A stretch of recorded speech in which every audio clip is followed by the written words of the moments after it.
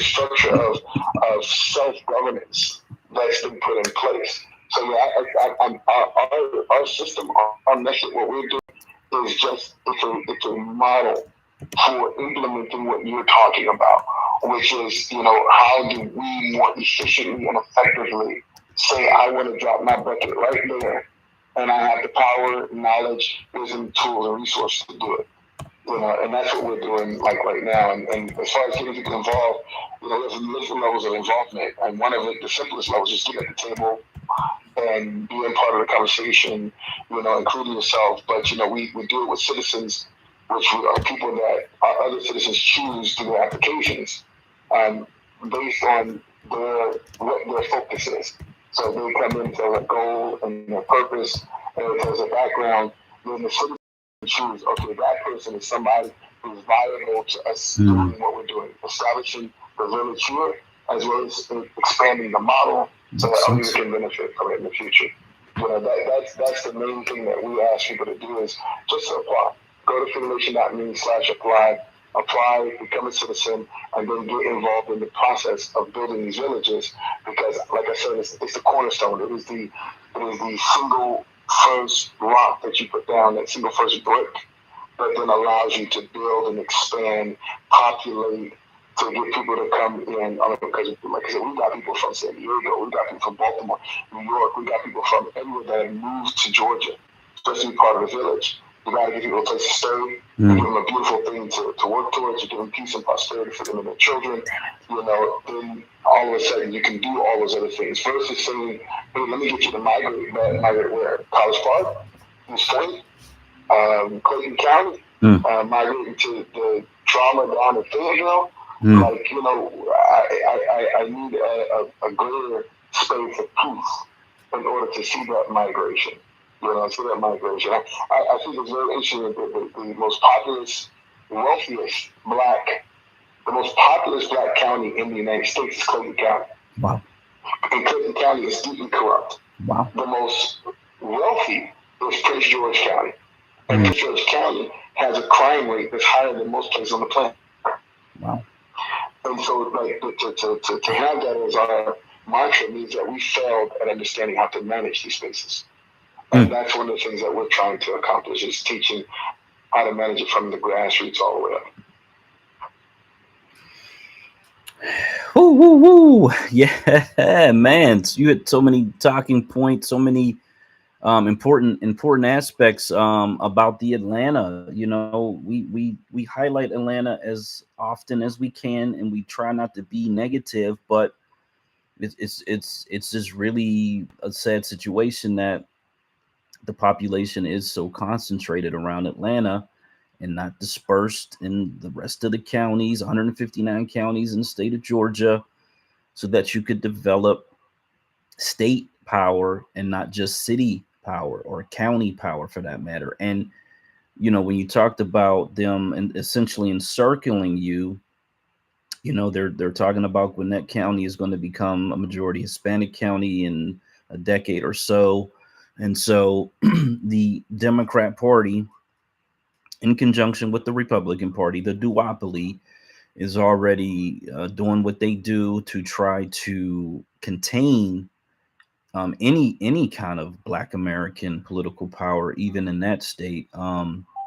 So we do understand everything you said, and so we do take it into account when we think about the states that we're focused on, which are much less populated and already either have significant majority Black counties that are spread out across the state and or have very low populated counties. And so that we can quickly get into a position where we are the county administrators or the county commissioners or whatever term they use in these different states. So yeah, man. So thank you so much for that. I'm going to find your link, and then I'm going to try to put it in the purple pill so people can check out it. It's been all over the news, so I know people have heard about it. And I think the website was recently updated, because I think when I looked at it years ago, it was a little thinner, and now it looks like it's beefed up a little bit. You know what I mean? So we'll let Miss Rella go, One Love, and then Miss Val, and then circle back to Freedom. Thank you, Black Majority. And I guess, did we lose Black American Homeland? I'm not sure what's going on with this space because it is not letting me on stage. But I wanted to just to say hello to Freedom, Miss Val, and shout out to the room. I think this is definitely one of my favorite topics, especially when you are mentioning, legends like Malcolm X, Martin Luther King, and Fannie Lou Hamer. I think what I take from the conversation outside of what I already know about Black majority states is that spirituality plays a huge part in preserving, I think, the fortitude to move forward. And what I saw and what I read, even from the letter from the Birmingham jail with Martin Luther King, is that he was purging. I think he was going through the process, even recognizing even his own flaws as a man. And that was one thing Job also did in the Bible. So without, forcing any type of religion or any type of construction on anyone, my inner person says, my soul says, there is work that also has to be done with talking about majority Black now, right? And the crime statistic and our conditions that create those statistics, that puts me in a place of saying, okay, well, if you take those particular people and you start to migrate them all across the country into Black majority states or Black majority cities, the statistics probably will change in those cities because those people are now moving across the area. But how do we actually attack the interworkings and the trauma of the people? And I think that's what Martin Luther King and Malcolm X, Fannie Lou Hamer, Nat Turner, and those of the like were trying to also do at the same time. It was like there's a repair that is trying to happen, from the mental side and from the spiritual side, but then there's also the physical repair, the economics, the conditions that allow people to be sane, having, food, access to shelter, access to the ability to work and to take care of their families. There's a psychosis that goes into all those things. So when we are, I think, talking about these particular people, I think it is our due diligence to look at them as a whole, good and or bad, because they, to me, are what God's gift is what a blueprint would look like if we needed to go back and reference something. And we can look at what worked, what didn't work, what they did and didn't do or were able to do, and also their maturity level and how they did mature. So I appreciated Freedom bringing that to our attention. But I look forward to the rest of the conversation. And again, thank you, Black Majority, for the space. And so I'm going to sit back and try to listen some more. Thank you. If do you see the co-host at all? Because I've been sending it to you. Send it again, because every time I tried to send it, it wouldn't let me. So it wouldn't let me stay on stage. But I don't see it now. It's gone. Okay, yeah, because I think it for whatever reason, you know how they glitch, so it's making it seem as though I already have two. So I guess hopefully this other one will have to, rat it out for the night. But okay, we got Miss Val up and then Freedom after that.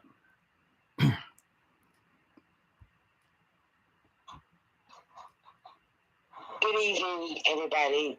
Thank you, Black Majority, for opening this space. Y'all kind of got to jump on right on in there. I appreciate that. Without introduction, Farouk Hunter, he's the CEO, co-founder of Freedom Nation and Freedom Village. And he has a classmate in the space. I think he's your classmate, Farouk. Renza. Do you know Renzi? Renzo. I don't know. Rennie, I think he called. Rennie. He's a big pen.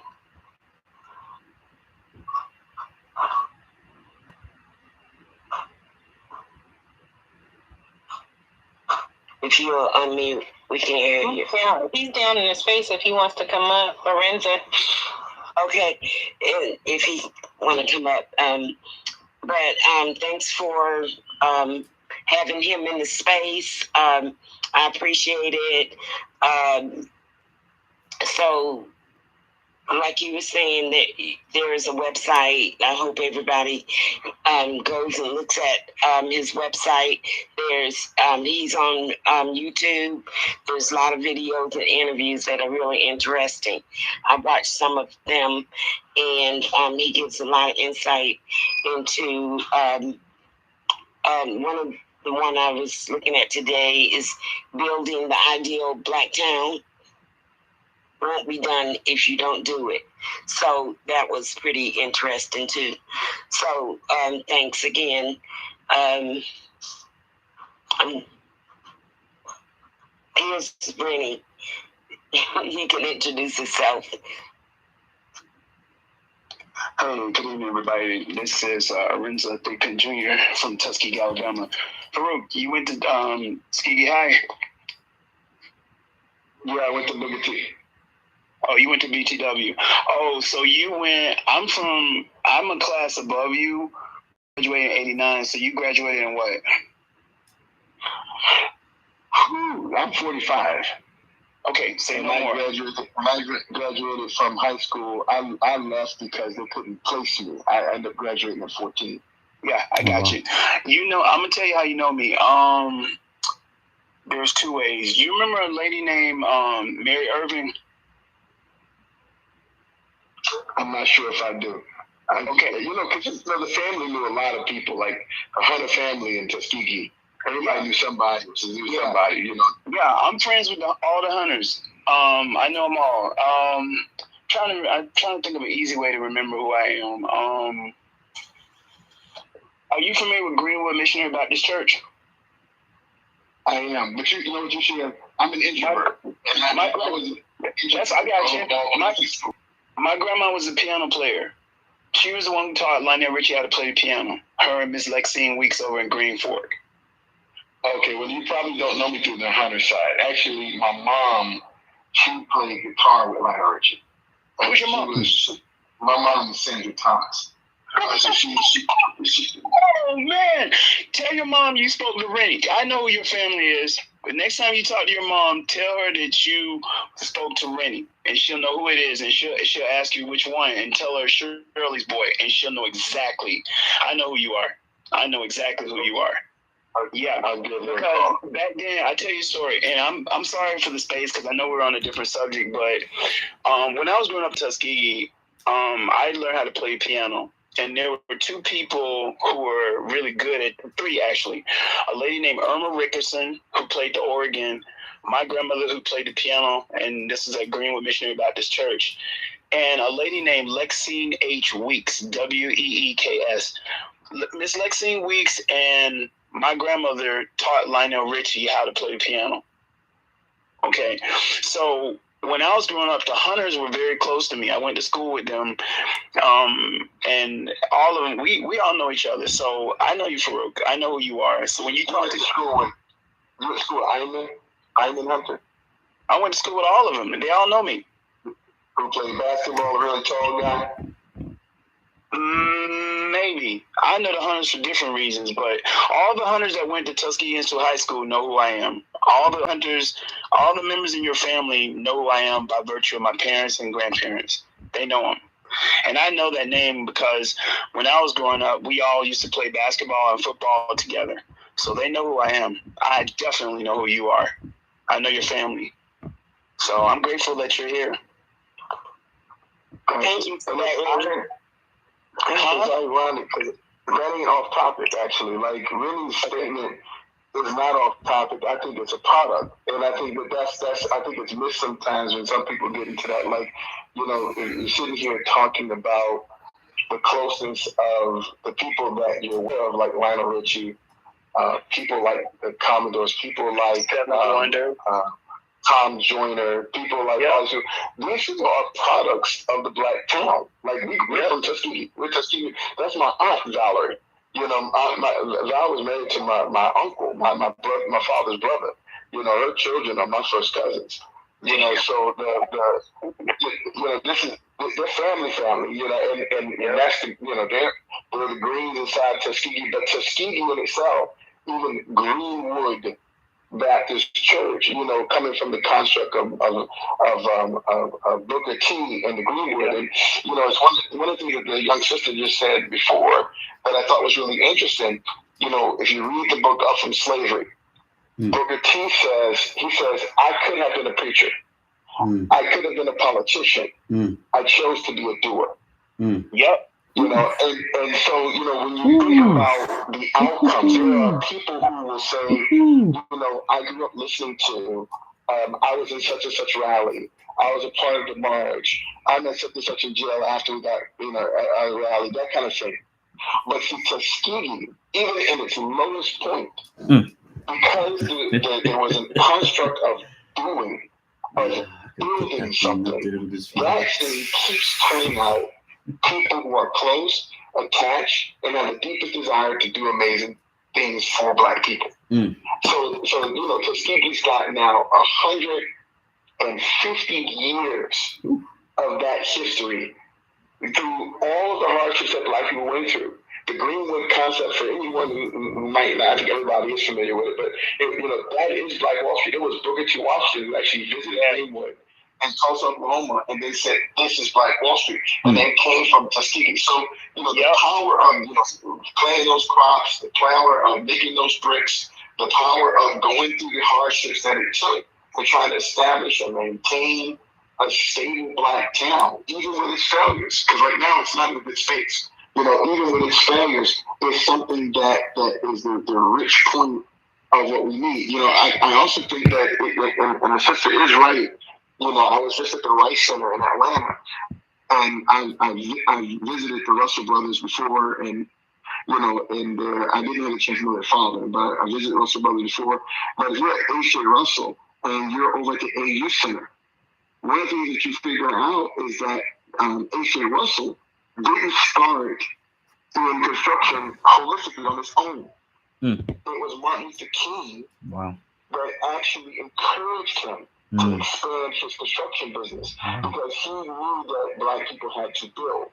So, like, it's always been a part of every single movement that all of our leaders have tried to integrate with the building engine and develop a building engine.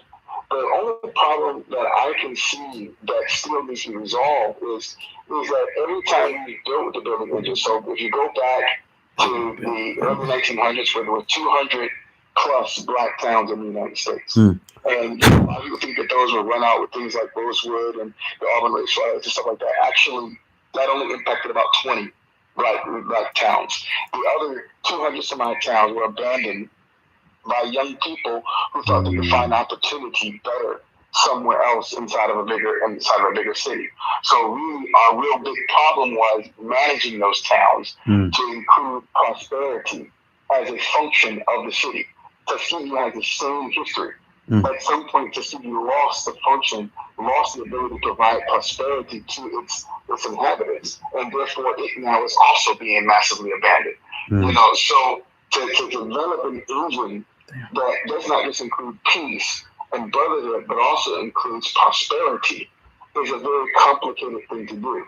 It's why, like at the Freedom Nation, what we decided to do is focus on the international piece along with the national piece, because we understood that the opportunities that are available in selling into Africa and to having a stronghold in Asia, you know, being that distribution and fulfillment partner as Africa and Asia start to bond more over the New Silk Road, you know, we're right on it. Like, I'm saying it, but I'm telling you, I'm literally standing on the Silk Road property right now while I'm talking to you. You know, so we're in that because you understand that the prosperity thing has to be a function that you include in that before. The other big one that has killed us every single time, and it's the problem that we even see like with the limitation of H.J. Russell. You know, I remember going to Rice Center last year, and I said, look, I'm going to talk to sort of black businesses at the Rice Center about ways to beat the tariffs using our freedom villages on the Chinese border in order to purchase from China. And one of the VPs told me, well, China's a bad word right now. You know, it gets in the way of our political connections and stuff like that. And so I said, hold on, let me come into the Rice Center and talk to the entrepreneurs. I guarantee you the majority of them are buying from China, and they're wrestling with the idea of not being able to do so because of the high tariffs and so on and so on. Literally, all of their keystone people, all their key people that they had at the top level who had raised $2 million, $4 million, $5 million were all buying from China.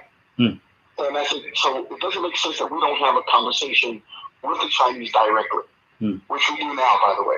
That's something that we established 2 months ago. I was in China. I was with the Minister of Commerce and Minister of Foreign Affairs, and we were discussing exactly that, the African-American connection with China, right? So, you know, we have ignored these pieces, but that's a huge part, the economic element, and how we actually build an economic engine. For us, we created what's called the BCI. And you mentioned our website. We actually expanded the website, but we actually have 9 websites. We call it the Freedom Nation Network. So when you go on our website, the Freedom Nation logo is on the bottom left-hand side. You can click it and it takes you and navigates you through our building sites, through our Black Competitiveness Initiatives, which is our business sites, all the other things that we have that we put out there. We have Freedom Experience sites where we have actual events people can show up at. It's actually pretty wide. You know, we pull all of our citizens into a portal. They all talk constantly. They're in a constant Slack group. You know, there's about a set of like, there's a village council, Georgia. There's 9 subcommittees. There's all kinds of structure inside this thing. Structure. The point is that structure. You need structure. Because it wasn't enough to tell people to flood to a place and then take on jobs that are being pushed by the Georgia Economic Development Center, right? And I remember having a conversation, I don't know, man, 10 years ago with the head of Georgia Economic Development. And, you know, he said, you know, I would rather, if I want to talk about black empowerment, he's a white guy. If I want to talk about black empowerment, I'd like for you to use my own white resources to help some young black people make money. But what he was saying was he still wanted us to go and tap on those old white doors. We cannot have empowerment if every time we go to empower ourselves, we have to do it with grants and money that comes from the same people that we are claiming are holding us down. It is literally asinine. We give them the keys to the chest, and whatever we build, we allow them to be able to take it apart, just like they did Soul City, you know, just like they did other places that were federally funded, just like when we are in Hancock County, like they did John McCown. When John McCown came down as the first commissioner, the first black commissioner in the state of Georgia, right? They crucified and they executed him. You know, his plane crash killed him. Okay, very shady, but he borrowed $5 million from the government through grants, and that's what caused most of the problems and made the whole thing fail. So, like, one of the other things that we're trying to solve is the financing engine. It's a huge thing for us. You know, we've already started working with the African Development Bank. We work with the Islamic Development Bank. We know all the heads, all the CEOs. We get into it, and we just kind of cancel out that, no, we don't want their money, right? We figured out that we can use supply chain efficiencies. We can use operational efficiencies. We can build, like right now we have 2. We have 2 home building factories. We have one home building factory in Ikebustos in eastern Kazakhstan, and we have another home building factory that we're just trying to turn up right now in Kutaisi in Georgia. That's Georgia, the country. Shipping out of Batumi, just north of Turkey. So I was there just less than about a month and a half ago. And we use those things and those relationships that we have with the factory owners, with their families, those very close, extremely close relationships. And we use that to reduce the cost of building houses so that we can buy in-house financing. Right now, we can finance any home. If you pay down 20%, we can finance 80% with no interest at all for 20 years. So no entry, no predatory lending to our people. The considerations that we have for your credit is trust. Did you come in the group? Were you trustworthy? Did you keep your word? Did you communicate to the people? And from that, we extend credit to you. Versus some other measurement that really doesn't really think about all the different things that are limiting your ability to be able to be successful. So, like, I'm seeing a lot, but what I'm saying is that the prosperity engine and the financing engine around infrastructure and development are two of the most key things that you discuss at all times. It's one of the biggest things that we're challenged with right now, that we're fighting to create mechanisms and systems around, because we understand that the power of the village and the power of this entire system of moving from one place to the other, of migrating, of having the Black majority states, is focused on our ability to be able to provide our own funding and to be able to provide our own prosperity engine without having to go through the traditional functions that are controlled by the same people who do not want to see us have that vision. Wow. Dear God. Okay, with everybody's permission, I'm going to jump in behind Farouk to add to what he said. I'll wait for the host to give me the green light. Yeah, you got it. Then Miss Rella next, and then Yusef. Okay, thanks again to the host and the space. Farouk, big shout out to you, man. Make sure you talk to your family; they'll fill you in. He's 100% right. We are the ones that are going to have to solve the prosperity issue. I gotta be honest, okay, bro. and I think we can do that, especially with some of the stuff that I'm working on. So, Farouk, if you hear me, follow me on this space so I can get you info. A little bit of history. Back in the 80s, my mom created a program that was called the Financial Aid Resource Center.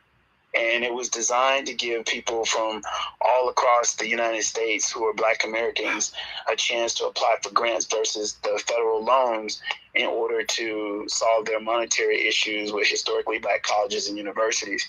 She was so successful at it that the financial aid department of Tuskegee pulled her in to be a part of their team so that they could incorporate what she did by herself to the entire staff of Tuskegee, and it was pretty successful for at least eight of the 10 years that I know that it was in existence. My mom was revolutionary. She was definitely a rebel. Historically, it ties into the Greenwood mentality, because there were a number of surrounding communities in Tuskegee, and all of them were always trying to compete to demonstrate that they had the ability to do better than one another. And that's one of the reasons, and I said this before in a previous space, that Tuskegee had an influence on the entire globe. We had students that were coming out of Tuskegee, going to places like Africa and Asia, trying to help them. I mean, my professors were Chinese on campus, and I learned how to speak Chinese in a couple of days. So I was fortunate because I was diving into the economic element during my days in high school. I spent just as much time on campus at Tuskegee University that I did in Tuskegee Institute High School. And so I'm grateful for that. And the reason why I'm bringing this up in this way, because people fundamentally miss the opportunity to see the connection. Tuskegee was always educating Black Americans. Of course, we had other types of people coming through Tuskegee to get their education, but Tuskegee had a specific purpose to make sure that every student that graduated from the university will go out into the world and make a difference and report back to Tuskegee what they did. I do it all the time. But I grew up in Tuskegee, so my situation is a little different because I had more of an inside look versus just going on campus for 4 years, getting a degree and then leaving. I'm from Tuskegee, so that's my stomping ground. And what he said is right. And let me give you another example. We had something called Victoryland. Victoryland was where we had all types of gambling, horse racing, whatever. The state of Alabama was so jealous, they copied our model, shut us down to a certain degree, and then popped up all over the place in the state of Alabama. Instead of honoring us, we were the pioneers, the entrepreneurs that found a way to put money together for our communities. They had to find a way to cut into that and slow us down. They may have done that, but it didn't slow us down as people. So now Tuskegee's on a comeback, and what's going to happen next is going to blow everybody's mind. Make sure you follow me on this space, because when it comes out, you guys will see it first. It's called Project SSB, and I'll just leave it at that. But the message that I'm trying to get across to you guys is that we're going to be the ones to solve all the problems. We built this country. We set the tone economically for other countries. which is why they can't understand where their future lies, because they weren't a part of the foundation that made it possible for them to have what they have now. The Chinese are very good at building things, but they don't have a connection to it. They're good in quantification, not qualification. See the difference? They're good at quantity, but they're not good at quality. So when it comes to give them the green light on everything that they've done, down the road, you'll find out that whatever it is they did breaks or doesn't work or doesn't function the way it's supposed to.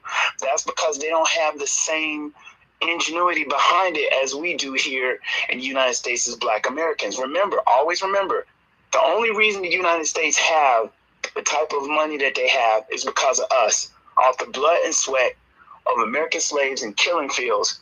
And we got into office and tried to make changes. Then they found ways to get us out of office, lynch us in trees, bury us in underneath the ground, Natchez, Mississippi.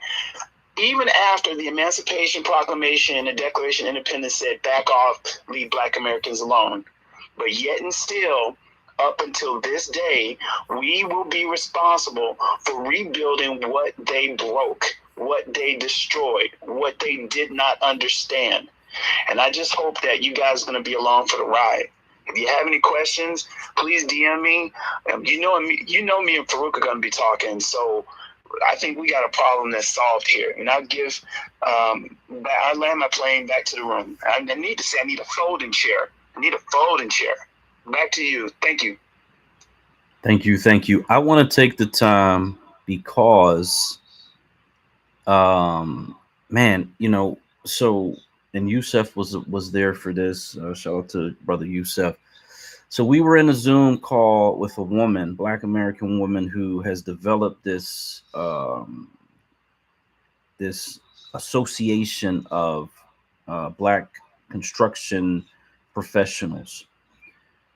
And this is after I had spent time on the ground in Wilmington speaking to the future mayor of Wilmington. And just on my way back, and I'm just like, man, the conversation was at this high level, right? And I'm just driving and listening, but also keeping my eyes on the road. And I was like, man, this has got to be one of the most intelligent conversations I've been a part of, just driving home, right? And especially after what happened during the day, because it was a joyous march through this Black neighborhood, this Black community that's being set up to be gentrified.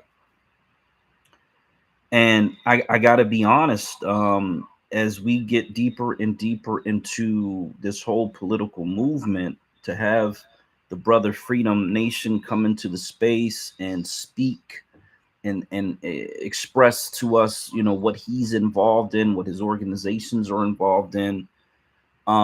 This is just a time that I would like to give this Black man flowers in this space, because as much as we all talk about doing the work and building these things and doing this and doing that, what we really need and what we really need to aspire to is what this gentleman is actually doing, because what he's talking about, in my opinion, it sounds like what I would expect a government, members of a government to be discussing and talking about and working on.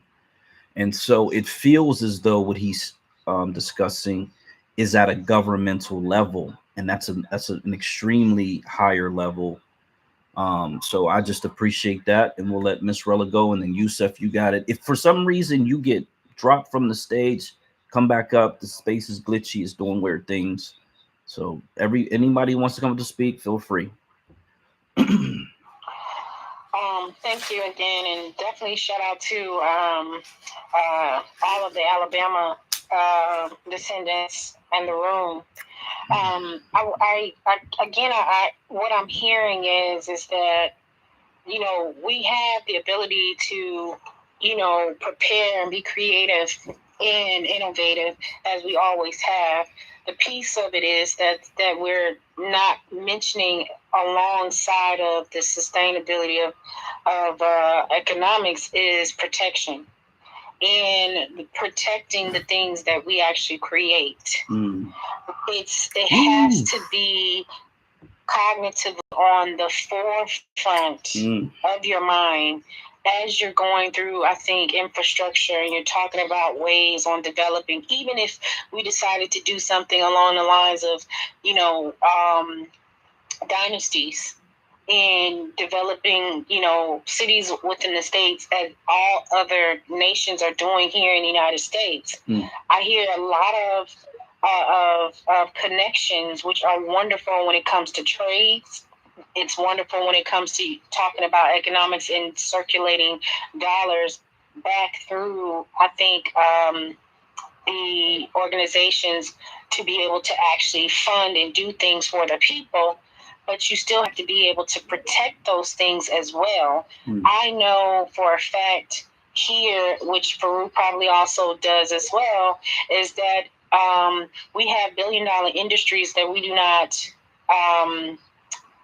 control. And even around our own country, you have other groups who are Asian, who have land, and they have businesses that they are also working to actually keep economics out of the hands of the American descendants. And so even with that, and focusing on the structure for Black majority states within the United States, to be able to do business and with sister cities outside the country, the infrastructure has to be protected, and it has to be built and protected. If we cannot establish that, I think within the mindset is as we're going along with this, then we're also going to fall back into, I think, the spaces that our forefathers and foremothers have fallen into, because majority of the time they did try to protect themselves, but they did not have representation, I think, in government, local, state, or federal to make sure that they had every right to do the things that they needed to do to protect the things that they have contributed in this country. And that's one of the biggest things is why majority of Black Wall Streets had fallen because they were taking they took a lot of abuse. The same thing even with the Freedmen's Bank. You had people who were not of us who were given majority authority, and they were given access to our funds, and they were able to borrow against money, and thus, the story goes on. So that's one of the biggest things I think as we're doing this that we have to think about. There was a lot said. I do agree to an extent. I love when you get to meet people that your family's grown up with. That's a big deal for us in California. The Tatum Smiths, my father would tell you he knows some thick pins. It is a big deal for people who are from the South when they run into people that they know or grew up with, because it does stoke a level of memories and I think admiration to allow people to say, we had a village and a community that looked out for each other. And that was actually established even for my generation, so much so, that people looked out for my generation because of my father and my grandmother. So, and my grandfather. So I really think that is a beautiful thing to witness, and maybe people hearing that more often and actually knowing experiencing that, they'll get a better understanding of how wonderful that can be. But I would also state that overseas connections have to demand reciprocity for the American descendants. Not in a sense of a migration pattern for people to leave the country, but for us to be able to establish a strong economic stability here. And I know that maybe some people share maybe some maybe Pan-Africanist views, or have a spiritual or a relationship, religious relationship in a sense where they believe certain things. But the thing that we don't get to see is other nations pouring back into the descendants here. And we don't see that because, again, I think we don't have that infrastructure. So it warms me to know that there's someone like Farouk who's actually going out and making those connections to help bring that circle of infrastructure back to us here in the United States. So kudos and much love to you. If it's okay, if I can just address two of the things that I heard you say that I thought was really significant. One, just going backwards, the idea of reciprocity. You know, like right now, we manage 350,000 acre farm here in Kazakhstan, and I'm telling you, it's something I can't fully explain. When you can stand in a place and know that almost 10 miles in one direction, 10 miles in another direction is all something that's under your control. You know, with a total, we have a population of about maybe 1,200 people in 3 different villages that we manage and we pay. I've actually sat at a desk with a big old shoebox full with envelopes and paid 200-300 people hand to fist. You know, I think what we have to realize on this international piece, and I call people's attention to something that we haven't been educated on, which is really horrible. We talk about Malcolm. Malcolm spoke clearly about the Africa-Asia conference that was held in Indonesia called the Badung Conference. And the Badung Conference was a historical conference, right? I mean, you had a great deal of leaders from Africa, a great deal of leaders from Asia all come together after World War II to establish their communications in 1955 and say how they were going to build, you know, despite the colonialist, you know, power that had met in Crimea, the United States, Russia, and the UK, with this idea of separating the world for themselves. And this was a counter conversation to say, hey, no, we are, and actually the president of Indonesia opened the entire conference by saying this is the largest intercontinental conference of colored, so-called colored people in the history of mankind.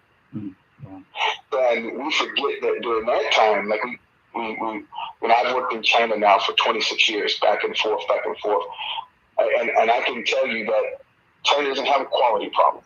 Okay, they don't. China has a I don't like white people problem.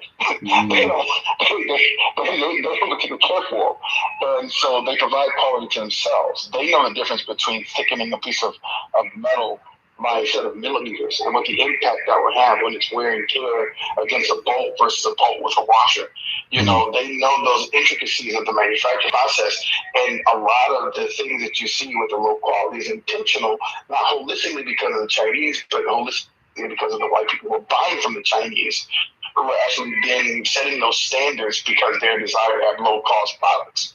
So it's something that they feel there's a way in order to build themselves up. During the Badung conference, it was the president of the premier of China that actually said, we understand that we have been holistically impacted by colonialism, by slavery, by the engines of the West. And all of the people, the diaspora, including us, right, have suffered from this engine. And what he said was very powerful. He said, we're going to close our nation, work on our problems of, you know, not having enough food, not having enough this, not having enough that.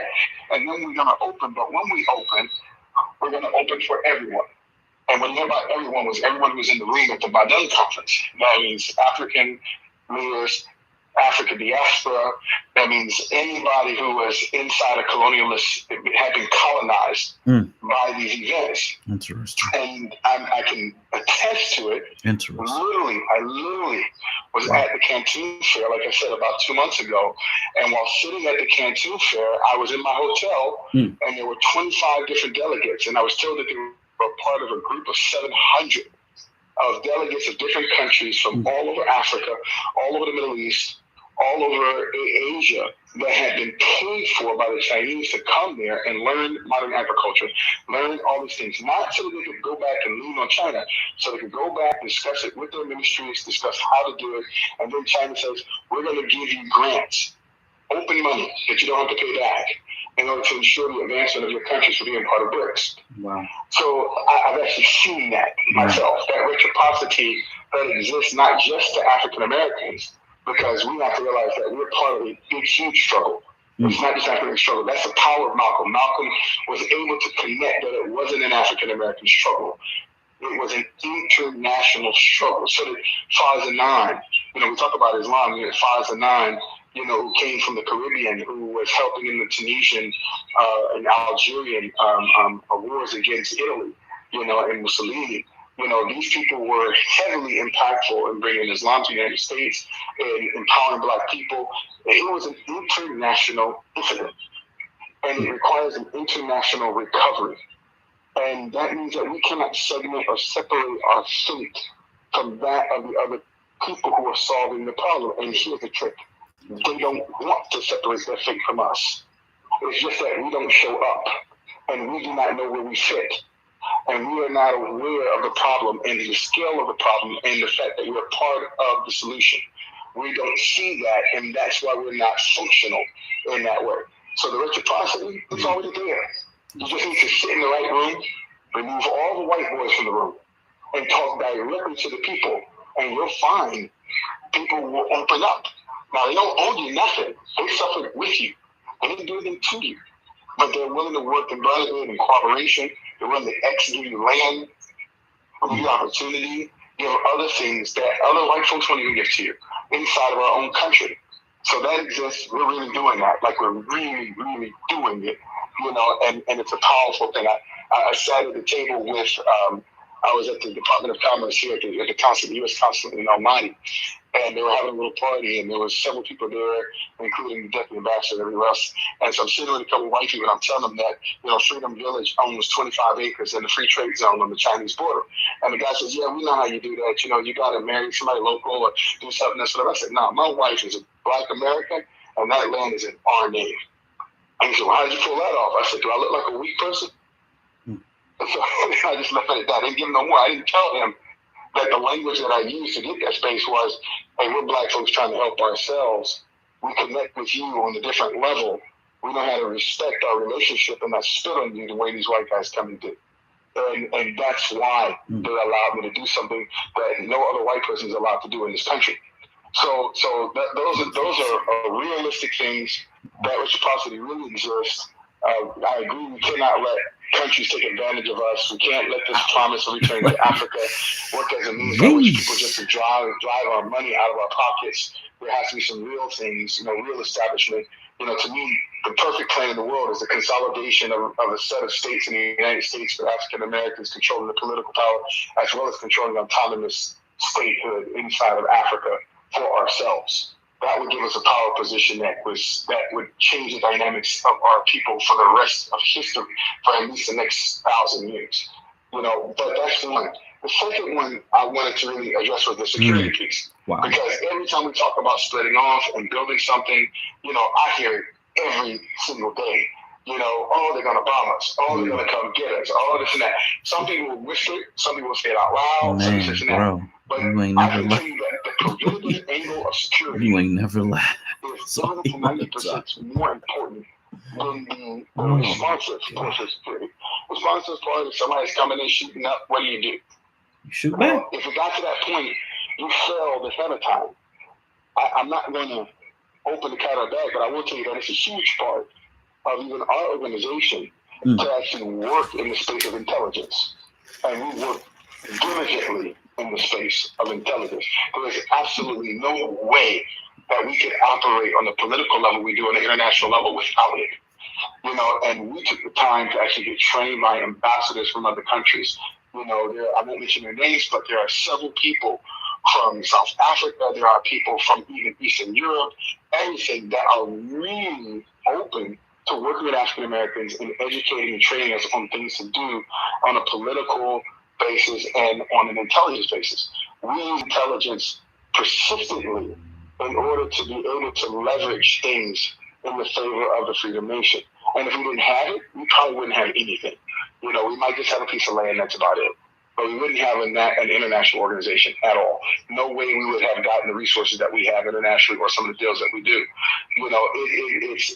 The security element is huge, but it starts, and if I was in fashion, all right, it starts with dealing with the gap that we have on the technical side.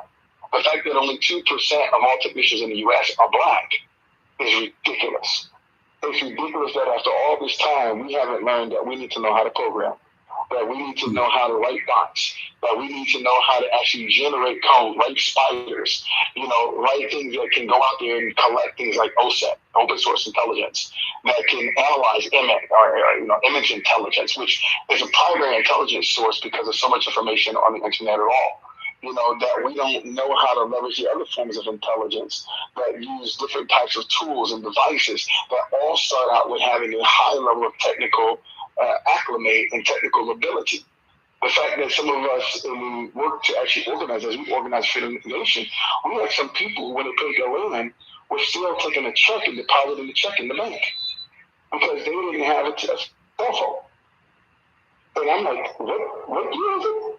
We have people that complain about being able to access the portal because they just don't go online that much.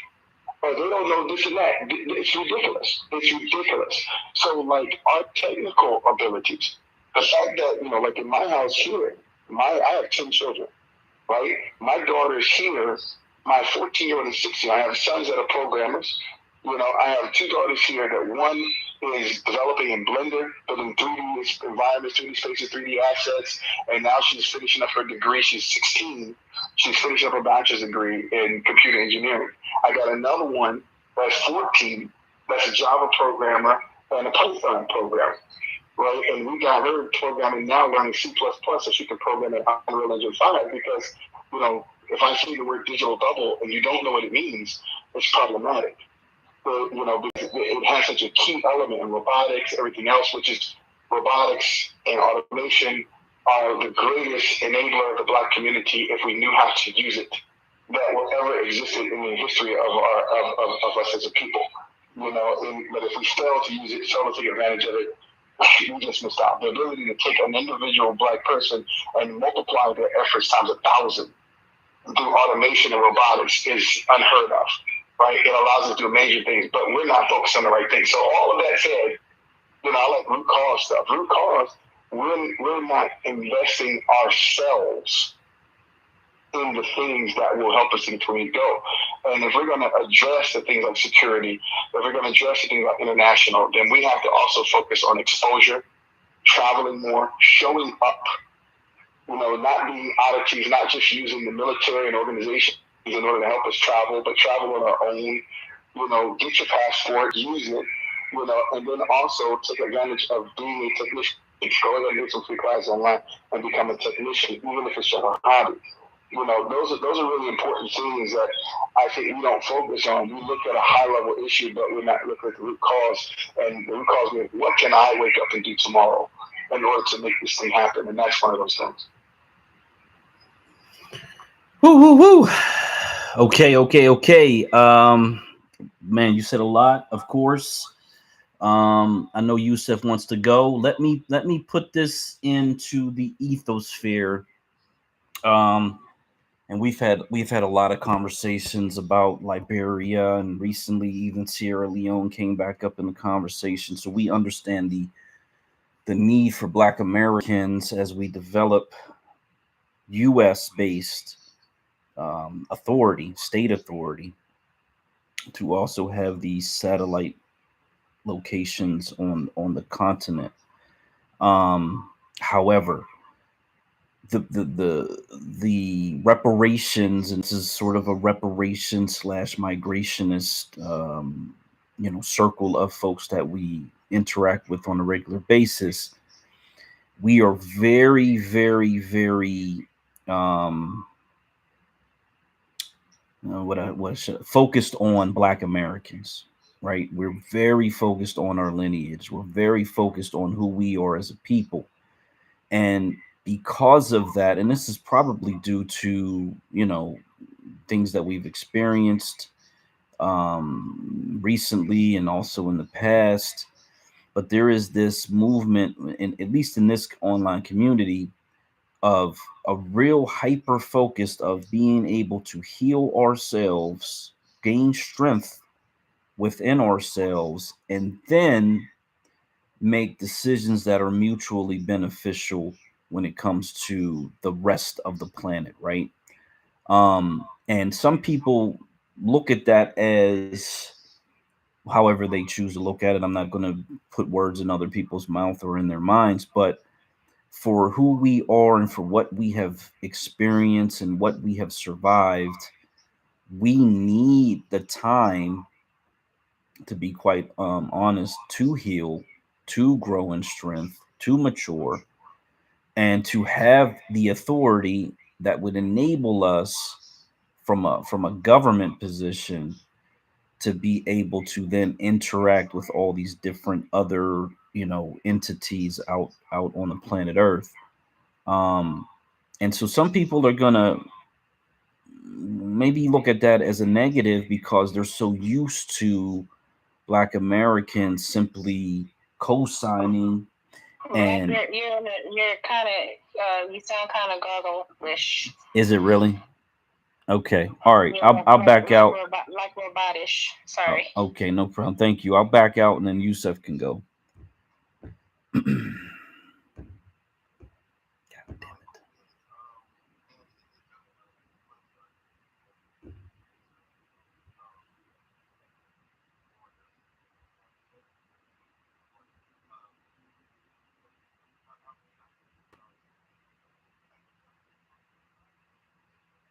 Can I find this motherfucker? Damn, where are we at?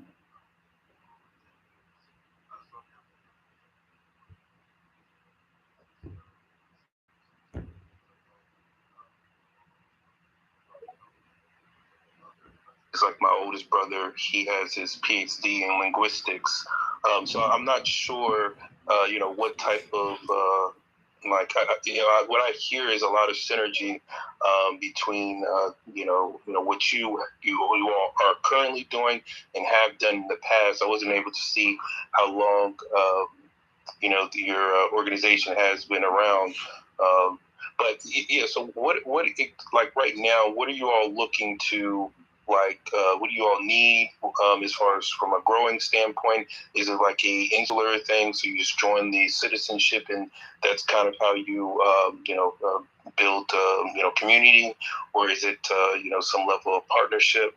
I completely agree with you. I think during COVID, I wrote I did about 8 to 11 page paper just on shipping containers, because my best friend, or one of my best friends, is in Ghana. He's like the Home Depot of Ghana. He when you were talking about building equipment and things like that, how you build wealth is based off of other people's labor. So I think that it does make sense to hire other folks, especially in a different economic system, so you can get, well, it's not necessarily exploitation, but you can get a lot more, and then bring it inland. But I am curious, like what type of I guess additional infrastructure, what type of partnerships potentially are you looking for? What are there any deficits? What is your overall plan for the next 5 years? I'm not sure if I am interested. Maybe that's something I can learn more about. Join. I was just trying to understand. I understand what you all have done up to this point. I'm just curious to what is the next 12 months look like, because I know that we're doing a number of different things on the ground, and like I said, I think we have similar missions, if not the same. So, Brother Yusuf, I'm on one note, I wanted to just share a very small story. I was I've been going to Guangzhou, China for 20, like I said, I think I said 26 before, but it's been 22 years. And this time I was walking, I go out, I always walk when I'm in other countries and stuff, and I was walking in the street, and I heard this sound. It was like a hum. It was like, and the street was filled with cars, right? But I couldn't hear like boom. I couldn't hear like a engine. All I heard was a hum. It was almost so bad that a couple of people rode up behind me and these little motor scooters, and I couldn't hear it until they were right up on my feet. And the reason why is because every car on the road was electric. the funny thing about, in a place like China, you look at it, and I suggest people like actually visit China. Like, don't talk about the Uyghur situation until you go to West China and come to Kazakhstan. I have tons of Uyghur friends, tons of Uyghur. Americans say Uyghur. I have tons of Uyghur friends, tons. And I can speak to the complexity of the issues that are really happening in the West. As far as China, like I said, they're going on 20 years, and I think that it's not fair to speak on it until you have the opportunity to visit, and that door is always open, right? So, even in May, we're leading a VIP group to the Cancun Fair underneath their ministry. So they're giving us VIP status to bring out specifically to bring Black-owned businesses to the Cancun Fair. Most people don't know this, but last year, China actually imported more in the United States last year than any other year ever. So while people are telling you all this China stuff, they're buying from there more than they ever have in history. So that's something that we should tell. The reason that it's relevant that we take advantage, to the other brother's point, that we take advantage of this is just like the brother Yusuf said, GDP is based on how we, and GDP is a true measure of wealth, right? Our gross domestic product is how we can utilize the skills of other people to convert God's given materials to us into useful materials for human beings. And if we're in a space, I think people forget this, right? I mean, I'm old enough, and I tried to start a business young enough to remember how much hell you had to go through in order to find a vendor or manufacturer in the United States that would sell to you, to actually work with wholesalers. And now locked out, they kept us from being able to start businesses. I still remember that very well, and it still has not changed. Right. And I want to jump in real fast because I don't mean to cut you off, but that's the reason why. That's one reason why I said I had made the statement earlier, because other groups are following suit of what's the infrastructure is to lock out the Black Americans here. And so if we can't get that procurement piece here, because I think that would be another economic avenue for us, is to get into procurement and actually become the sellers and the buyers, so that way we actually can increase our export and import, because we need to reindustrialize our position as we are migrating here, even to actually start to circulate finances or circulate money to organizations that are established like yours, here or abroad. Because that's that is one of, I think, the pieces where the United States did really well when they actually sold off the industrialization to Asia. Wow. Asian countries, excuse me. Wow. So that part of it, we definitely need to recapture, especially here. Manufacturing and getting into procurement has to be a part of our top priority and rebuilding, just so that we can actually say, okay, well, we are the producers. People are buying from us, even if it's we're creating products that Asian people of different backgrounds, African people of different backgrounds, whatever they are, we become producers here, so that we can say, well, even if people decide, other countries who have a large GDP decide to say, well, we no longer want to trade with America. Well, that's fine, because we now can produce and create our own. So our influence on top of that would rival any country, because the one thing that we have as a commodity, Black Americans have a high level influence. You can even see it in different areas in Africa and other countries where they're copying our culture and style and monopolizing on the dollar of it. So when I hear someone say, okay, well, other people struggled along with this. Well, if that's the case, then our economics for the African American, for the descendants, should be just as high as those in other countries who have been able to establish themselves and rebuild, I should say. But that's to answer the user's question and then address what you just said. That's exactly what we're working on right now. So we have what's called the BCI, or the Black Competitiveness Initiative, and the BCI deals with three key goals. One is to create sourcing and fulfillment center in Asia. Okay, because it is the low-cost manufacturer of the world, right, in Asia, that allows us to usurp duties, tariffs, and shipping costs to fulfill to the United States in order to reduce our operating costs, our sourcing costs, and our fulfillment costs. What we don't realize a lot of times is, even though we make up 15 to 18% of the population of the United States, and that's questionable, right? 15 to 18% of the population, we earn in the retail, wholesale, and manufacturing sectors, we earn 1% of the revenues. 1%. Asians represent 6% of the population in the United States, and they earn 21%. And then white people earn the majority of the most, because even at 17, 18%, 20% of the population, Hispanics still also earn only about 3 to 4% as well. Now, the one of the key things that the Asians have, and this is if you follow the Global Diversity Export and Import Initiative from the U.S. Commercial Services that was run by a wonderful sister who just stepped down, her focus was that, look, most of the exports and the imports that are coming from outside of the country, from diverse populations, are coming from those people who are in the diaspora of those countries. So it's mostly Chinese Americans bringing in Chinese stuff, and white Americans, Chinese Americans. It's mostly Korean Americans bringing in Korean stuff. It's mostly, people from Mexico, Mexican Americans that are bringing in stuff from Mexico. So, and exporting to Mexico as well. So, like, what they try to do, even in that same initiative, is say Black people should have some affinity towards Africa, and therefore we can duplicate that, but we don't. We don't speak the languages. We don't know the cultures well enough. What's happening with the Chinese Americans, they go in there speaking Chinese to their buddies and their cousins. They're connecting on certain things that we can't connect on even when we go back to Africa. And so we're not able to duplicate that. So what we have to do is take a different path.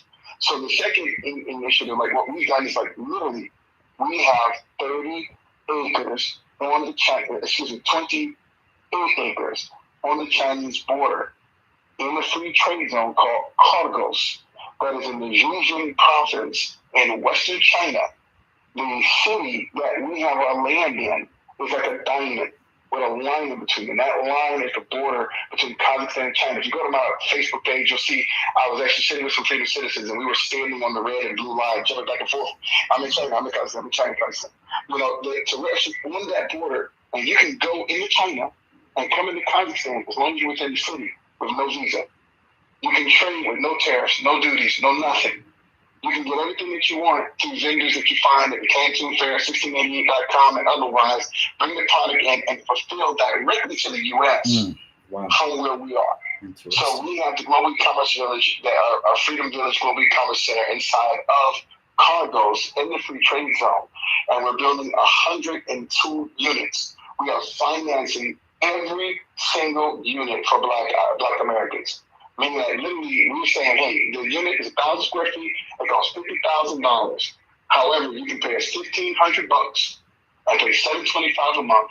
Come be part of the BCI program. We will help you sit down and create a business plan. We will help you source the product. We will teach you how to fulfill.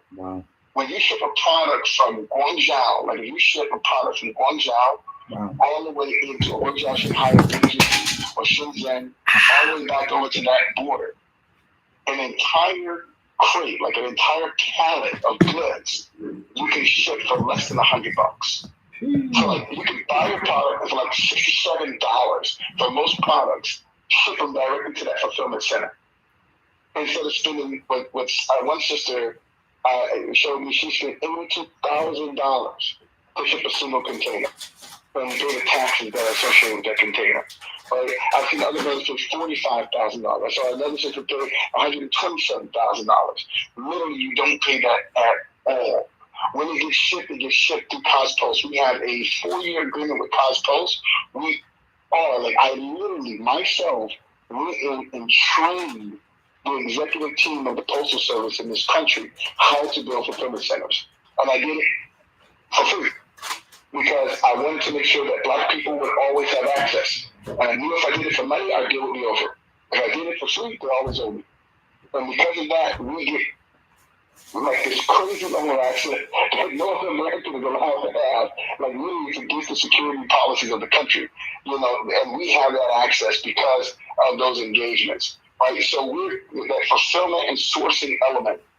That's what we are doing. That is the BCI. That is what we're doing now to promote it, to train people, to teach them about supply chain. My background, my actual professional background, is a program manager, supply chain, operational efficiency, and process engineering, process re-engineering, right? So that is a space that I've worked in for Coke and Cox and all these other big companies and stuff like that for 15, 18, 20 years.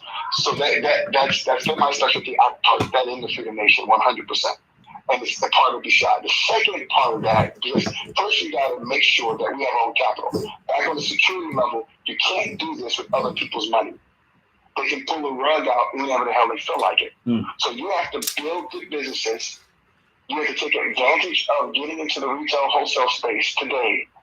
And then you use the advanced sourcing and fulfillment mechanisms in order to become retailers and wholesalers in the United States. Damn, bro. And then as you're doing that, you increase your liquidity by having profit. The average profit margin for a retail or a wholesale Black-owned business is 10%. Ooh. 10%. You got like $1 million before you can take $100,000 just to pay your bills, and then you got to live off 50 to have 50 left over to reinvest in your business. That's why most of the businesses are failing, because they just don't have the money to reinvest. Right. So we're talking about raising that to 50, 60%, getting your margins up to 50, 60%. That's a whole other ball game. That means you make the same $1 million and put $600,000 towards your business instead of just 40 or 50 towards your business. Right? A huge difference. Astronomical. After you do that, we want you to increase your supply. So start supplying to Africa. That's why we're building relationships right now in Kenya. We're building relationships right now in other African countries, because we want you to use the CPEC. And if you don't know what CPEC is, I say look it up. CPEC. Okay, CPEC is the China-Pakistan Economic Corridor that goes from that place that we own land on the border all the way down to the port of Gwadar and the port of Karachi, which gives you 2-day port access to Djibouti or Mombasa once you leave Asia. It's an amazing thing, really amazing thing. And it's free trade all the way through Asia into Africa, all free trade into ECOWAS, into AFTA. You have full access for free trade, no tariffs, no duties, no nothing. You can become a commerce powerhouse, and that's what we're setting up. While you're increasing the amount of product that you have, we want you to increase efficiencies. So, like I said before, Chinese manufacturers are actually willing to share their knowledge with Black owners. Because the Black owners have never really sat there and done this. So by being on the border, we hope to then start doing knowledge transfer. That's an economic development construct, right? But the economic development is coming into us as Black people. Knowledge transfer from the manufacturing processes of Chinese people into African Americans. And then the last leg is to do what you said, which is bring that back to the U.S. and then become the manufacturing foundation of the United States and leverage what the U.S. has is called foreign trade zones. That's how we're registering some of our Freedom Village now in Georgia. We're establishing as a foreign trade zone so we can defer any taxes, tariffs, duties for 3 years. We're also operating in the opportunity zones, which gives us tax deferments up until 7 years, 10 years, and then full tax forgiveness at 10 years for our investments in those areas. So there's a lot to it, there's a lot of technicality to it. But to answer my user's question and also talk to what you just said, one of our key initiatives from the business side is the BCI. It's a 10-year initiative with that 3-phase goal of making Black people strong manufacturers.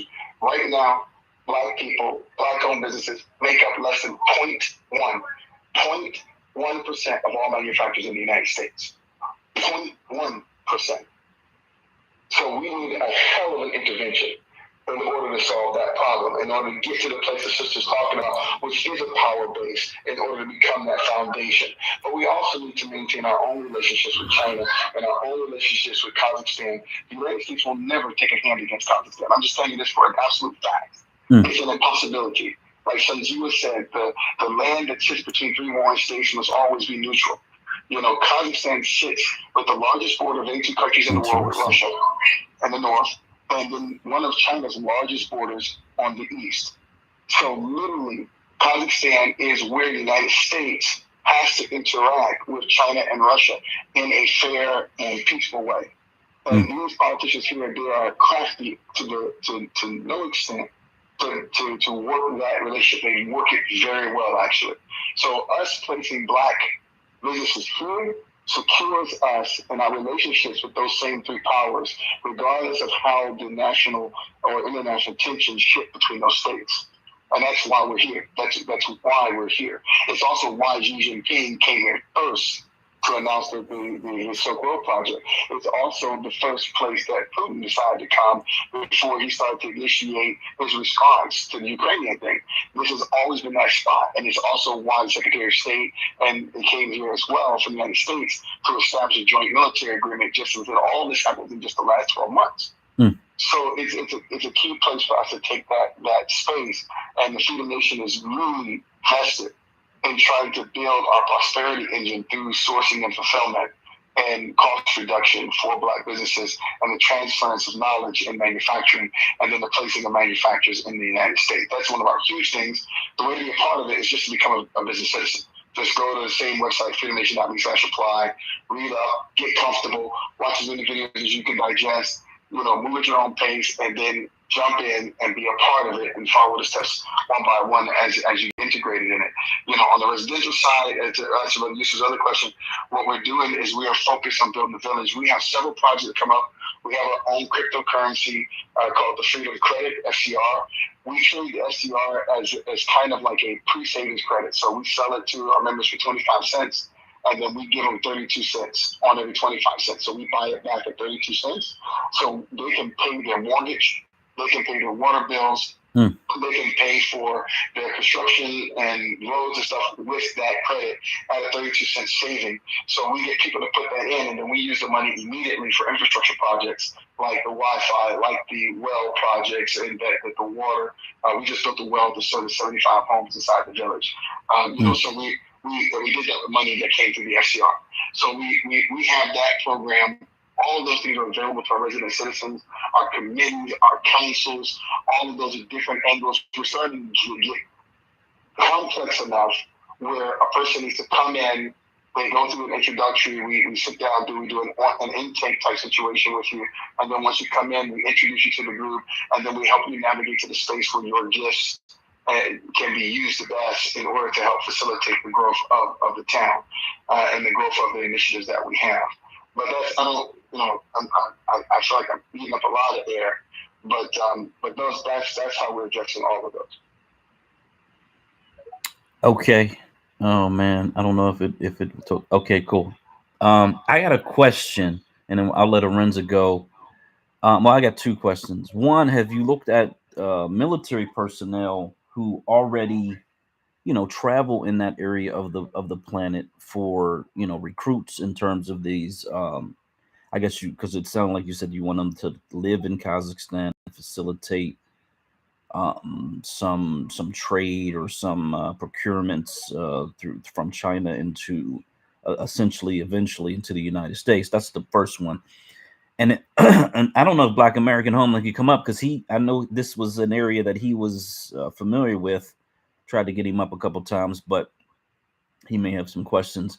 And then the other one is, there was this recent COVID situation, right? Which is not normal, obviously, but from all outside appearances, China was shut down. There was this huge backlog of container ships floating off at least the west coast of the United States. And so what happens in times such as those, for whatever, it could be a natural disaster, some other issue, do you have a strategy for something such as that? So the tricky thing is during COVID, this is really interesting. During COVID, there was one clear, easy way out of China that had no lines, like none. Right? There were lines coming from Europe on the college side to China, but coming out of China, there was almost no lines, as far as getting your product out. Okay. And that was through the dry port, which is the second largest dry port in the world. That's in Cargo, the Cargo's dry port. And then there was a lesser line at the FTR, the Free Trade Zone, at the FTZ, where we are, right? So they closed the borders. They shut down all the borders. They really built a wall, over the borders and barricaded it with barbed wire. But then, just to let you know about like the amazingness of being so close, of having proximity and everything else, they built a crane over the wall. Oh, wow. So they were still producing product, cleaning the containers, putting them up over the wall and sitting them over where our property was. Wow. Well, excuse me. Right? They literally were doing this all throughout COVID. And we had full access to the crane, and we were the only Americans that had access to the crane. That's crazy. We literally were the only ones in the world that were American and had access to that crane. Wow. Right? And so it's the contingency itself is strategic positioning, is understanding what is important to these entities, and what they will fight to maintain on their own, regardless of us. Yeah. And then how we can take advantage of those things because, we step out there and we do things. Also, I don't really encourage that people have to move to Kazakhstan. My encouragement is that we start doing business in this space. That the first thing we created was a management company here called Coastal, which is a local language for connected. So we have the Coastal Manufacturing, Coastal Development, and Coastal Limited, which is our full service management company, program management company. So we offer program management. We offer, access to, we're in an autonomous business zone called the AIFC, the Islamic National Finance Center. We have our own access to our own court system and everything else that we use in order to host Black businesses when they come. But we don't have to host a person. We're technicians at heart. That's where we started our journey at. So we have all of the tools that allow you to manage and monitor your employees that are working inside of these sourcing and fulfillment centers, your private sourcing and fulfillment center throughout the entire process. So you give you full control, full access, and part of our education is to educate you how to use those tools and how to take on modern management methodologies in order to ensure that you have complete control over your resources. So there's a like I said, it's a huge professional element and professional management element that's been infused into our organization. Is what makes us completely different than the majority of the brothers who are talking. And by the way, I hope every brother, every sister that wants to build anything anywhere is extremely successful. If we are competing, we are competing in the most beautiful way, and that is to encourage each other to work faster and harder to get our goals done. But what does separate us from a lot of brothers and sisters is that we have this professional management at our core. And that we have this organization in the U.S. is Genesco Support Services. Here it's Coastal. They're sister companies, and they work together with their own staff, local staff members that facilitate the development of all these things at all times. That's a really key thing that we do. And it is important. It's like, it's important just to get our hand on the pulse and facilitate our growth, because you're going to have to buy your tractor from somebody. You're going to have to buy your asphalt from somebody. You're going to have to process your lumber. You're going to have to buy your sheetrock from somebody until you can build all of that manufacturing capacity, which we're pretty far away from doing. And saving money, getting in front of the logistics elements and supply chain elements is a necessity. Beautiful. Let's go with Miss Welsing. She hasn't had a chance to speak, and then Arenza. Yeah, hi. How are you? I certainly can appreciate what you're saying. I am very familiar with procurement and manufacturing. I ran Gateways. I was responsible for Gateways International Sales and Procurement for about 4 to 5 years, and I want to ask you, where is this location in proximity to Shenzhen? Because that's where I spent a lot of time. As far as Shenzhen is concerned, and by the way, like I'm a tech geek, so I love Shenzhen. I think the last time I was there, I was talking 25,000 steps a day trying to go to Computer City. I spent a lot of time there between Shenzhen, Seoul, Korea, because I had a very deep relationship with a manufacturing company there called Trigem, which was responsible for and I got them to manufacture our computers as well, and also in Taipei. So, and I also had experience with, manufacturing and procurement during SARS. I was traveling between the three during SARS. So, when you were talking about all that, it's bringing back memories. And so, you were mentioning that this area is somewhere near Shenzhen, correct? No, so first of all, I'm touching with you on every single point. You know, I've been with Taitra and the Computex show and the manufacturers inside of Taiwan. I've been going back and forth for a long time. Even during SARS, I lived in Malaysia throughout the SARS type situation. And as far as Korea, by the way, if we hit that breakfast spot at Hongdae and Seoul, then you're missing something. The Shenzhen is, Shenzhen. Usually I go in Shenzhen by going to Hong Kong, and then I take the train up and then walk across the bridge and then go into Shenzhen, right? So the Shenzhen is really, to me, very functional if you're coming from the Hong Kong area, if you want to fluctuate back and forth, so on and so on. But what's happening in China right now, China itself, because it is growing with this, its middle class is growing at such a high rate. And what I meant by, the cars is that, people are able to afford a really good life with a lot less money. They're starting to shift their manufacturing interests to the West. The first shift is in Chongqing. Right now, 89% of all laptops in the world are built in Chongqing. And Chongqing is, of course, on the furthest western point of eastern China. But now you have a lot of people trying to push towards Urumqi, trying to push towards those areas because it's still extremely low cost. It's extremely low cost, even for Chinese manufacturers. And so that trend has started. And we're on the western side of China. So any inland transportation logistics that come out of China, typically 79% of all inland traffic that goes out of China goes to Kazakhstan. And we're sitting right at that border. We're at that border of Kazakhstan on the southern border. There's two crossing points. One is in Bakhtanai, one is inside of Cargos. We have family members that operate in Bakhtanai.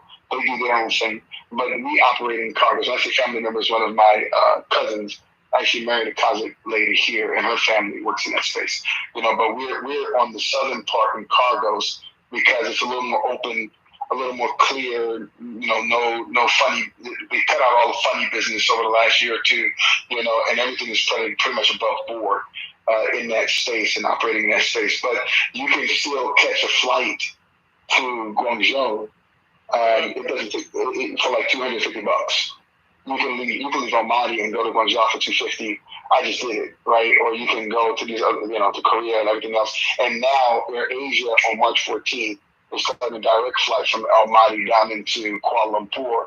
That is a round trip for $240. It costs $199, which leads you to AirAsia, which, from AirAsia, you can do $60 from KL up into Shenzhen and Guangzhou, stuff like that. So it is a hub. It's not necessarily close to Shenzhen, but, as far as shipping goods for Shenzhen, if you want to do something like go down and work and ideate with some of the manufacturers in Shenzhen, call the pilot and then push it out to your fulfillment center, it would take 2.5 days, and you can just send it through China Post. So you don't have to do anything special. Just send it through China Post, and it shows up right there, and it's very inexpensive to come through China Post. When I was in that space, it was in the very early 2000s. It was a unique situation. I was a unique individual at that time, being a Black woman, dealing with millions of dollars of responsibility. I was, my other part of my responsibility was opening up retail stores around the world. And, I dealt a lot with Walmart, and I dealt a lot with, at the time, a company called the Dixon's Group, which was a major, major company throughout Europe. Bigger, it was at the time, you combine Best Buy, the warehouse in Circuit City, and the Dixon's Group was larger than that. And so it was a big win for Gateway to be on their shelves. Having said that, what was very interesting to me, and you talk about, the relationship between blacks and Chinese in this country, I realized very early on when I would travel with them, because I also had LG and Samsung as an account, and this was before LG even reached the United States. And so I knew those people intimately. And so at the end of the day, what I realized, having traveled heavily in those three cities, in those three countries, was that the image of black people being distributed in these Asian countries was one of the most egregious and most negative type.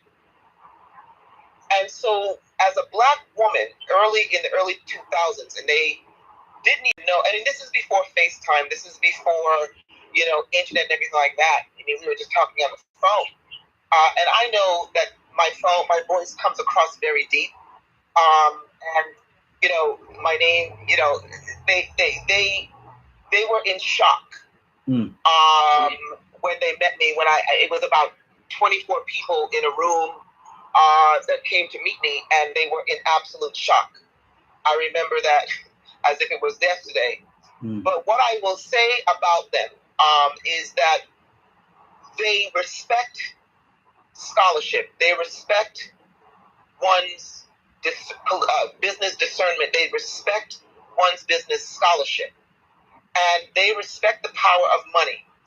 And so at the end of the day, they got over the shock of me being black and being a woman, and realized that I had to have been something unique to be responsible for hundreds of millions of dollars, which I was. And they were very, very, very helping. And I think that's the word. Because what I realized with them is the struggles that they've had with white people here in the United States. With my company, I can tell you, they had in me a conduit. We understood that we were both catching hell from these white people, because they were really, they were being so disrespected and amazing, because these people were brilliant. And they're willing to sit down with you and map a course that's going to make them win and make me win. And we did. And so I never had any problem with them. I never had any problems with the Koreans. And I dealt with a lot of the Taiwanese when it came to specific parts and everything. I never had any problem with them, because the thing is that they, at the time, they had no access to a lot of black people. I remember being in Taipei, people would just stop and look at me, you know what I mean? Because one guy almost crashed his damn moped. They had no access to black people. So what they had was what they was distributed image-wise. And in America, what's not bought here, the left behind, they sell to these international distributing companies. So it was a very interesting time, and I'll never forget. I flew my mother out to Europe because I had to be responsible for a show, and a lot of my clients from Asia was there. And my mother said to me, she goes, "Oh my God," she goes, "they were just bending down and like kissing your hand and bending down, and like they because the thing is that I treated them with the kind of respect that they deserved, and I got the respect that I deserved. And these people, they are well aware, very well aware of the bullshit that goes on with these white folks in this United States, and they can be a very good ally if they know that your scholarship in business is there, and that, of course, the bottom line is to make money. But to this day, and it's been, almost 20 years, I have been invited to weddings and stuff like that, because they have this system of honor, and if you are, in their eyes, honorable, it's something that they never forget. And that's been my experience with them. So, things have changed. People have traveled around. They get exposed. Their kids go to school now, and they get exposed to certain things. And what we have in America now is the kind of level of bullshit from some of these Asians that,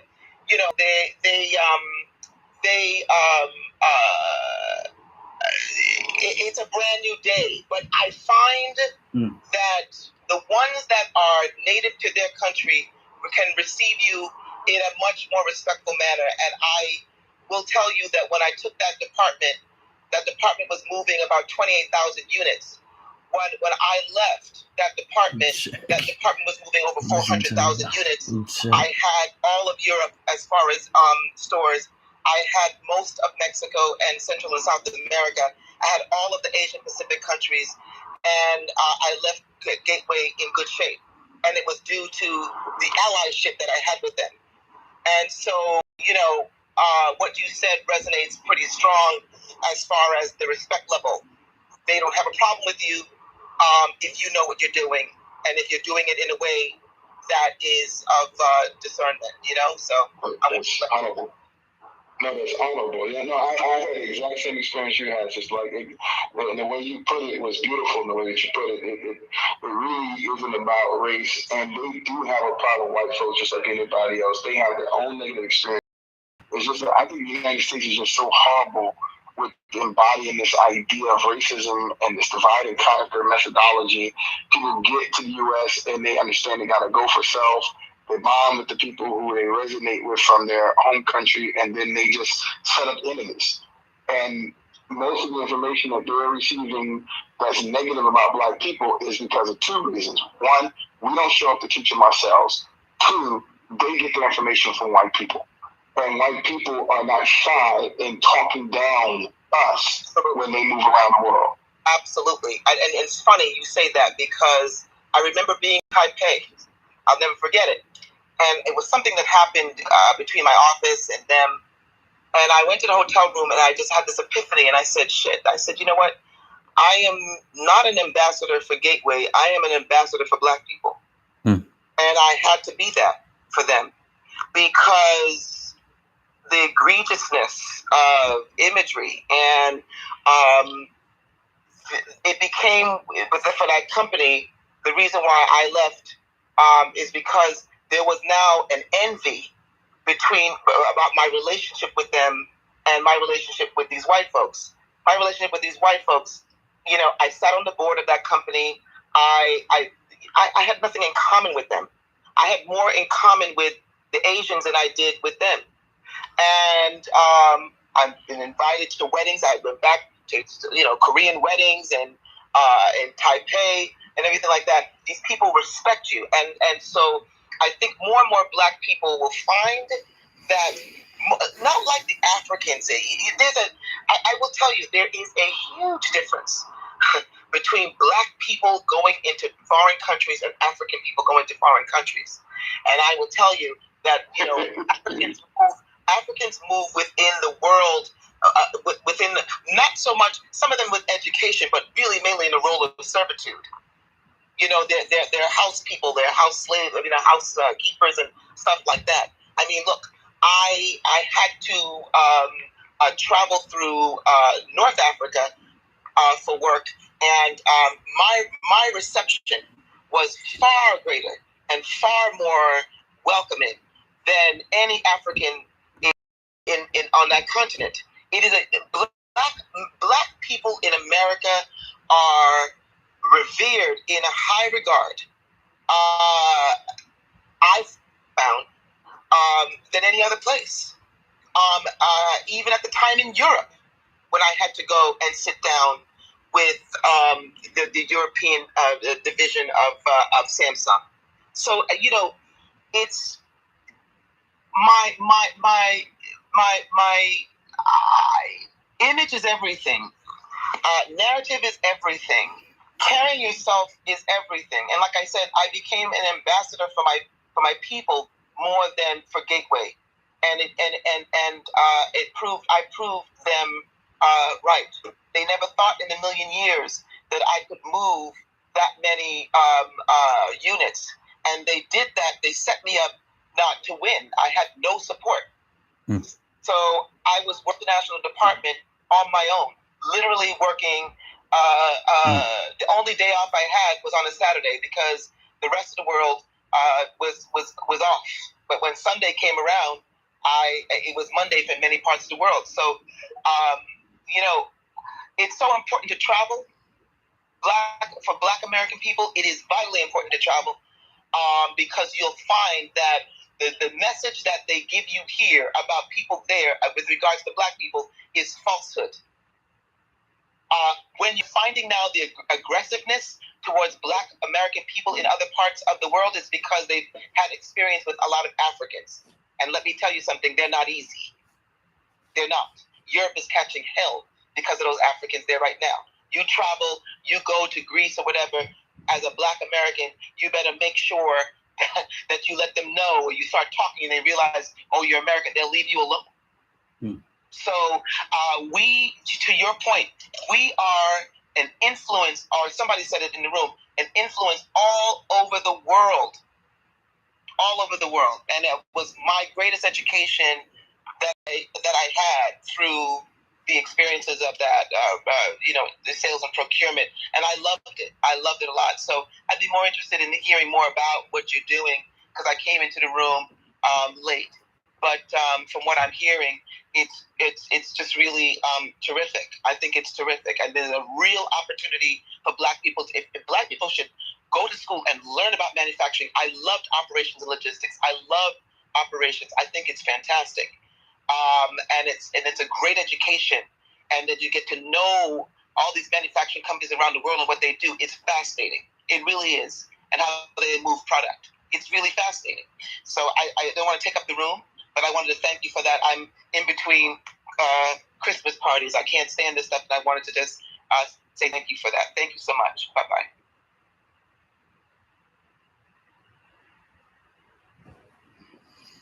Thank you, Ms. Welsing. Okay, Arinza, you got it. Then I'm going to play the first Malcolm X speech.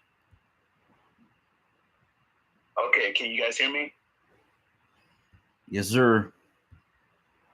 Thanks to the room. What Welsing said is 100% correct. I also, just if she's listening, I also have a black shirt that I wear that says "Image is everything." Okay. Historically, as a power move, whites in Guangdong province used to try to advance themselves by putting us down whenever they could. But if you could establish your own identity with them, you could pretty much write your own check.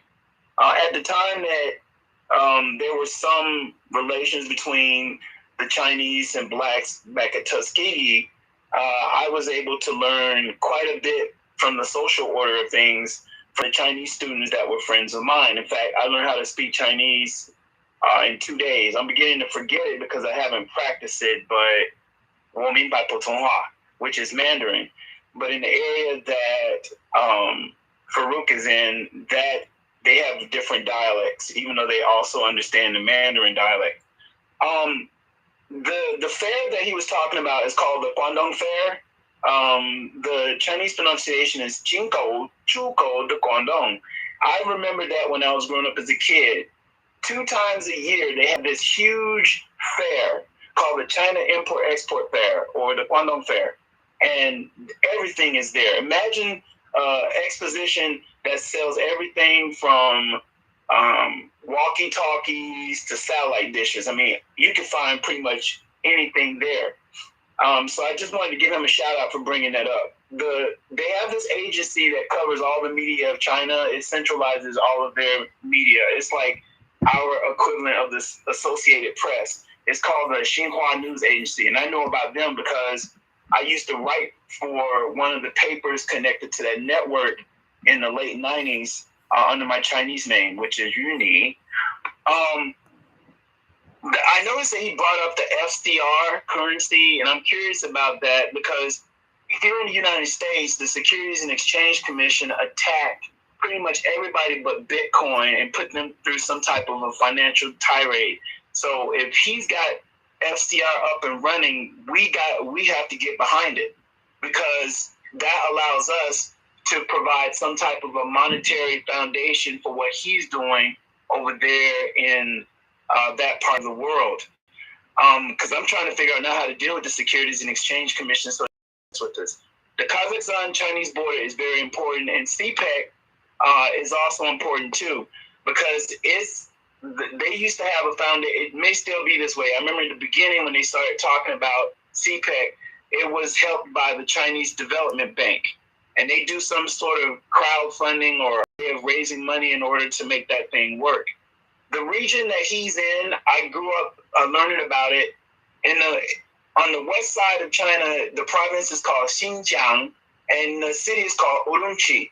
And in that area, it's so hot, guys. It's so hot that they grow grapes underground. Like, imagine going through a tunnel underground and seeing grapes grow underground. That's how hot it is there. So I just want to give him shouts out about that. The only thing I'm really concerned about law-wise is how to protect our position. I noticed that, and they were right when the Africans versus Black Americans, there's two completely different dispositions. But I'm hoping that moving forward that there are rules that are codified so that nobody's going to take advantage of anyone. You always have to have something in writing. I'm also hoping that there's some type of a monetary confinement so that we'll be able to position ourselves to control our money in these zones that Farouk is working with. Because we have a lot of people with a lot of skills. And I'm hoping that schools like Tuskegee University, Howard University, I apologize. Schools like Tuskegee University, Howard University, Hampton University will be able to know what Farouk is doing, and we could just take those students and send them to these areas so that they can utilize their technological skill. Yeah. And you got to understand how I'm coming from. I mean, where I'm coming from when I say that. With this Palestinian-Israeli conflict, I noticed that the corporations were basically saying to students, hey, if you're pro-Palestinian, you don't get to work with us. Yes, we make up the Fortune 500. You don't have a chance. And I'm sitting here going, okay, so what I'll do, if I'm graduating from Tuskegee University, instead of working with Coca-Cola, I'll just go over to Kazakhstan and help Farouk with his project. That's the way I'm looking at it. So for a lot of you guys who are listening to this, technological advancement might come better off working with projects like what Farouk is doing, because over here in the West, we have so much social discord that they can't get their act together, and you're just sitting there twiddling your thumbs dealing with people who are not even giving you a chance to advance in a way that would make you feel satisfied. And that's where I'm going with this. I think that what Farouk is doing is legendary, it's monumental, and he needs all the help that he can get. I hope that he's following me on Twitter, also known as X, because when this project I got working on called SSB comes out, he's going to be one of the first recipients to use it, and it's going to probably change the dynamics of everything that's going on. And I appreciate him very much, and I hope that he gives shouts out to his family and let them know that Rennie's on the space. And I'll give it back to you guys. Thanks for having me on the space, and I'll land my plane there. And before you start playing Black Magic, I just want to thank you as well for letting so much time, because I know that wasn't the original plan when you started the show. No, and definitely. Thank you for being so gracious and such a gracious host to allow me, like Booker T said, to fulfill my responsibility to tell as many people as possible about the good work that we're doing at the Freedom Nation. Hey, so let me salute you, and you are the example. And here's the thing, as these last few speakers, Ms. Wilson was speaking, I've said this before, and I really stand on it even more and more as I'm witness, because I'm really just a witness. I'm like a fly on the wall, listening to these extremely intelligent Black American men and women discuss their skill set, their intelligence. And as you're talking, I'm getting tired just listening to you talk, because I'm like, my goodness, this requires 10 different people to organize this information. And so as the movement, which is a political movement, I've always said, and even in the book, that we have these highly skilled intellectual people who just need, as Ms. Rella said, the protection and the access and the opportunity. And in my opinion, the way that I see the way this country works, and really the way the world works, that having the political authority then cracks all of these doors and these glass ceilings. It opens everything wide open for people such as yourself, Miss Welsing, and others who have this experiential skill set, but then also can be put in a position to reach the potential that even someone who is at this super high level can't possibly imagine today, because they're still dealing with the glass ceilings and the closed doors and everything else that's put in as obstacles for you reaching, the zenith of your potential. So I appreciate it. Thank you so much, Miss Val, for coming in. We got some other folks that wanted to come in and have a chat about Brother Kanye, so we can do that too. Oh, you got it, Miss Val. Okay, I just want to thank you, Black Majority, for receiving Farouk so graciously. Thank him for coming into our space and giving his information. I encourage you to go to his website. Yes. Freedom Nation. Look around at his YouTubes and his interviews. And thank you, Farouk. And I'm going to, I'll be talking with you soon. Yes, indeed. Please follow Freedom Nation. Freedom Nation. Yeah, because goodness gracious, most of us know it as the Georgia Village, the Freedom Village, where families came together and bought this land. But I promise you, I'm gonna make a big correction right there, but I'm sorry, that's a huge correction. So we're actually about 10 years old. 10 years old. We started the Freedom Nation, and we started Freedom Village, Georgia, quite some time ago. We commend the sisters who did the work in Taliaferro, but that is a completely different initiative altogether. The sisters came later, and one of the brothers who had been to one of our workshops was working with them, and the name Freedom attached itself to them based off of our use of the name Freedom.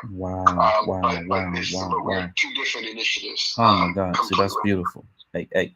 So man, that is so beautiful. Now here's what I'm gonna relate that to, because I appreciate that clarification.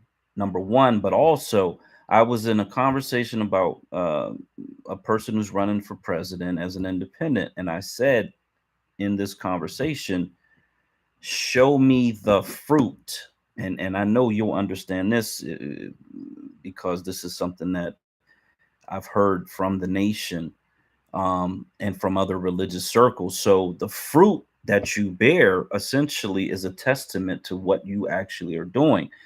And so it is amazing to know that this thing that we all sort of understand and know because of the press that was circulating about it actually came out of something that you had previously birthed. So again, so like that's a double salute, right? I mean, again, where we're thinking this is just a village that's created for our people to come together and have community and start to build not just property and maybe some farming and then build a government, and but you're actually doing this on an international global scale, which again in my opinion is on a governmental level. So it's all salutes until the end of my time on this planet. But also please follow this Freedom Nation account, and I don't know if you have YouTube links on your profile, but certainly if you don't, please do, or let us know where we can actually follow your YouTube channel. A lot of us do a lot of stuff on YouTube. And man, anytime you want to come in and just like educate us, please feel free to jump in and let us know what you got going on for sure. Yes, sir. Yes, sir. This is actually my first time using you've completely re-engaged me around using the speak groups, because I wasn't getting much out of Clubhouse, but the level and quality of individuals inside this group is definitely motivating, highly motivating to continue involved. And once again, brother, sincerely, thank you for being so gracious, because I know it wasn't intended that I stepped in and that and to give the platform and give up that time. I really appreciate it, sincerely. But I do want to, if it's okay, let's plug just one more time. So you can find out about us by going to freedomnation.me. freedomnation.me. And if you want to do a Google search, just put in Freedom Nation or Freedom Village, Georgia. Not Freedom, Georgia, Freedom Village, Georgia. It's a huge differentiator between our initiatives so that it puts you in the right page. Like we said, I pray that everybody who's working on these things are successful and they find unique ways to do it. I hope they find a different way than we find to do it so that we can have multiple examples. When we're promoting our initiative, and our intention is to see it to success. But thanks again, brother. I appreciate you very much. And thank you, Aunt Val, for reaching back out to me and bringing me into the group. I really appreciate it. Absolutely. Thank you so much. Yes. Thank you.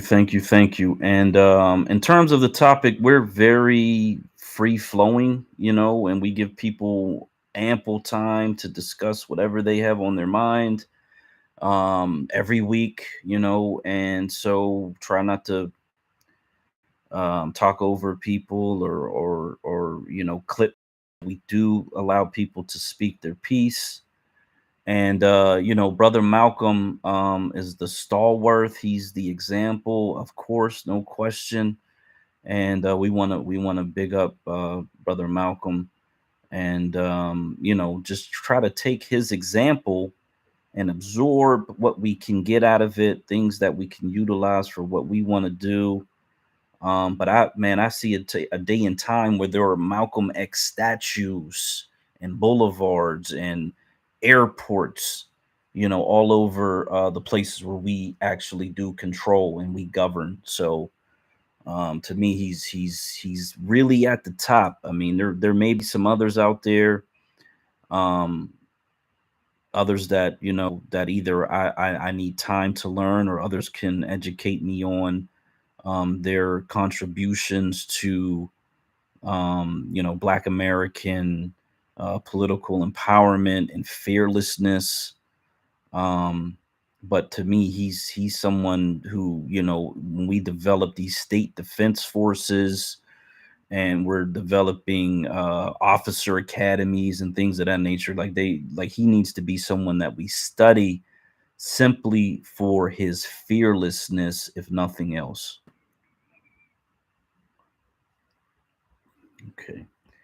Okay, so so shout out to La Farmer, New Negro, of course, Miss Trouble, everybody in the space. Space has been a little glitchy. Shout out to brother Bracy, I see you down there. So we've been trying to get people up. Some people can get up and speak, some people can't. It's really janky on a co-host. This funded socially co-host is not a real co-host because I can't get access to the mic on that account. So hopefully the space will hold until we get through some of these videos. But this is actually brother Freedom News Network. I'm sure we all remember FNN when he was really active on the platform, but he took the time to put this video up. And this is where Malcolm X opens for Fannie Lou Hamer and the Mississippi Freedom Democratic Party in 1964. So this is about 25 minutes or so. And because Malcolm had gotten international in the way that he viewed the world, there's some, because I can read this transcript, he relates things that were going on in Africa to what is going on in America.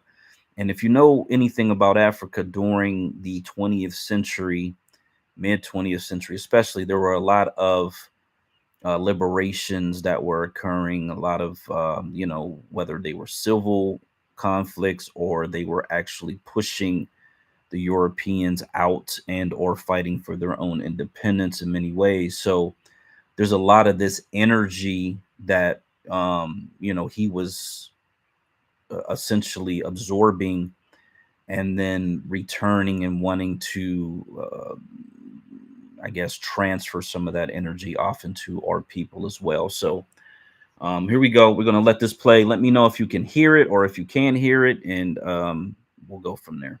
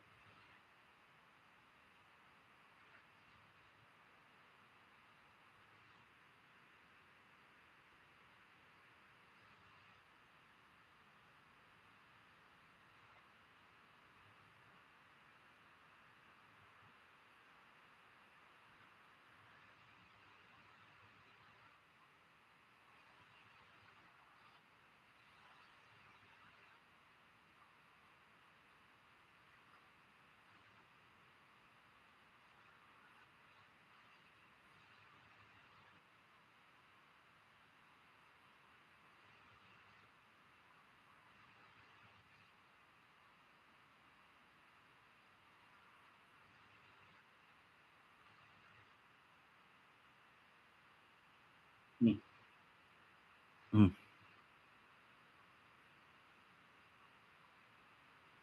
Mm.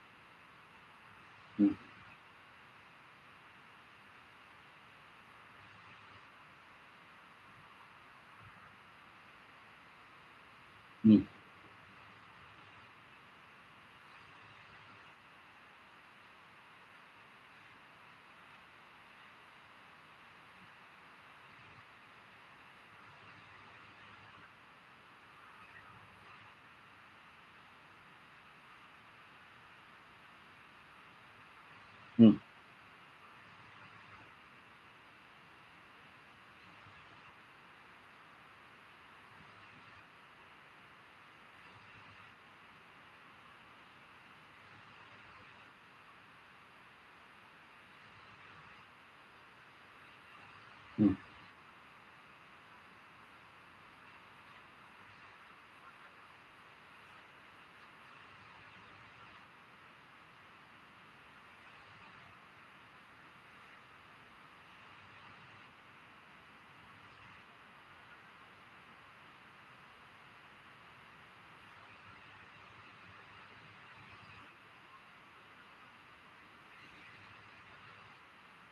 Mm. Mm. Mm. Mm.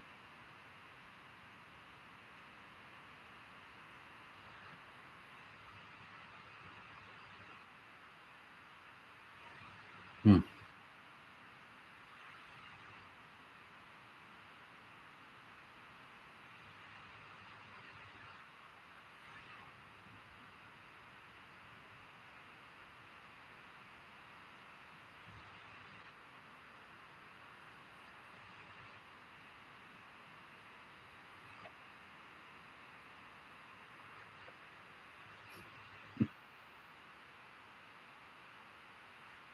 Mm. Mm. Mm.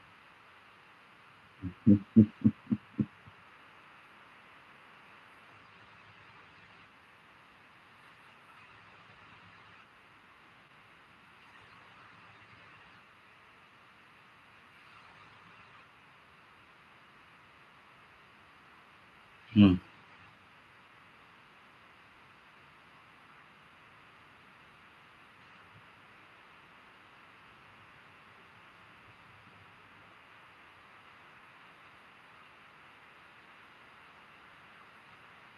Mm.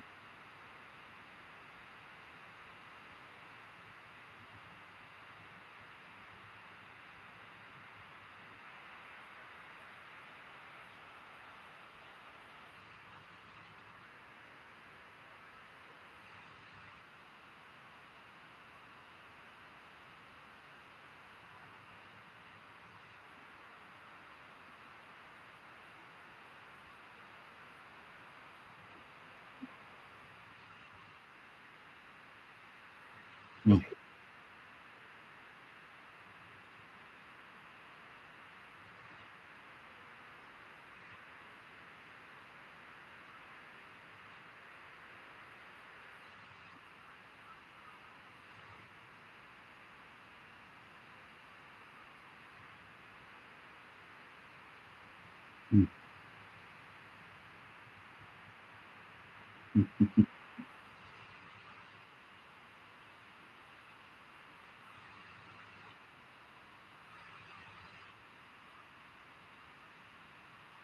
Mm.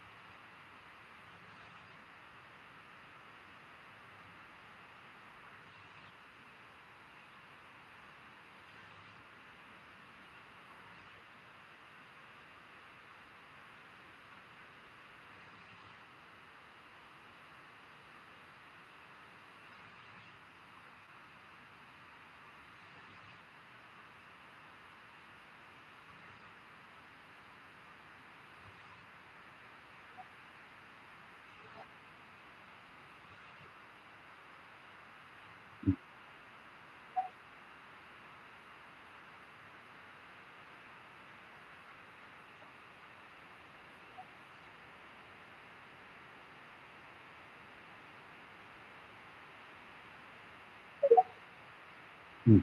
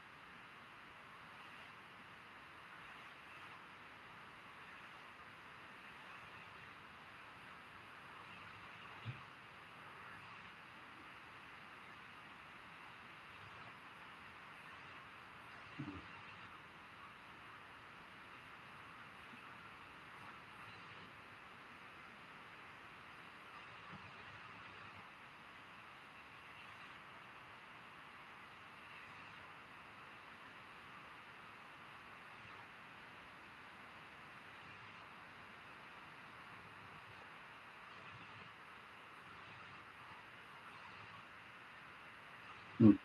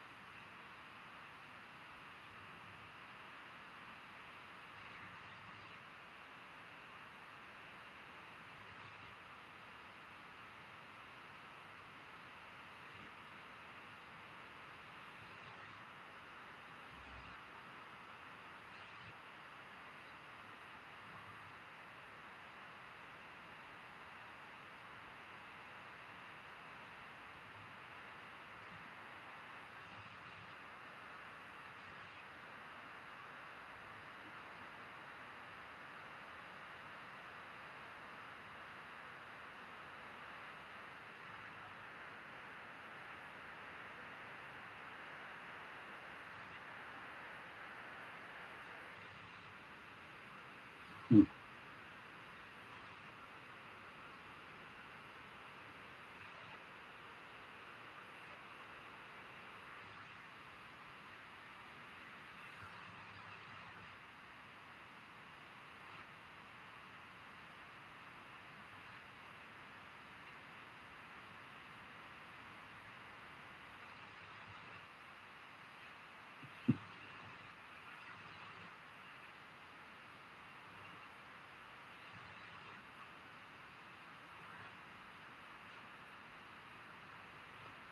Mm.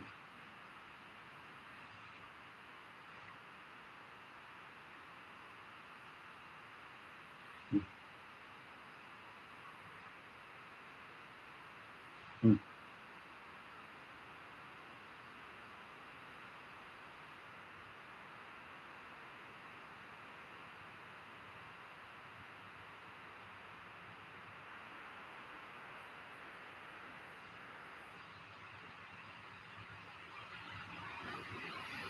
Oh wow, he okay, so he clipped it. I guess it's clipped because all the videos I saw were about Smith. Um, so he goes on to say, so Miss Hammer, we have another rally up at the Audubon tonight at 8 o'clock, where there'll be a lot of black people. I myself would like to have you tell them what you told us here this afternoon. So you're welcome to be my guest tonight, if you will, at the Audubon. And those singers who sang Oginga Odinga, if you haven't got anything else to do, you need to come up in Harlem and let some people hear you sing about Oginga Odinga and Kenyatta and Lumumba. And the next time you come to Harlem, you'll have a crowd out there. Thank you. So wow, so many parallels, so many parallels to our current existence. Nearly everything he said, you changed the names of the characters, um almost identical to the situation we're living under today. I don't think anything has changed, quite literally.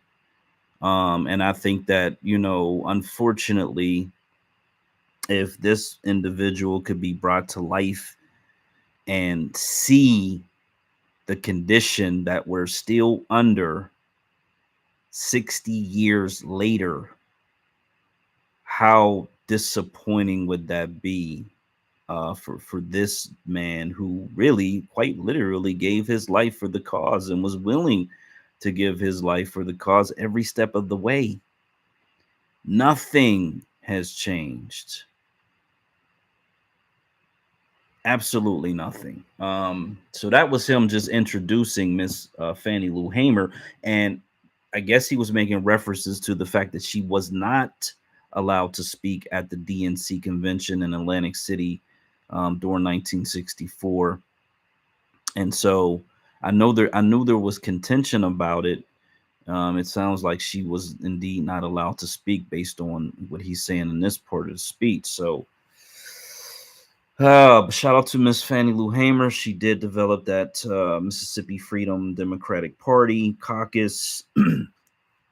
I don't know how far it actually went. I don't know if she ever actually elected anybody, because based on this speech again, they were disenfranchising our voters.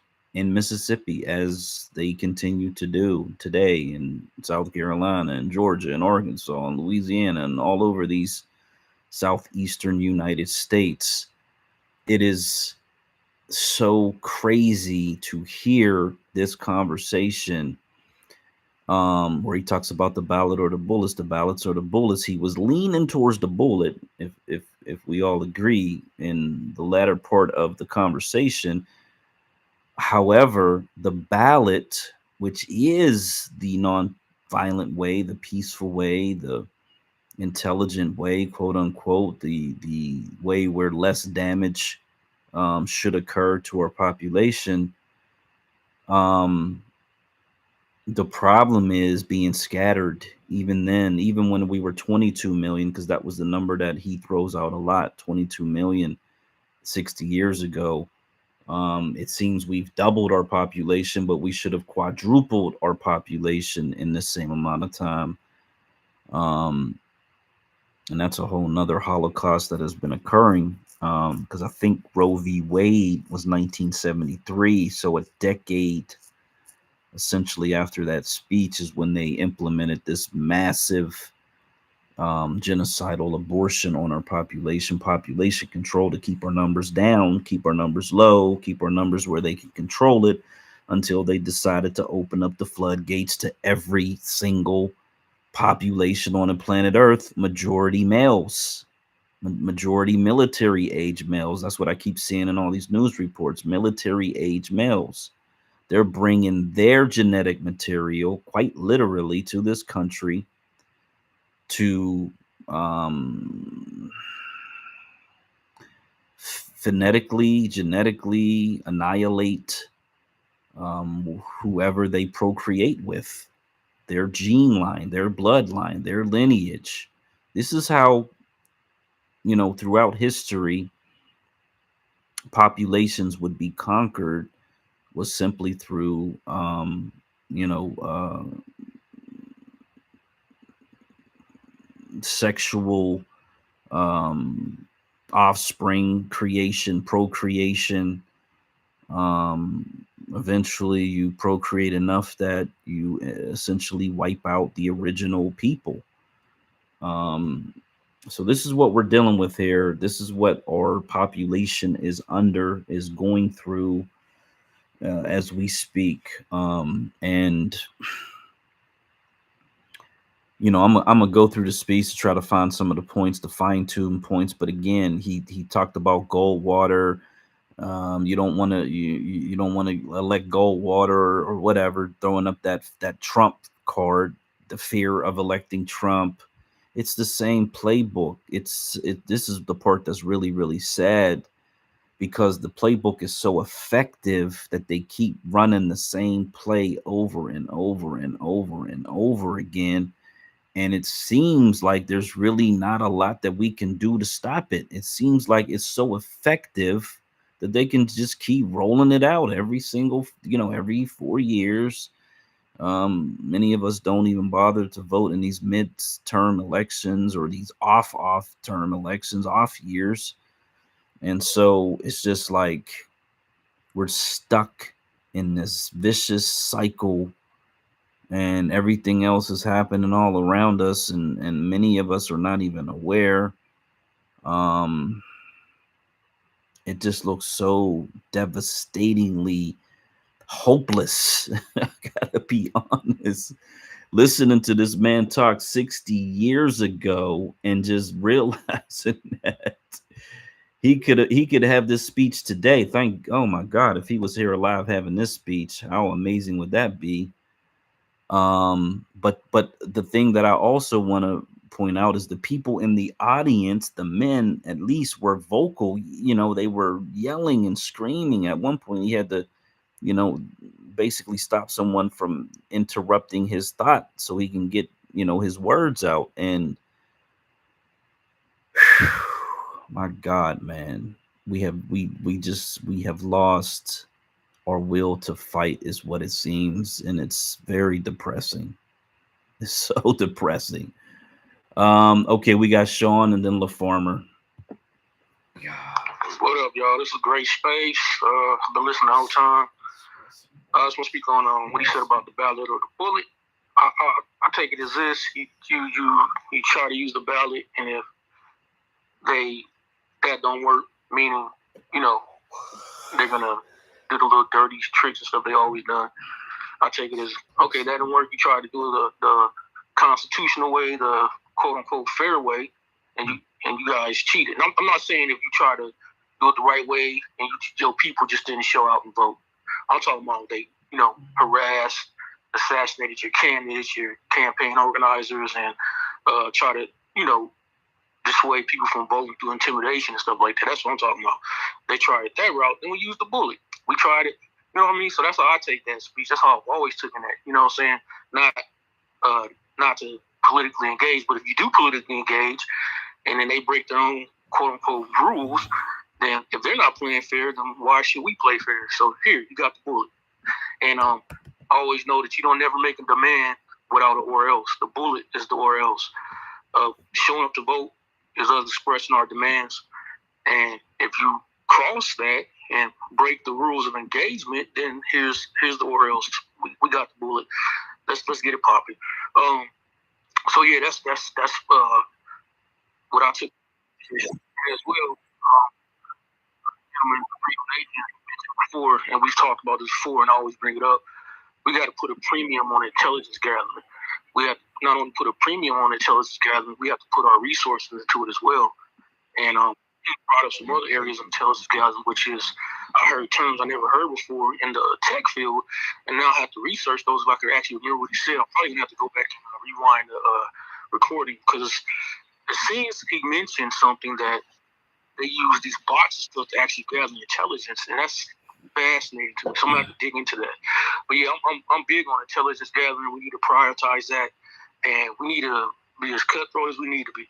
That's why I like to hear Mark Carter talk about the way he does politics. I'm like, yeah, we might have to adopt that type of personality as far as politics, because they want to play dirty. We'll get in the mud with them. We'll get in the pig pen with them. And as men,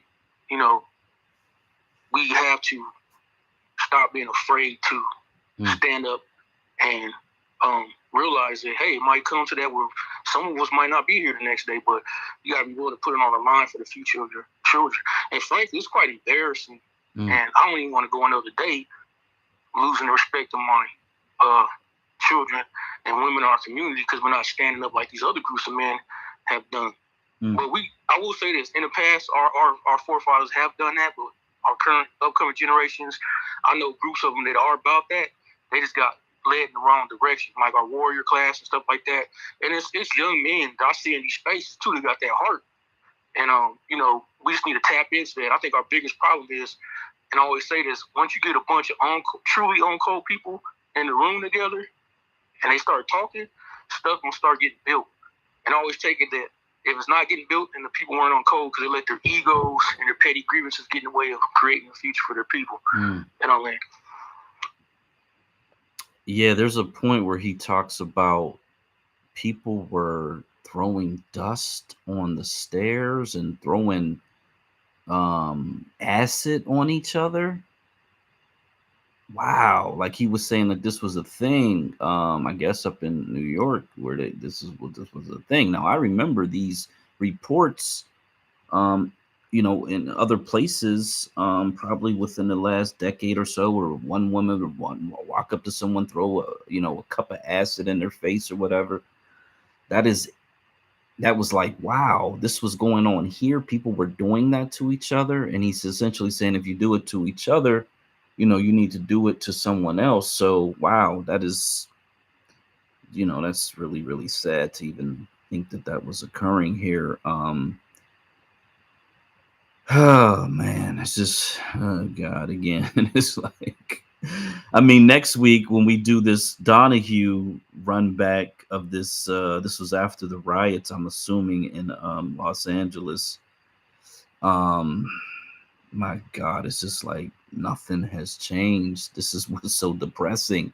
Like absolutely nothing has changed. This is 60 years ago. That's 30 years ago. And it's the same conversation. It's the same thing over and over and over. And this cycle where we had, at least we weren't, I mean, we had that Mexican implosion and amnesty in the 80s that really kind of only affected certain parts of the country. Now it's like we're being tidal waved, Hispanified, and really it's the whole planet. It's not even just one group at this point. So the survival probabilities kind of start to go down. They start to head in a downward spiral at some point. You got it, LaFarmer. Damn. Man, just hearing the words over there from the wonderful brother Malcolm X kind of just definitely answers the call. Shout out to you, brother Black. I appreciate the invite. And the rest of the family in the room, Sister Rella and brother Arinza, brother Sean, and the rest of the family. When it comes down to it, I believe right now, the Holy Spirit, all praises due to the Most High and our ancestors, that's definitely wanting us to be accountable, right? I feel just the spirit of accountability that's kind of being presented to us in a certain fashion. And it's hitting us from a lot of different paradigms, whether you're talking about things that are going viral and things that are trending to get our attention. I feel like all of those things are created by the ethers. I think that those things are created and manifest from a spiritual platform. Even with us even speaking about Malcolm X right now, we're kind of doing sort of a resurrection, if you may. And we're bringing him and making him alive and relevant today to hear his voice. That's a form of speaking with the dead. These are things that they never wanted us to do back in the days. And thank God for digital technology to be able to not have to light candles and draw signs on the ground, to be able to hear their voice, right? So times is definitely speeding up, where the spirit and the flesh are going to become one and be manifest into this light and into this moment. And I just hear a calling or a spirit of accountability, a spirit of not being denied, a spirit of having to be able to answer for those things which we have sown. And we have sown a lot of good things in our past. And I remember the scripture that started me farming in 2017, which said the harvest is plenty, but the plowman is few. So I dedicated my life to being a plowman, and being in the fields and being a plowman is something that our bloodline is very familiar with, even to the point where we were plowing and doing our work to not even harvesting our own crops from our own work. So now our lineage is definitely something from which the crops upon which we reap the sows, which we sowed the seeds, we can reap the harvest from. And a lot of these fruits that have come up in the genetically modified version. Regardless of how we got here, we are here. And it is to say something to see other cultures' men celebrate their barbarians and celebrate their murderers and celebrate those people who broke the law to get them what they want, whether you're talking about the Italian Gotti family, the Cardoza family, whatever families from the Italian sectors, whether you're talking about the Asian families, the Ming, the Guang, the Dong, all of those families, which still have the Chinese mafia very big. They live very much in the shadows, but they are very, very much active in a lot of the business things that go on in the nightlife and in the marijuana industry, believe it or not. Whether you're talking about the Indian families, the Patels, the Singhs, these people own and control most of the gold and transportation logistics companies, like Bison Technologies and Transports. A lot of these things and businesses that we see in society are owned by families who literally did whatever they had to do, and literally most of them might have gotten by any means necessary from our leader himself. A lot of their heroes are Malcolm X, believe it or not. Whether you had the opportunity to talk to an Asian family who family comes from the cartel, whether you had the business to talk to the Singh family, whose family come from the mafias and stuff like that. A lot of their heroes are Malcolm X, right? Are Angela Davises. A lot of their heroes are Huey Newtons. And I've spoken to them personally to hear that. These are people who they know and look up to and admire, but outside of the Michael Jacksons, right? But to go ahead and answer it, our men don't honor our Chris Dorners and our Micah Johnsons, right? We let them become taboo. We let them be a one-off. We let the people of other nations decide how our heroes are to be seen, right? What would they call a Nat Turner today? What would they call a Harriet Tubman today? You know, we might have people calling her a coon. We might have people saying she's a tether. We might have people saying she's stupid to go back into slavery to save some black people, and maybe some of the black people she was saving might have been shipped from Africa, and she shouldn't risk her life for them.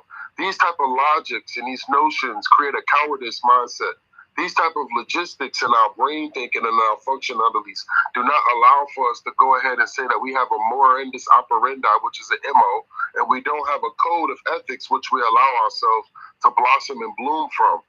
When we seen the video with that black children and their protest in the school against the Jewish teacher, there were many people saying that those were not even black American students, but these are the future of our generations protesting powers where their parents might not even be adept to because they're afraid to lose their position of power in society. We literally have our black children coming out and wanting to be those next Malcolm X's. We are literally seeing the next Angela Davises, but due to the cowardice of their parents and society not wanting to be held accountable, we're not able to see the flourishing or nurturing of such an environment for those children's minds to be adapted. So again, we go through these lineage processes, and we've come to 2 years of delineation, all to end up back to a nothing burger at the beginning, to say that, yeah, now I know you're from the lineage, now I know your ancestors come from chattel slavery, but do you have the spirit of the ancestors? Do you have the spirit of a Nat Turner? Do you have the spirit of an Angela Davis? Do you have the spirit of a Malcolm X? Do you have the spirit of a Martin Luther King? Do you have the spirit of a James Baldwin? Do you have the spirit and embodiment of those ancestors who walk these paths and through tumultuous terrains, might I add, right? Because some nights they didn't know if they would make it home. Cars driving by them, that police stop and that police encounter, they had to play their, quote, cards right because they never knew what hand they may be dealt. A lot of times when we go ahead and speak to these conversations, especially with the ballad of the bullet, a lot of our people look to do any and everything, jumping over barrels like equestrians at a horse show, to say that the bullet has to be the last option out of everything. I must exhaust every other option before I get to the bullet, when in factuality, if you don't do A, then B is the bullet. See, we never have it like that, because those type of ways would have yielded for further discussions. We wouldn't be having to gain the world's heartstrings for reparations and restitutions if we had a generation of people who literally had the bullet as their option, because the ballot was nuke to prunk. It was not available. It was not able to be utilized in a manner that's beneficial to us, like we see it with immigration. We don't see somebody did a wonderful gambit with anti-Semitism.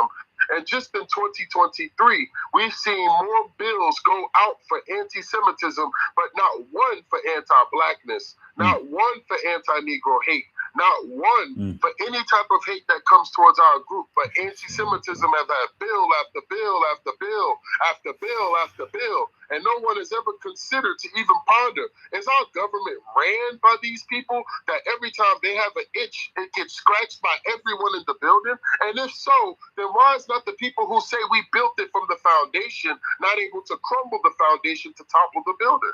See, these type of mindsets take a revolutionary mindset. It takes a revolutionary heart. And Malcolm X did not need to have security, because should the day that the Hamdu Allah should call him home, he was not afraid of such. See, a lot of our people are afraid to go ahead and die and find peace and salvation with our ancestors, because they're wanting to go ahead and live a life where we're bombarded by entrapment of all of these prisms. We have the prism of the school system.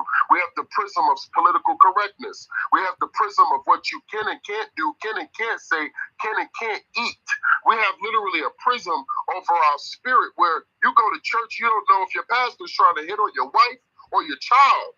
We have literally lost the moral of ethics, which literally implore seeing a Black American Negro family with a Black American Negro wife and Black American Negro children as a beautiful thing. Back in the days, an elder or a deacon would give your child $5 for some candy to help the parent and say, go ahead and get your baby some snacks at the corner store on Deacon Ross. They weren't trying to be mischievous. They weren't trying to be adulterous. They weren't trying to be condescending. They were trying to be a member of a community which had morals and standards of uprightness, which were held to the common nucleus of seeing that child as their grandchild, no different, as seeing that family holding that children as their child, as their grandchild, as their grandson, as their niece or nephew.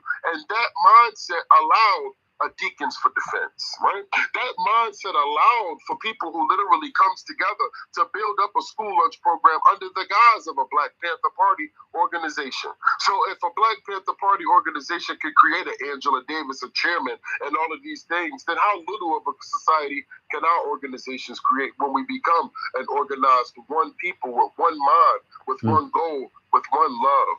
And I believe that that spirit of accountability will yield to having a separation of the wheat and the tares. And I'm all for it, because the wheat should be put in the storehouse because it is good and meat for offering. But the tares which divide us, which separate us, which have us to bring doubt upon one another, should be put in the fire, because at least it'll be wholesome for heat.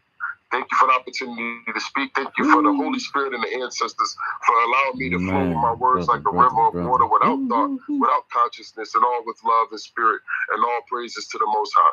Thank you, brother. Oh my God. Great space. Bro. Thank you. And thank you. Because, man, I mean, yeah, oh God. And this is why I asked you to come into the space, because you just be killing it, man. Brother LaFarmer kills it every single chance. Thank you so much. Let's go with New Negro and then Brother Sean. Man, jeez. Hey, peace and love to the family. How y'all doing tonight? We good. Yep. Okay, you sound good, Aki. Bless. Got it. Blessings. Shalom to everyone as well.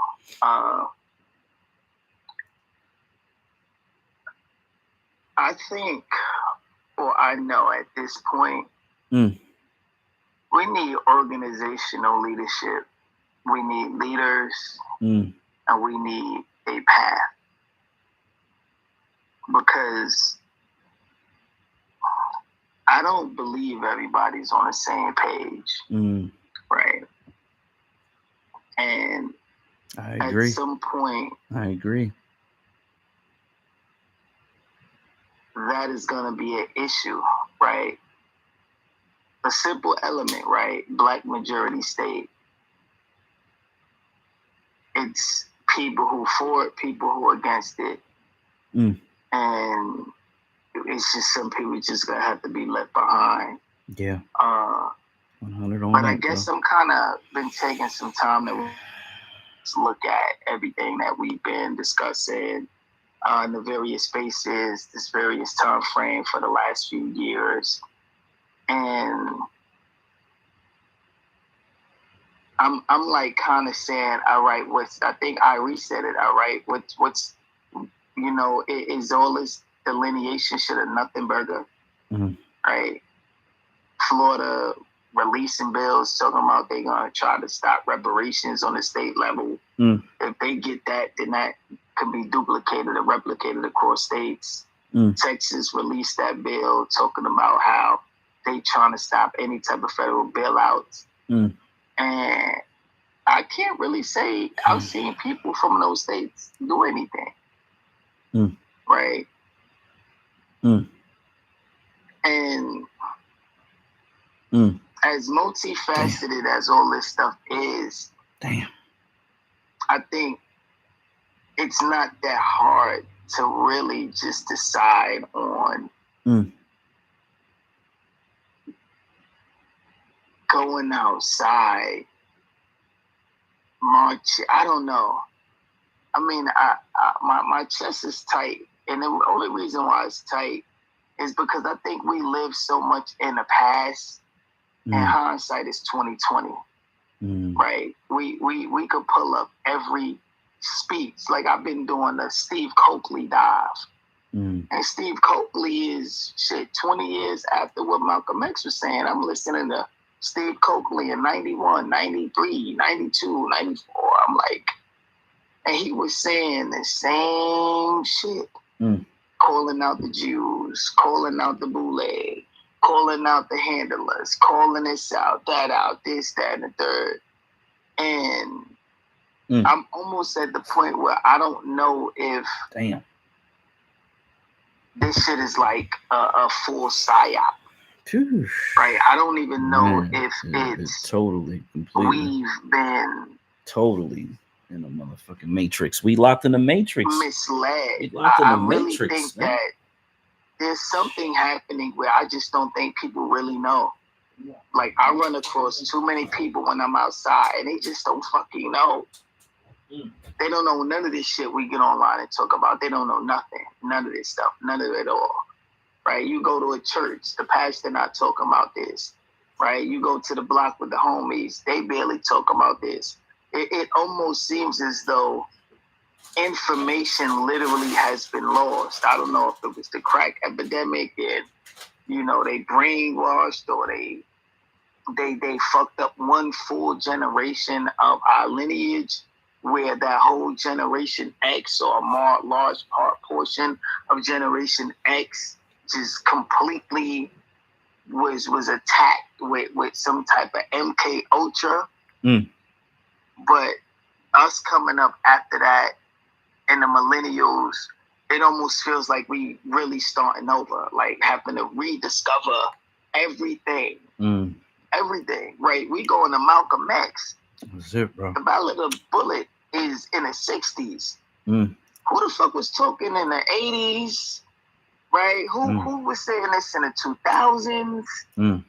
And why is it that we seem to always have to rely on that specific moment in time as if these structures that we exist under found a way to really kind of like throw the shit underground, right? An example I was thinking is like how they threw all conscious rap and called that shit backpack and threw it underground. Literally just threw the whole wave underground. Crazy. Right? And then we needed Dave Chappelle to get Chappelle's show, and then he started bringing the underground niggas up on stage. Black Dog, shit, Common, Mos Def, Talib, Kanye West had to go through that. And then finally, Kanye tried to pull the underground to the main stage, but at that point, they done bling this out. Jay-Z this out, Rockefeller, Puff Daddy. Like, I be trying to figure this whole thing out because I think, and I don't want to ramble, but I apologize. I'm just really trying to say, okay, what is it that needs to be done in order for all of us to find a way to get our people together? Do we just need money where we could just do fucking media marketing campaigns? Like, do we need a newspaper? Do we need a newsletter? Do we need to go outside like the Final Call and the Nation of Islam? Like, do we need to run down on our churches and take our people out of there? Like, I'm at that stage where it's like, all right, what do we need to do? Because this shit bad out here, right? Damn. Where there's many of us who have made something with ourselves, but because it just don't sit well on our spirit, we gotta find a way to do and to help and to give back and to help solve these problems. But I'll be trying to, the only thing I feel is we need to fucking go outside. We just need to make more videos. We need to do what Mark Carter did.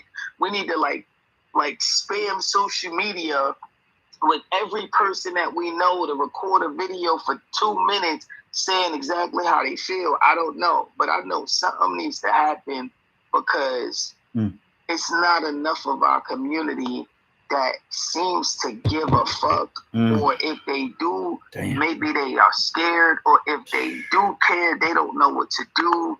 But there's like a global reality that I think that it is a lot of shit that we missed on, right? We were enslaved. And when we were enslaved, it was a lot of global shit going on, right? When we were going through Jim Crow, there was a lot of shit going on, right? During Jim Crow, they gave these fucking Jewish people a whole landmass, right? There was a lot of stuff going on.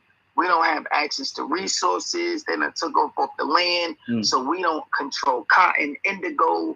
We like, I'll be literally like, yo, we are a 50 million people of a nation, but we don't even got a state, right? We 50 million scattered across the United States, and we're not the majority in not one state. So that kind of goes to your point. that done on purpose? Yeah. And if it was, what needs to be done?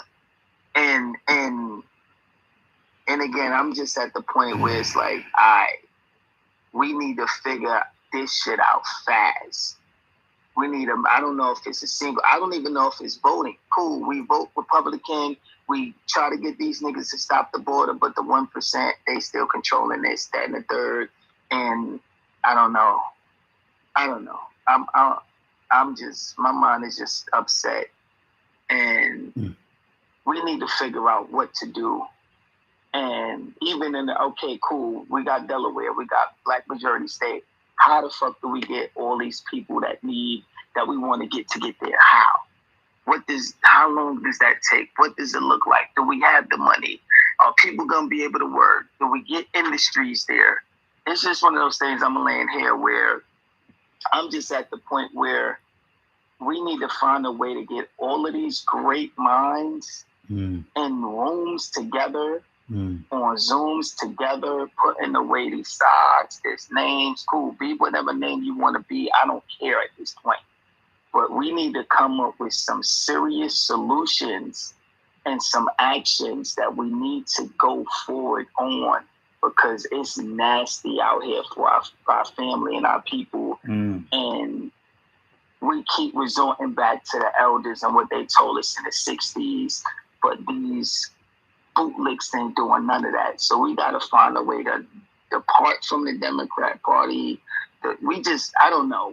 This shit need to be like a new Renaissance era, and we need to be loud. We need to be serious. We need to really break away from whatever this thing is that we've been handcuffed to, because a lot of our community don't know nothing about this. And I apologize for being so long-winded. I land right there. Oh man, thank you for that.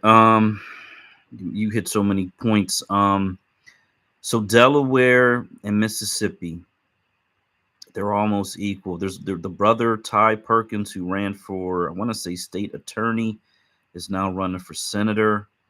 He nearly had enough votes to run for governor in the state. So on a statewide election, black man, former military veteran, did exceptionally well in the state of Mississippi and should be catapulted to senator in that state. It's like we got these, like the brother Freedom Nation that was in here, the woman who has her own contractor association. There are so many brilliant, intelligent Black Americans that have all these different skills. And for me, it's a matter of, let's get the mayorship in a city. Let's get some city council people. And then for me, those people can call these meetings. Those people will be in a position to say, let's put these people together. Let's sit down and talk. Now, what we can do in the meantime, in between time, if we make these connections, like it seems like we are developing relationships with people, then we can do what we can do in the back channel, off of spaces, of course, meeting in person, to kind of develop what we can on our own without any money or any authority, or so it's like essentially having conversations, and hopefully just by having the conversation that these hyper intelligent people are just glad to have someone to talk to that actually appreciates what they're saying. I think sometimes for very, very intelligent people, sometimes, to be quite honest, that's a very difficult thing to find, is people who are willing to listen and appreciate what you have to offer. So that's pretty much the only thing that I have to offer people, and this plan, this strategy that we want to move towards. And our little small group that we've been developing have been trying to add different parts and different personalities and different people to the mix, so that ultimately we kind of culminate in a plan and a strategy and a group of people that are all thinking we need to have the mayor of Wilmington. We need to have the mayor of Dover. How long does it take? It's election cycles. Wilmington's up in 2024 for their mayor's race. Dover just elected a mayor, so that's going to take another 4 years. But there's city council places that are going to come up. There's going to be county council seats that are going to come up in between time. The hyper focus on Delaware with the people that are already there. Don't got to bring in 100,000, but if we can bring in 100 or 1,000 new voters and we can get them out in the community talking to people, it'll certainly help the process. There's all this rail, high-speed rail infrastructure that's going in and actually in that New York City, the DC area with Wilmington and Delaware kind of right in the middle of it. There's something going in from Charlotte to Atlanta. You know, and then there's that highway that's coming through. We talked about that before in Spaces. There's a lot of this infrastructure that's on the horizon that we need to be in a position. Black, you're in Matrix. Okay, all right. I'll go out and come in. I believe you were next, and then we'll go Miss Aon because she hasn't spoke yet, and then Sean.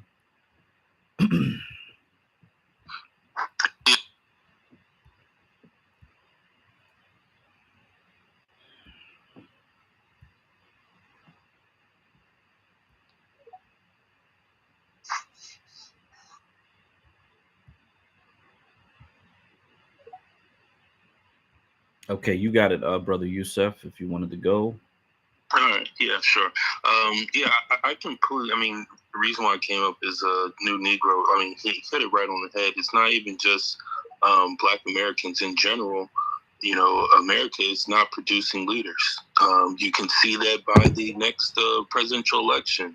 You know, you have Biden and Trump, these, 80-year-old folks. So, like, I've been financial members of, legacy organizations, Black fraternity sororities, and they suck at it too. My fraternity is supposed to develop leaders, but we do too much nothing wrong with community service, but the main purpose is to develop leaders. You have to develop leaders, and it's the responsibility of the leader to go out in the community to do the community service and galvanize people, respectively. So, I really do think you have, oftentimes it's unfortunate, a lot of us listen to these, like old speeches and things like that, for a time that we didn't live. And we need to make, we need to actually be a factory for leaders, and create leadership. And, honestly, I really think that is the biggest deficit that we're having. And I don't even think that we should be, waiting for politicians. Politicians are, voted, and they have, they have power based off of their, the collective, appointing them. But we need people that are, leaders just in their everyday life, and, leaders of families, leaders of their individual community. And, I think, like, it's very frustrating because, Negro was talking about, like, where we were at. If you really, think about, like, a timeline, I would say that we've degressed, in almost every statistical category.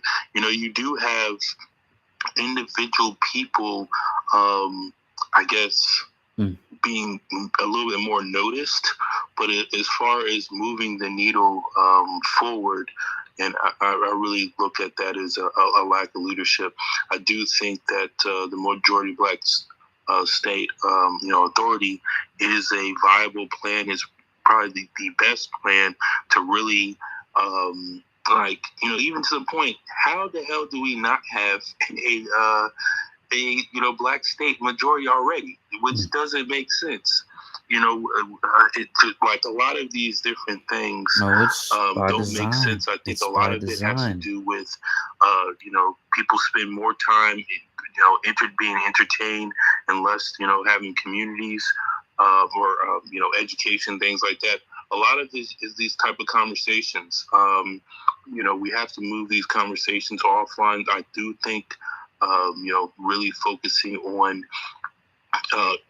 everybody doing their own part from a media perspective, and they're, talking to their families and things like that. It doesn't necessarily have to be about Black majority state, but we need to raise our collective consciousness, and I think, and also, really uplift, new, leaders. Part about being a leader is actually empowering other leaders, being a servant leader.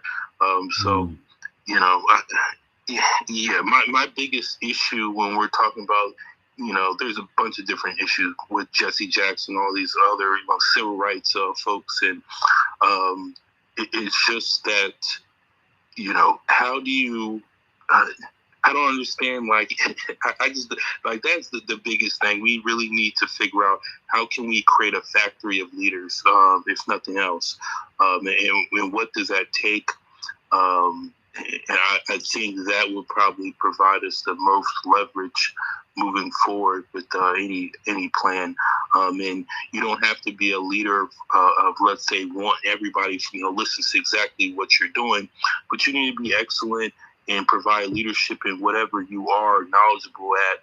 And it's a lot about just being, having agency, feeling that you have the ability to, solve problems, and then also be able to communicate that. But I know I'm probably preaching to the choir here, but I think we need to, the main thing as far as like leadership is just developing confidence in one another, and that's speaking kind words to other people that you do see have an ability to excel at something. And that's oftentimes people just need the push or motivation. So I think even if you have leadership qualities, it's important for you to also empower other people, because we all need to be more leaders in our everyday life. Absolutely, and I agree with what you said. I think it's both politics and the everyday leader, the everyday person, wherever they lead at and or wherever they have this highly developed skill set.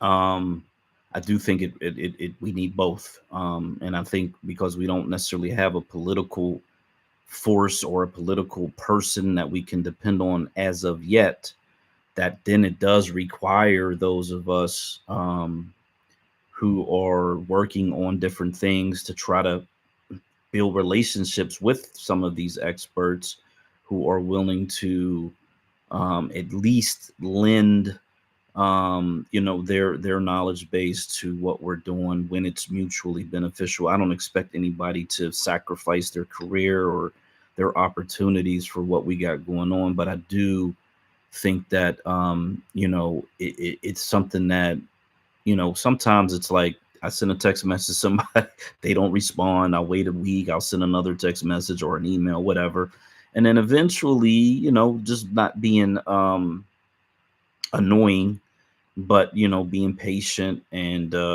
sometimes people do respond, which is great. And then I think the next step is let's have a conversation, a group conversation, where in which we can just kind of lay things out as we hope them to develop, knowing that you got to be flexible, and everything else like that, and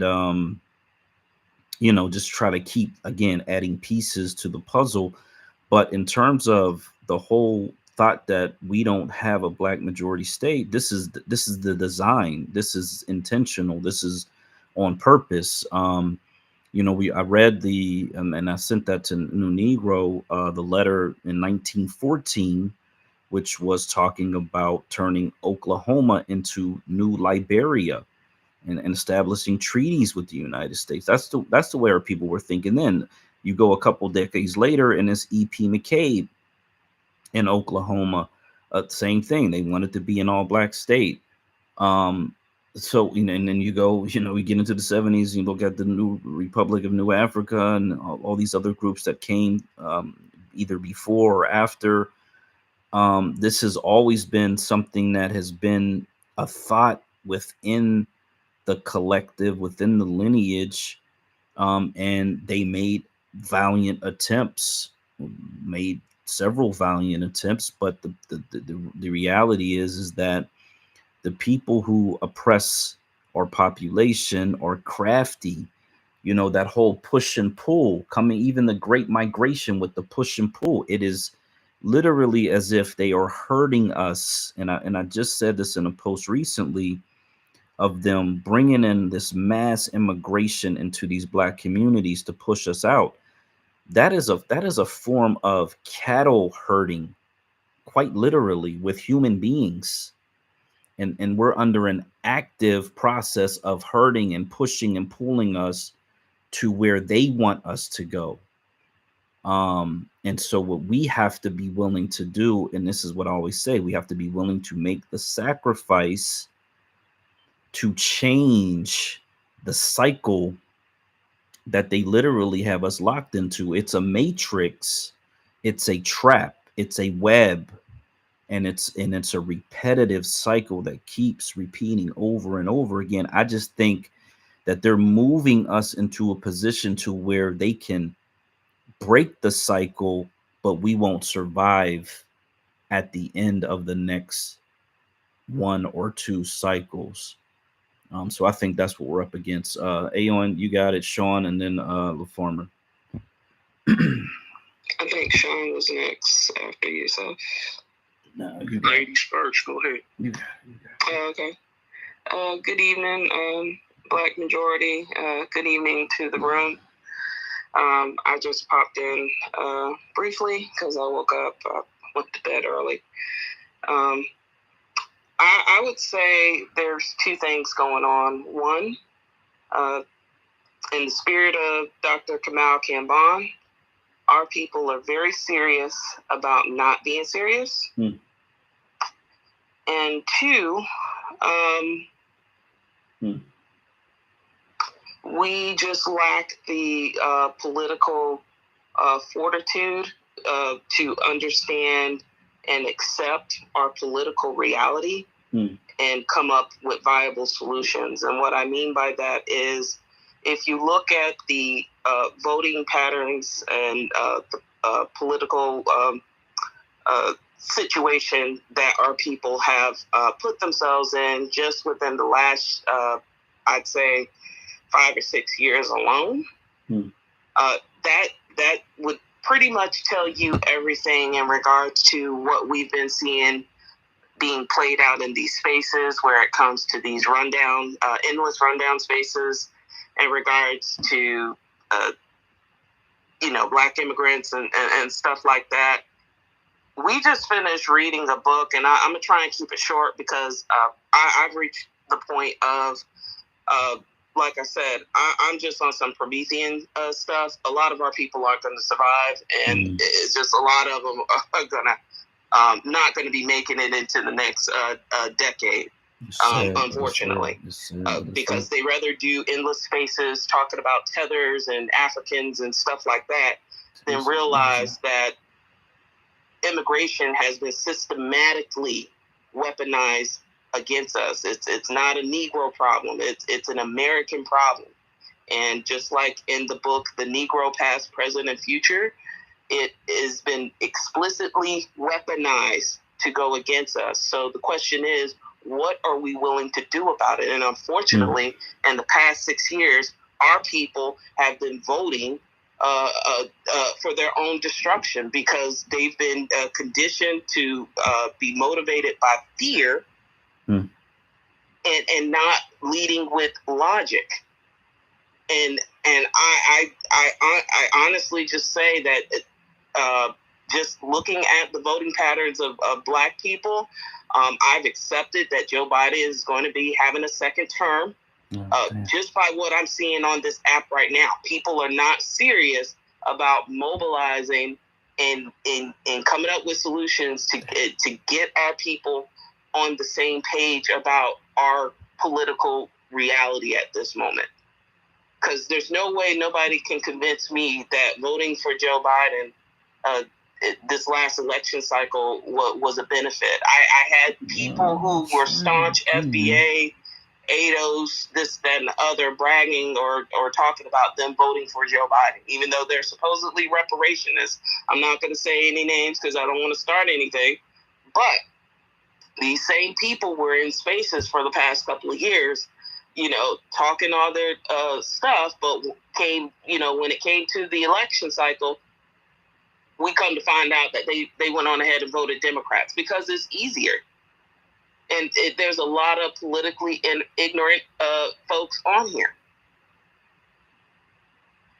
You went and voted for a supreme racist who has a 47-year track record of anti-Negro, anti-Black hate. And now you want to sit in spaces and complain about illegal immigration to the point where that's literally all you hear in these spaces. The last vestiges of trash that came over from Clubhouse and Twitter for the past 3 weeks had reignited this whole diaspora war to the point of absurdity. I don't even bother to even go into a lot of spaces anymore because of it. We just finished the book and they're talking about exterminating us. And meanwhile, you have Muppets in spaces that are just having circular arguments over the same stuff that they've been on Clubhouse or TikTok apparently for 3 or 4 years now. Nobody cares. None of these people don't care. This app is not real, and a lot of these people aren't really real about wanting to solve the solution. Now, me personally, I've always had an issue with the whole marching thing. But as far as what we had been working on, whether it be Irie, New Negro, I Am, and stuff like that, and others, Pink, Val, all of us, what we were working on was trying to mobilize our people, nationwide, because we had always been advocating for federal action in regards to reparations, not this state stuff or all this silly stuff that everybody's been engaged in for the past year and a half. We wanted to take it back to the source, start from the basics of mobilizing our people. We may not agree with where the Black church still stands, but the infrastructure is still there. We may not be on the same page when it comes to the HBCUs and how they're running things, but the infrastructure is still there. Dr. Darity even put it in his post when he was going back and forth with people that were arguing with him about state and federal reparations. And when I saw that a couple of years ago, I'm saying to myself, okay, since nobody wants to follow what Dr. Darity is doing, chances are that's the right path to go. So that's what I incorporated in my whole thesis when it comes to us mobilizing. We need to get activated back in getting in contact with some of our remaining churches that are operating independently from their 501c3 status and engaging back with these HBCUs. They already have the resources and infrastructure in place for us to get effectively mobilized. I don't understand why people don't want to understand this. But if you want to go out and march, that's fine. But I'm just saying, I'm trying to follow the path of least resistance, and get the stuff together now. Like I said, my frustration is, there's a way, but you have too many people that just don't care to want to know the way, and really just want to divert the true attention to solving the problem to just continuous circular arguments online in these spaces. And that's why I've just kind of stepped back and disengaged at this point. Because people just like to be entertained on here now. It's not about activism or nothing like that. People really enjoy being entertained. They want to have excuses to state why they're not being politically active or engaged. It's just that simple. Yeah, I agree in as much as there's a lot of entertainment that this particular platform does generate, just a lot of entertainment. I think when I started the space, and I was a little late this week, but I think I saw like 2 or 3 rooms that were talking about biracials or something in the title, because I sometimes I scan the titles just to see what people are talking about, and I was just like, okay.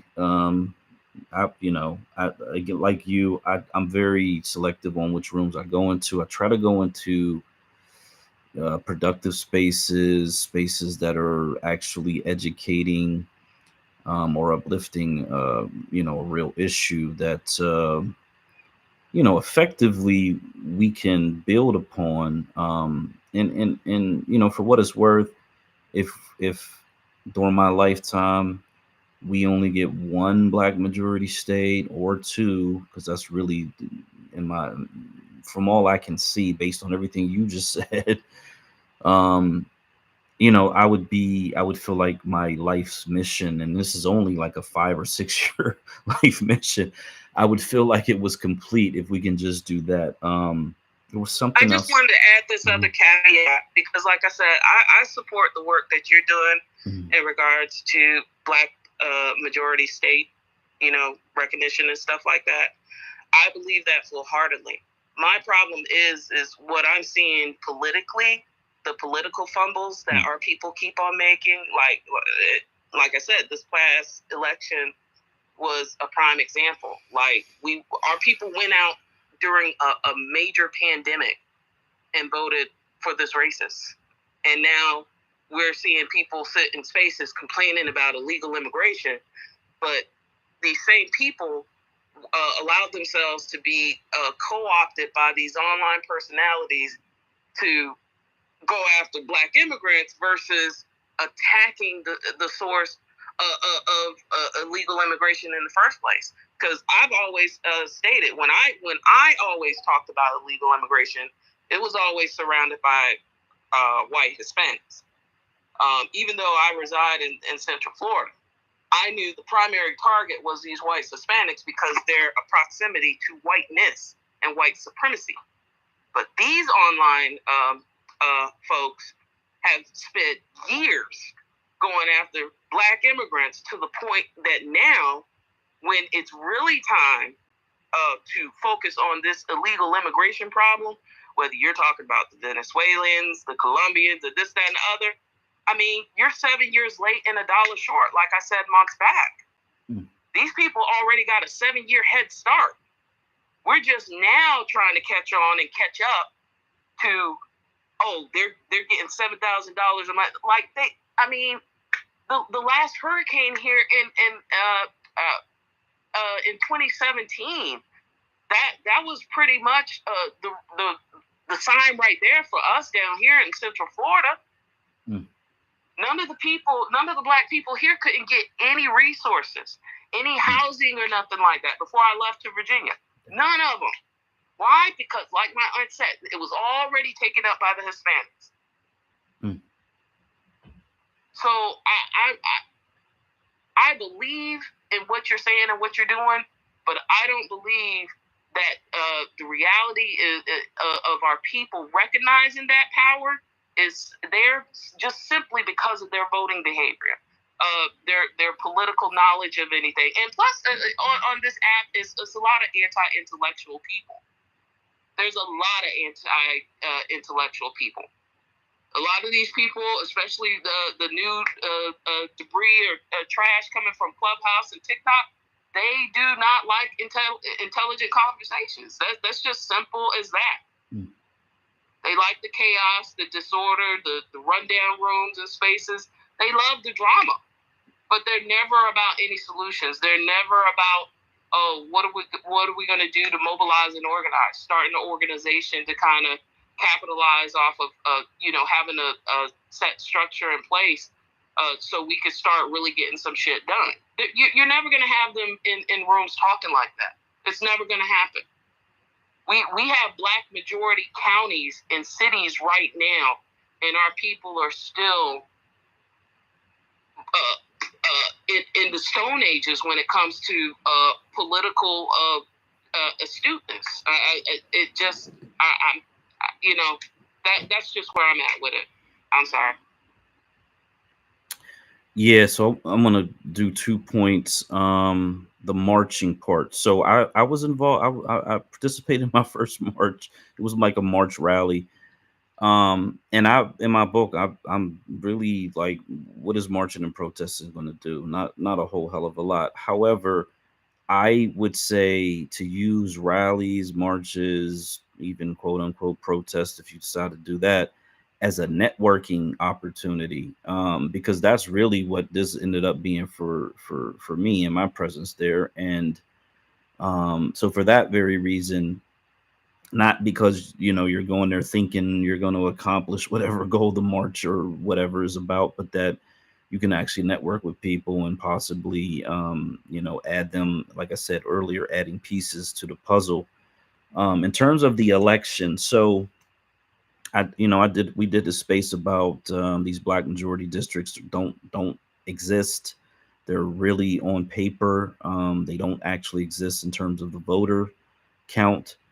But the Biden election, specifically, now this Black think tank in DC put out this number: 22% of the vote was Black American voters. 22% of roughly 82 million, 81 point whatever it was, is somewhere right around 18 million voters. And when you look at that number and you look at our voting population and the number of us who are registered to vote, which I believe is 20 million, 18 million for 18 million of us to vote for Biden is almost impossible. It's nearly impossible. And so I say that to say this: because we are so scattered out across the country, that it is very easy for the duopoly, because it's not just the Democrats, they work together and they manipulate the vote wherever they feel they need to do it. It's very easy for them to manipulate our voting totals, especially coming up with a number like 22%. So I don't trust those voter totals at all. And I don't know how many of us actually showed up. Did we show up? That's the problem. Yes, some of us did show up. Yes, they can show us on, standing in line. And because we do that, then they can say, as many of us as they wanted to vote as they come up with. Now, they didn't even need to do that because he beat Trump by, I think it's like 7 million votes. But that's the national number. So it's likely where Biden needed to win those, what do they call them, the battleground states. That's likely where they massaged the numbers, manipulated the numbers to get Biden, victories. I don't trust those national. I mean, ever since the Bush with the Chads and all that garbage in Florida, just don't trust it. Probably has been happening, my whole entire lifetime, to be quite honest. It probably goes all the way back to whenever voting first started in this country, that they were playing around with the votes.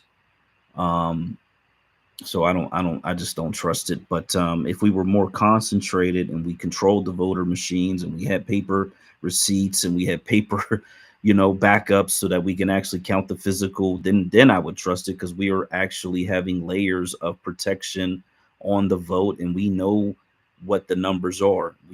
Because we're a majority, number one, we have a 20% margin. If we're at 60%, no one can defeat us. And if we control the state at that point, we control the vote anyway. So for all those reasons, yeah, Black majority states. But I do want to say this to the last part about the cities and the counties. they have no power. The amount of power that they have is always subservient to the state. And so that's the problem. And that's always going to be the problem. The brother earlier talked about how Atlanta became this mega metropolis essentially because when we declared it the Black Mecca, we started moving all around the Atlanta, Georgia area and all the counties surrounding Atlanta, Georgia. That's not the most efficient way to move into a state. It actually is counterproductive. But this is that whole push and pull. This is that herding. This is that manipulation. This is how they engineer our population the same way that they're bringing in these immigrants and pushing them right into our communities. The interesting thing is, I think Brother New Negro mentioned how all this stuff was going on in all these other countries while we were suffering Jim Crow. Well, a lot of these strategies or the federal government developed in these other countries, in these other nations. They essentially practiced a lot of this stuff on these other foreign countries, how to manipulate populations, how to move people around, how to bring in different groups, minorities, et cetera, et cetera, et cetera, how to bring in a minority population and put them into power. This is what they do. Our solution, to me, there's really only one solution that's connected to all the other potential solutions, and that's ultimately to get state authority and maintain it. That way, the ballot and the bullet becomes 1,000 times, 10,000 times, 1,000,000 times more powerful versus, a few of us who may want to strap up, put our boots on, and try to fight against this behemoth, as individuals or as small groups. So I think Sean was next, and then LaFarmer. Yeah. Why do I feel like I have to give a pep talk right about now? I feel like I'm getting a lot of demoralized energy. Maybe that's just me. There's talk about history repeating itself. The Honorable Elder, Dr. John Henry Clark, did make a very powerful statement. He said, all history is a current event. Nothing new under the sun. Interesting. So what do? Interesting. We learn from the mistakes. We closely observe what we did wrong, what we did right. Do more of what we did right. Less of what we did wrong. As far as going forward, man,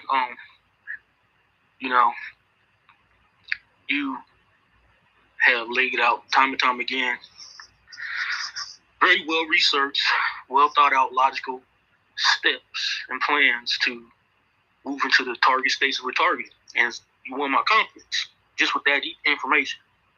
Not because I'm a fanboy, because I read your book or I heard you speak, because I followed the logic.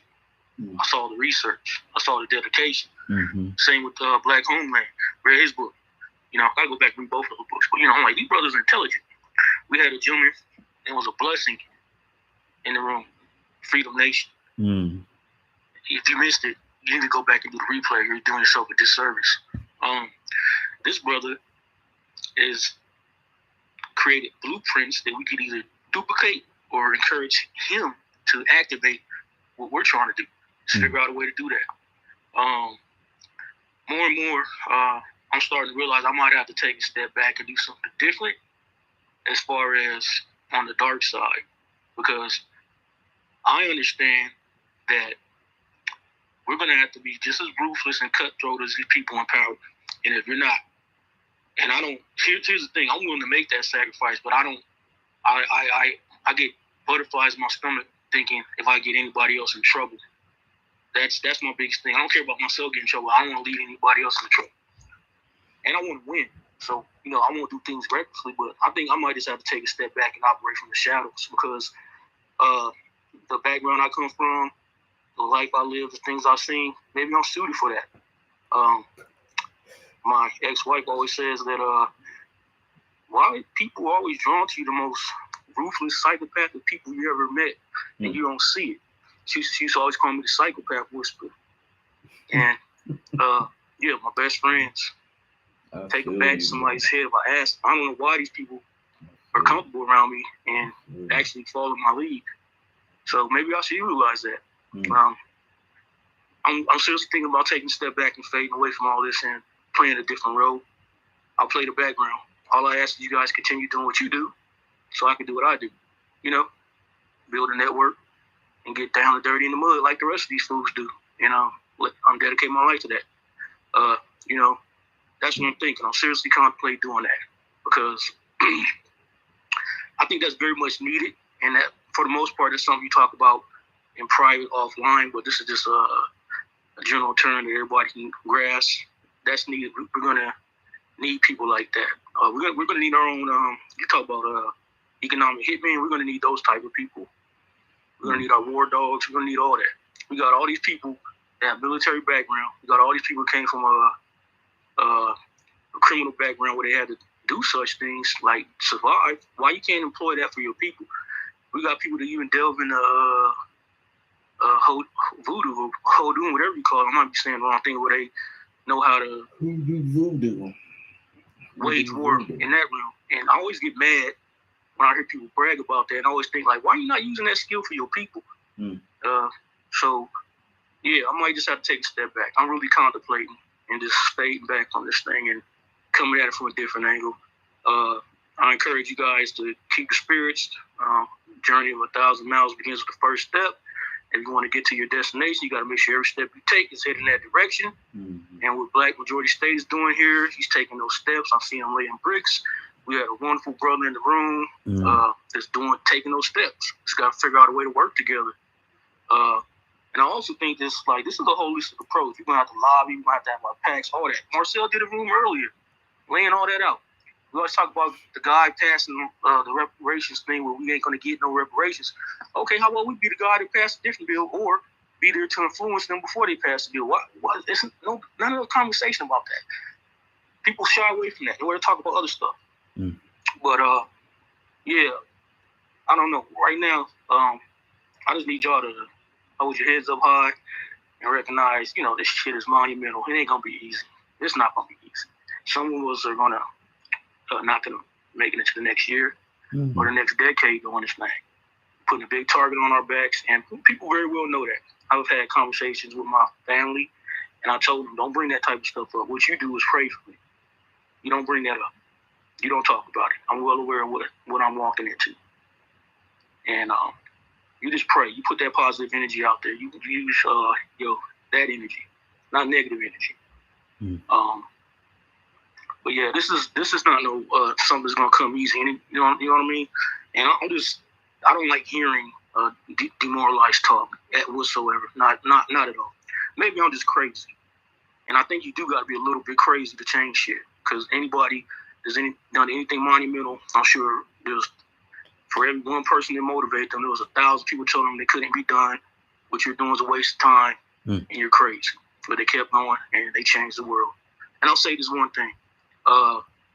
Henry Ford had the good sense enough to recognize the talent of our ancestor and use those talents to his advantage. While we can't do the same thing with other groups of people, even amongst our own ranks, we got to learn how to work together. Not only that, you got to learn how to will and deal. You got to learn how to brown paper bag and step to people. We got to learn how to work with people on a limited basis. All right, we got a project we're doing. Let's work together. At the end of the project, we can split up or do another project. We got to get on that time. We got to learn how to work with people we can't stand. We got to learn how to work with people we got to hold our nose around. We got to learn how to work with people we don't agree with. That's a huge problem with our people. And I've been saying that as soon as somebody doesn't agree with you 100%, you want to get disrespectful and you just get closed off to that person. Nah, it shouldn't be that way. We got to be flexible.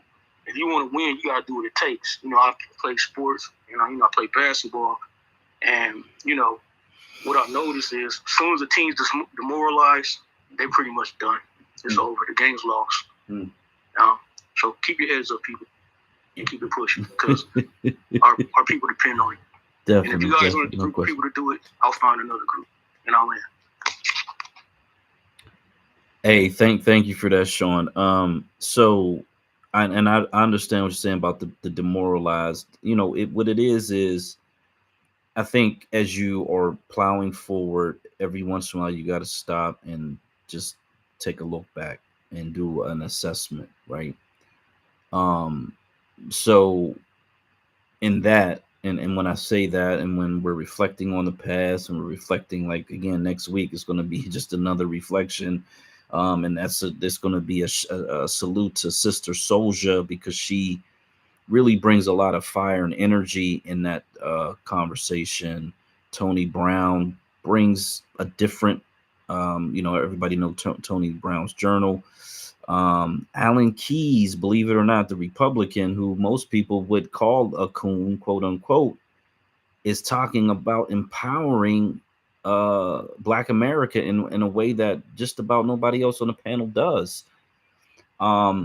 So it's a very interesting conversation. Of course, the white guy Donahue tries to do what these white men do often. Really sly, really, the fox, the grin, to quote Brother Malcolm X. Pretend to be your friend, but then always got to slide in some slick talking point or something that's a little disrespectful. But no, you're never giving up. Nobody's ever given up. To Miss Aon's point, there was a time where I used to think, man, we get all these people on board, we got this great plan, this great idea, and everybody, yeah. The reality of it is this: when we're talking about 1% of our population to move to a state to create a Black majority state, another 1% to move to another state, or possibly 2% to create that Black majority state, well, it's only going to be 1% of that totality that is likely to be in government or in leadership. If you think about all the governments across the country, all the different organizations that have government structures, it's a fraction of a fraction of a fraction of a fraction of a fraction of a percent of the total population. And so this is literally for the people who are doing all this work and doing all this investigation and coming up with these strategies and come up with these plans. There is the point in time where you start to understand that there's going to be this percentage, and a very, very small percentage of the population, that's essentially going to manage the politics. And then there's going to be a small percentage that's going to manage the economics. And that's just the reality of life. There's not going to be 100% participation. There's not going to be 50% participation.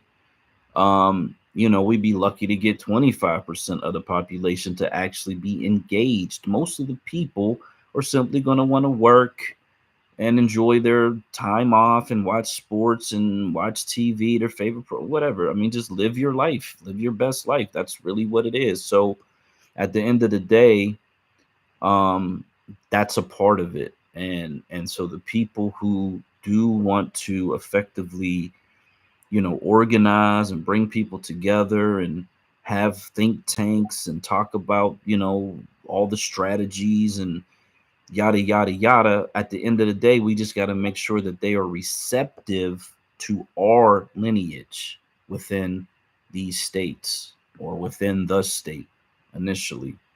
I think ultimately, as long as we can develop that, and this goes into the whole coaching tree, I'm using that as an example. I think Yusuf was talking about leaders building leaders. In sports, they call it a coaching tree. And earlier I referenced, what fruit do you bear? What fruit does the tree bear? Essentially, it's all the same thing. It's the leaders who are able to transfer this desire to care for the population. That is almost paramount. That is mandatory. It's required. And that's the thing of all things that we have to be able to transfer on to successive generations, is developing intelligence, wisdom, guidance, leadership that also want to care like shepherds for the future populations as well.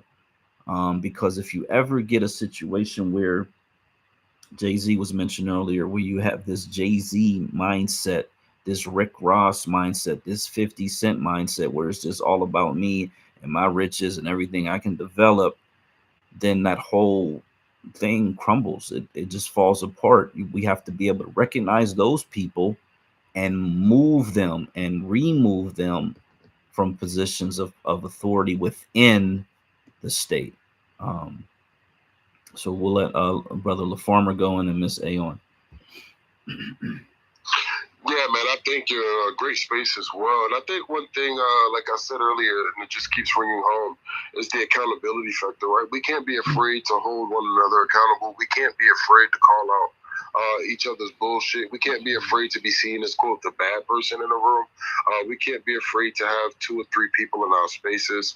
We can't be afraid to have a small number of an absolute collective instead of a whole commonness of about 200 or 300 of nobodies, right?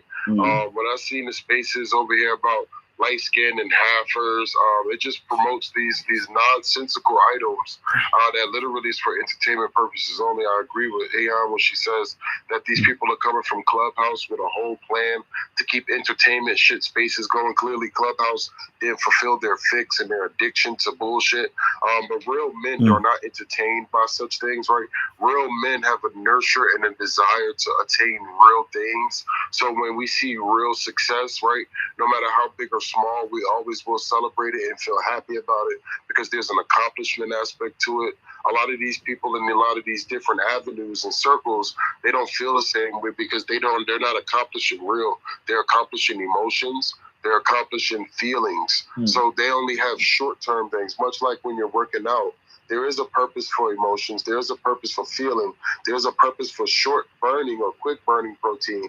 But you do need to have that high burning or long lasting protein that sustains you over time. And I think we need a combination of both. But I think our people need to come to the point where we're able to say that this person or these people or this section or this group or this ideology is cancerous to our people. I'm a father of 5. I do not have the space nor desire to be entertained by meandering conversations. I'm of the perspective that if you bring your bullshit little child to my house to try to date one of my daughters, if they don't get slapped up and corrected because you didn't have the male role model or you didn't take the time to raise them properly, and I was raised by Black American Negro women, so there is no excuse for lack of anything in our community. They will be sent home crying, and if they try to do the tough guy stuff, they will be sent home through an ambulance. And I think the thing is that we don't have such a high structure because back in the days I was afraid to meet a good woman's dad, right? If I was to be a bullshit, there were certain times where there were good women that I did not fuck with, right? There was times when I wanted to bullshit, I had the opportunity to go ahead and actually date Jerry Rice's daughter. I didn't want to date her because I understood where in life I wanted to be, and I didn't want to meander with his daughter to bring about a destruction towards his family name nor her purpose. So I did not fuck with her, right? So we need to set those standards where our youth are not wanting to have situations where they're fucking with the right type of people in a wrong manner. And I think once we get to that point as a society, as a people, we'll set the standards, right? Because certain people in the La Raza, they don't fuck with the La Raza family. They don't fuck with the cartel family. You know why? Because there's a cumulative consequence for fucking them over, right? If you're not going to be an upstanding, upright, righteous person, there's going to be a cumulative physical consequence that you may suffer on your one action. And sometimes in those situations, one consequence can lead to an ultimate life of detriment. So that's what we need to get to. It's not that somebody needs to be dangerous as the cartel as much as it needs to be that the apparatus of danger promotes that fear, which creates that protection apparatus. Enough people do not fear the Black American Negro people. Enough people don't feel like if their voices aren't respected, that there's nothing that's going to happen to them, right? We call it vote or die, but we didn't say reparations or death, right? So we got these little false notions of equivalencies that we literally don't see tangibles playing out for our good, but we always see the detriment of tangibles playing out for our bad. For instance, get your booty to the polls. As Ayan just mentioned, there's a whole lot of people who still vote Democrat that sit on this thing and bitch about Joe Biden and the Democrats all day and all night. So we need to not keep it as a political. We need to try to turn it into actual tangibles that our people can see that they can put on their own platform, whether you're in LA, Mississippi, Chicago, Las Vegas, New York. We need to start putting these things together so our people can see that, we've got a whole body of people that love us. We got a whole collection of people that rock with us, and we have a whole community that we're accountable to. And I think that that's where our ancestors went far and far beyond any scope of imagination, because we were able to see each other in the light that our enemy was not expecting, which was a certain amount of love that surpassed all of the understanding of our enemy and even became a crippling force to their whims. This is why you see the book, How to Sell to the Negro. You know why? Because they didn't know how to sell to the Negro. This is why you see all of these things where they're trying to do COINTELPRO and Operations Mormon's Tale and Heartbreak Hotel. You know why? Because they didn't know how to infiltrate us. They didn't know how to usurp us. When you read Margaret Sanger's letter to Dr. Gamble or Dr. Proctor, whatever it was, whichever one of those Proctor and Gambles it was, she was literally calling them the Federation, and the people that literally had the black clergy, the black doctors, many of these Greeks, sororities and fraternities that we admire so much, work so closely with people like a Margaret Sanger to undermine us, to go ahead and usurp us, to give us the death machines and things like the vaccines, like the Tuskegee experiment, and these things that are Planned Parenthood in our communities. These are from some of the higher echelon Negroes that have aspired outside of our community. As the elder said in one situation with Dr. Frances Cress Wilson, she said when her mama told her, it seemed like many of our people, when they go to these universities, they don't get smarter, they get dumber. And it's not that they don't learn anything, but the things that they learn have no beneficial value for our people in our community. So I understood what the elder was saying, but I also understood what her mom was saying as well. Her mom was not saying that it's not good to go to college, but what it is that your brain and your spirit and your mind is restructured to a degree that's no longer beneficial to our people. And I think that that's where we have amassed this little thing of, well, if I get a higher education, it'll mean that I'll be better for my people, which also is the inverse can be true as well. Meaning, if I don't have a higher education, does that mean that I'm bad for my people? And I think that our people need a better spirit, a better love, but I think that comes from accountability. We need to not make these people who host these spaces seem as important to us, so our people don't take it that they're serious, or that we take them serious, or we need to make it known that these are entertainment purpose only spaces and that they serve a purpose. But I think in the time that we're in now, we don't have the benefit of being entertained. Therefore, we don't have the benefit of going ahead and joining spaces that fulfill such energies. We need to take over our communities. We need to be able to have an or else. I started to even put reparations or else. I made a post about it just because the Holy Spirit put it in my heart to make a reparations or else post. And then I put in there, you should not be seeking what the or else is as much as you should be seeking the post to say reparations, because the or else may include things that may be detrimental to your life, health, and liberty. And therefore, you should stay on the side of being American and saying reparations as an American plan does not need to go to the or else, because the or else plan may be seen as an American plan, which is detrimental to those enemies of the state. So that's the kind of mindset that kind of take over and shape shift my mindset. And I've always wanted to say that our people need the or else apparatus, because white people don't move on anything but fear. They're afraid of their money being low because they might not pay the bills. Okay, well, their fear makes them react a certain way. Right now, Black Americans do not have the fear of any other people, and we're willing to kill each other for less. So let's go ahead and utilize our time on this earth and utilize our violence for a cumulative benefit for our people and not for the detrimental end of ourselves. So I thank you for the opportunity to speak, brother, and again, great space. Thank you. Thank you. Okay, here we go. I don't know if people have tried to request again. The space is glitching. So if you do try and it doesn't happen, try again. I had a bunch of invites out that I don't know if people didn't see them or didn't take them, but thank you, LaFarmer. Of course, there was something in there. I know the reparations or death. That was like fire. Of course, hashtag that, and let's see what happens on this damn app. But brother, you know what I gotta say to that? It's like they weren't afraid to say, "Get your booty to the pole," right? They weren't afraid to say, "No voting, no fucking." They weren't afraid to say vote or die and had a serious conversation with Charlemagne the God and P. Diddy Combs on a beach with white chairs and a white ambiance background to say that, hey man, if this is death for us, if we don't vote, we might as well just hang it up. We're gonna die. Okay, well if you don't vote for reparations, then it's death too, ain't it? Reparations are death. Right? Ain't no, if you could tell me I gotta die if I don't vote, then reparations of death should be just as well acceptable, unless there's a double standard and you were playing on COINTEL tactics as opposed to literally utilizing the same thing. I feel like this COINTELPRO stuff, we can weaponize to be inverse. We just haven't done it. See, vote or die, no voting, no fucking. Okay, well, if you're not gonna vote for reparations, then you must prepare for death. Not our people, because we're already dying. See, that's the thing about it. We're afraid to tell others that they're gonna die if they don't do something. Shit, did you not see them trying to kidnap Gretchen Whitmer just because they didn't like the fact they had to wear a mask? They were wanting to kidnap a governor. I'm not saying we've never been on that type of time, but we damn sure need to take some cues out of these playbooks that make it known that shit. You don't want reparations? Well, prepare for death, because I can't tell you what that next generation of thugs are going to do when they're not able to have a meal on their table.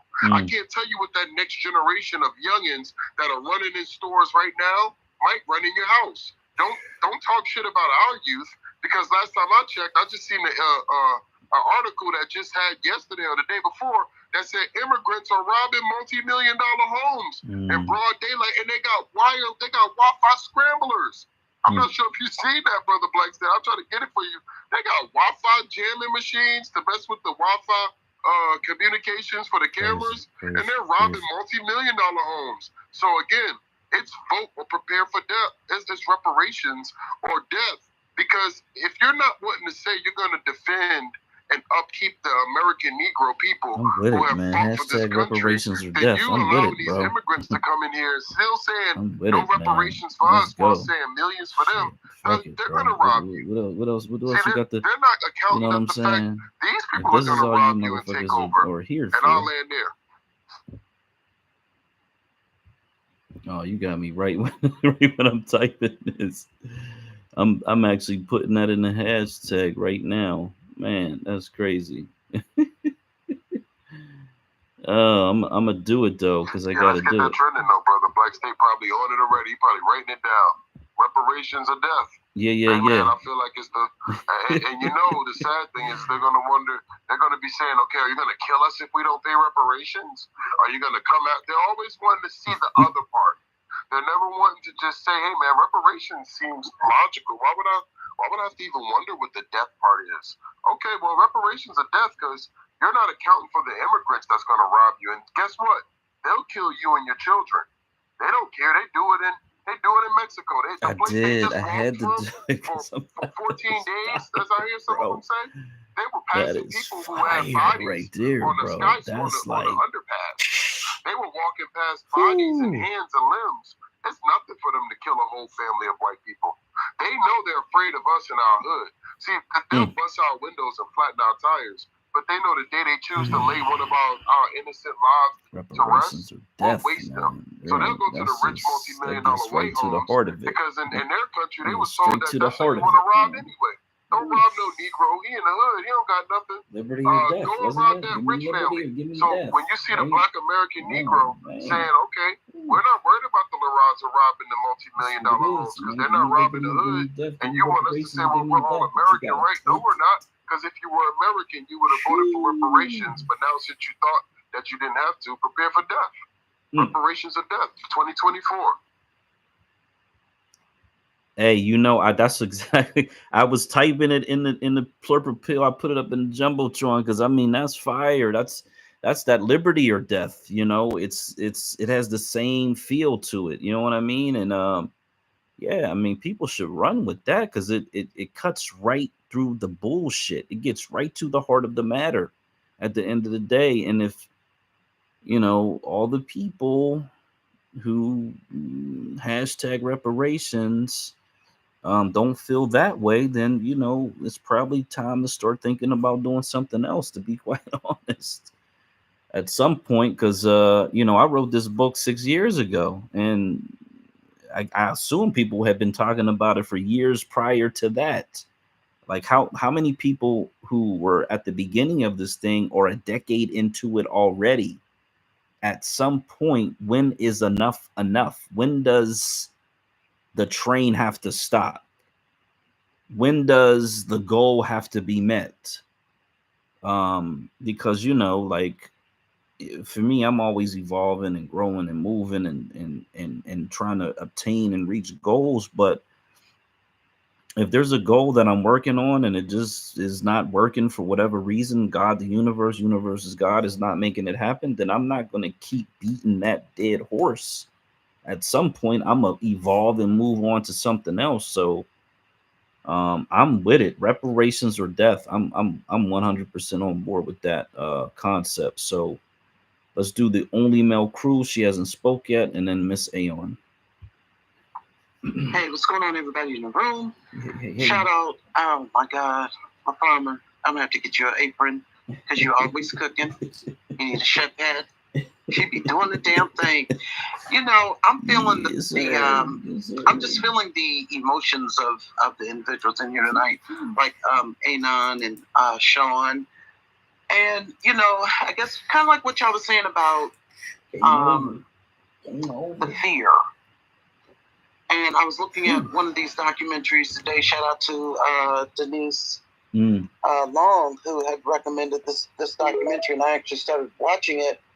And one of the key things in the documentary was that the dominant society feared us as soon as slavery ended, because we didn't look back as a people. We became free and got to work, and that was a problem for them. And so when we talk about a fear piece of it, because let's be a whole 100 with it. I like the reparations to die hashtag, and I feel that in my spirit. But as soon as we get to spitting it, that's all they need. But is there a different approach or multiple approaches that we can use that essentially say the same damn thing? And I feel like there should be more conversation or discussion on how we what we can come out with out of those discussions, so that we don't wind up, because like for me, my personality type, if I get too damn hyped, it's over with. Just get out the way, because it's a done deal. I don't give a damn. It's just gonna be over.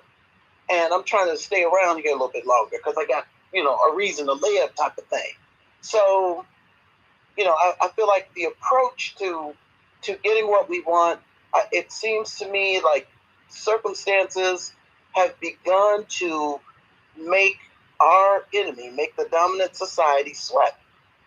Because everything they thought was going to be specific to impacting only Black Americans is now seeping like a mother onto them. And just like I think the farmer just said, those immigrants ain't coming over here trying to get a damn thing out the hood. Matter of fact, the stereotype of Black Americans supersedes us. So or precedes us. When these people come over here, their idea of Black Americans is, we ain't got nothing, we ain't got shit, we ain't pulling nothing about the mud. So why are they going to get a scrambler and come through the hood? They're not. They're going to get it straight like where they getting it from. And who is giving them that equipment? So it's these type of circumstances that are continuing to pile on, and these folks don't know. They're like, well, damn, how do we do it? So it is a problem. But I think we need to continue to use our ingenuity and make the circumstances that these people created. We didn't. These people in power created the current circumstance. They created the Eric Adams. They created the Brandon Johnsons. They created that. So, and it's not working for them now. So let's apply that pressure and strategically, so it continues to make them realize that, you know what, we really got to do something. And you cannot blame a Black American for a migrant coming to your crib with the most recent updated technology to rob y'all asses. So I just feel like we need to, and Anon, you were saying some things, and I really appreciated the, I appreciated the level of frustration in your voice, because, some people just weren't hip to the square. Some people voted for Biden because they felt like Trump wasn't shit. I saw somewhere Trump was like, I'm the best president other than Abraham Lincoln that's ever done anything for Black people. Stop it, Trump. That's not true. So, and some people just weren't woke. And these people are still cheating at these damn polls. I mean, there's so much going on all at once that it would be beautiful if we could just, figure out the one thing that's being done and fix it.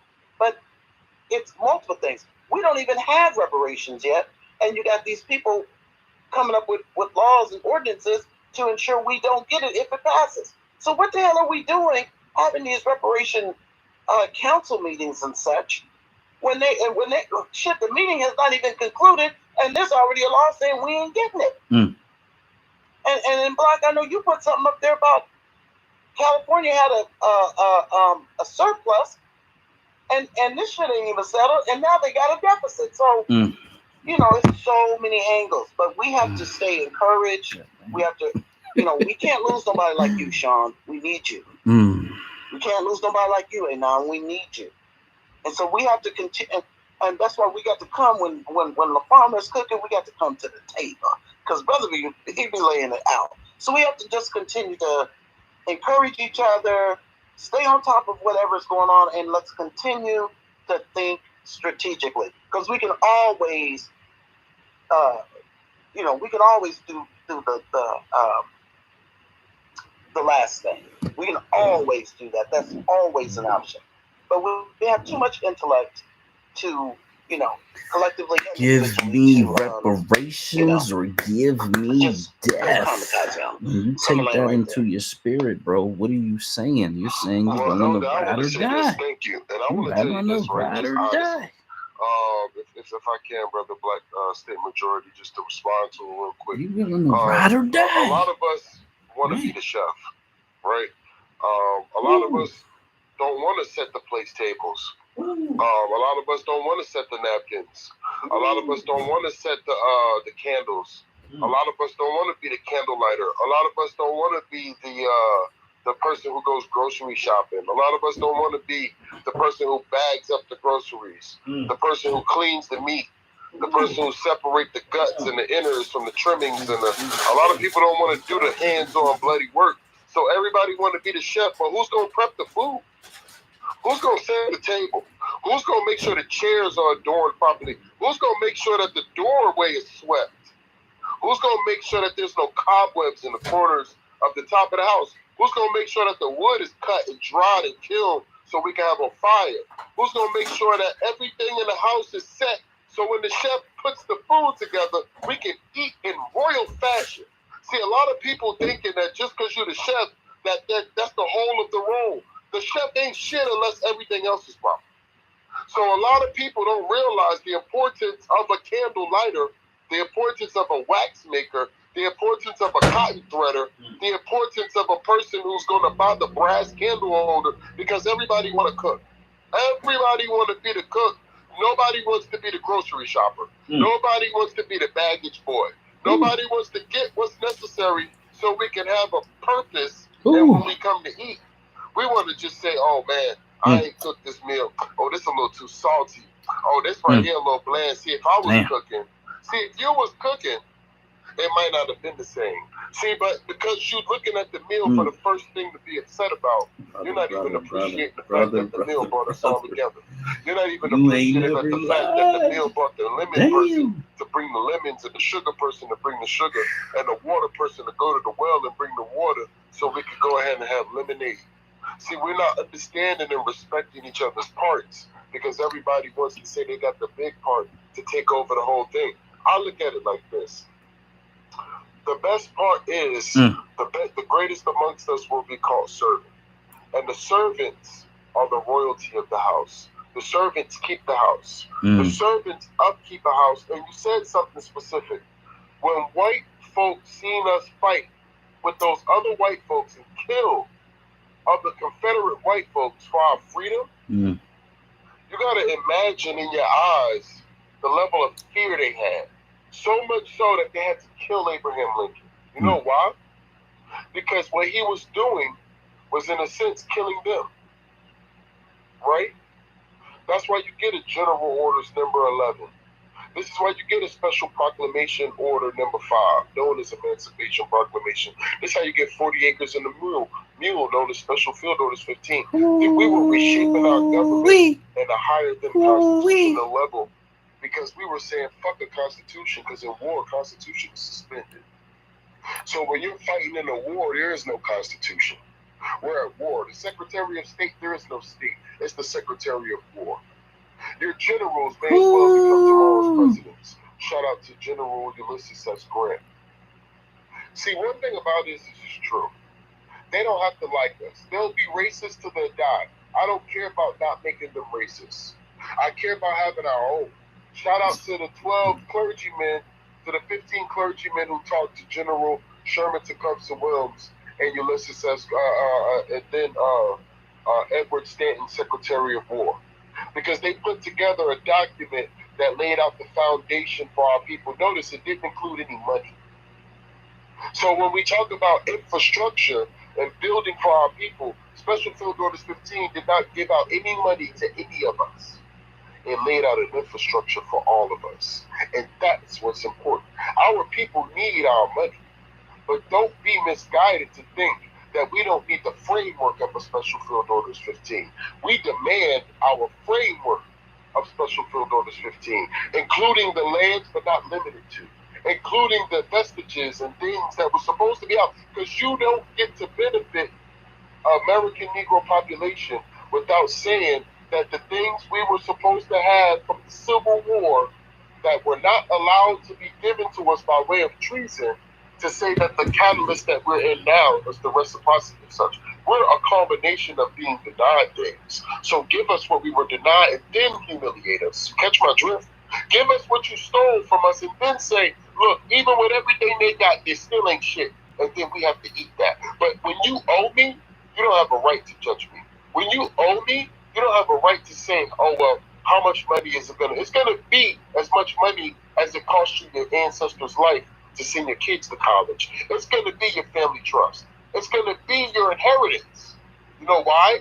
Because that inheritance was safe for you to be passed on to you. But what about my inheritance? And when my inheritance is in jeopardy, why is it yours? See, it's important that they recognize that it's reparations of death, not reparations of die. Because die signifies that if I go ahead and roll out the dice, I might hit a lucky number. Death is clear. See, these immigrants that's coming over here, it's you're letting me in your country, I'm gonna die. I'm gonna kill myself. One said he's gonna kill himself. Well, shit.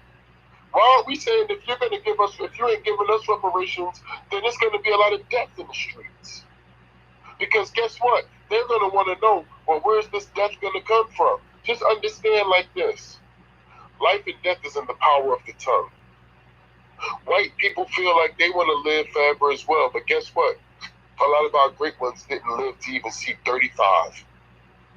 So to understand what greatness looks like, it isn't a long life. It is a life that serves a long purpose. Because as you see today, Malcolm X is living, right? We're playing his tapes. He's as alive today as he was then. So it ain't in that you should live long because you got something to live for, but live long enough that should you die early, your children will reciprocate that life in you. See, it's not that I don't want to live a long, long life. I got children. I got my wife. I have my family. I just had my son. I plan on raising him. I plan on teaching him. I plan on cutting wood with him, going fishing, getting hooks caught in your fingers, and things like that. But should I not make that journey, I want to leave something that he can always look to and say, my father was an amazing man, and I'm going to live to be that version of a man. Because that'll give him something to reach for, even though he may not attain it I'll still live through him. And that's where our people blossom the best. We looked at our offspring no different than we look at ourselves, and we actually saw them as a reincarnated version of ourselves. Mm. And you didn't need to be esoteric or spiritual to know that that creation of you is you. That manifestation of my young son is me. Not because he has my same name, not because he has my genetic code, not because he came from my seed, but because he, in a greater sense, is the version of life I'm not going to be able to live. I'm 38. He's just almost 6 months in February. So guess what? He's going to be the life that I can't go on to live naturally. But guess what? He's going to be a spirit from one of the lineage of ancestors that came to produce me may show up in him. Maybe that freedom fighter that wasn't afraid to burn down the barn is going to be seen in him. Maybe that one that got lynched for running away multiple times is going to be seen in him. See, we gotta be. We can't be afraid to be lynched. We can't be afraid to show our people, I'm willing to get lynched to run away. So we can get off that lynching pole to tell them it wasn't that bad. Throw a little bit of that salve on my back, and I'm looking for my next escape tomorrow. Fuck this captivity. Fuck these crackers, and fuck this plantation. And you either going to get whipped for trying to get freed, or you're not going to get whipped and you're going to be a happy slave. And those are your only options. And I'll die trying to be free than to not get whipped and be a happy slave and raise my children to one day be told they're going to be sold towards somebody else because they're not my children and they're the children of the plantation owner. And I'll be damned if I let these motherfuckers take my children from me anymore. And that's the generation we're going to be saying that's going to take us away from this. Because I firmly believe, to answer our brother New Negro Republic's question, the only thing that's going to change us is more calamity. I feel like when these immigrants get to this country and they start treating Black American Negroes like shit and they start killing us, and the white folk out here say, fuck them Negroes, we worried about our white genocide, that we're going to sit back and say, holy shit, we better be a monolith or else we're going to not be in existence. We better start caring about the Negro in Chicago no different than the Negro in Mississippi, because that's my Negro, not yours. Yeah, you know what, and just real quick, because I know Anon has her hand up. Listen, and just for clarity, I'm not against the reparations or death. I'm not against that at all. But I feel like, I guess what I was trying to say with some level of clarity is, we can't just, I feel like we need to be organized even about that piece of it. Or we're gonna end up having, let me put it this way. We need to make sure we're organized about it so that it is as effective as it needs to be. Let me put it that way. Because I don't think, unless it's these immigrants that they are claiming are coming in and they're being housed in these secret locations and things of that nature, unless they intend to deploy them specifically in the hood. That's the only way. That's just my view, and somebody can correct me if they know better. That's the only way I think that immigrants are going to specifically target Black Americans, because we don't have anything. And we can see already how they're doing it. We saw there was a video out there where these 2-3 immigrants went into Target, and it was just 3 of them. They were females. Went in there and took a whole bunch of shit up out the store in the carts, and they just let them do it. So we're not seeing like this massive attack. If that does happen, that's because that's something that Biden and all the rest of these folks have orchestrated in order to impact us negatively. But just for them coming over here and trying to get rich quick, they know we ain't rocking with it like that. So I don't think that that we are specifically their target. So I'm just saying, let's just be smart. Let's just be smart about it. Let's just be smart about it. That's all. That's all I'm saying.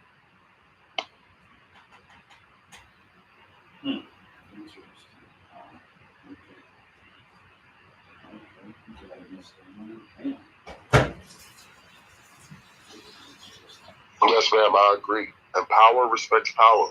So let's be powerful. And let's be strategically powerful.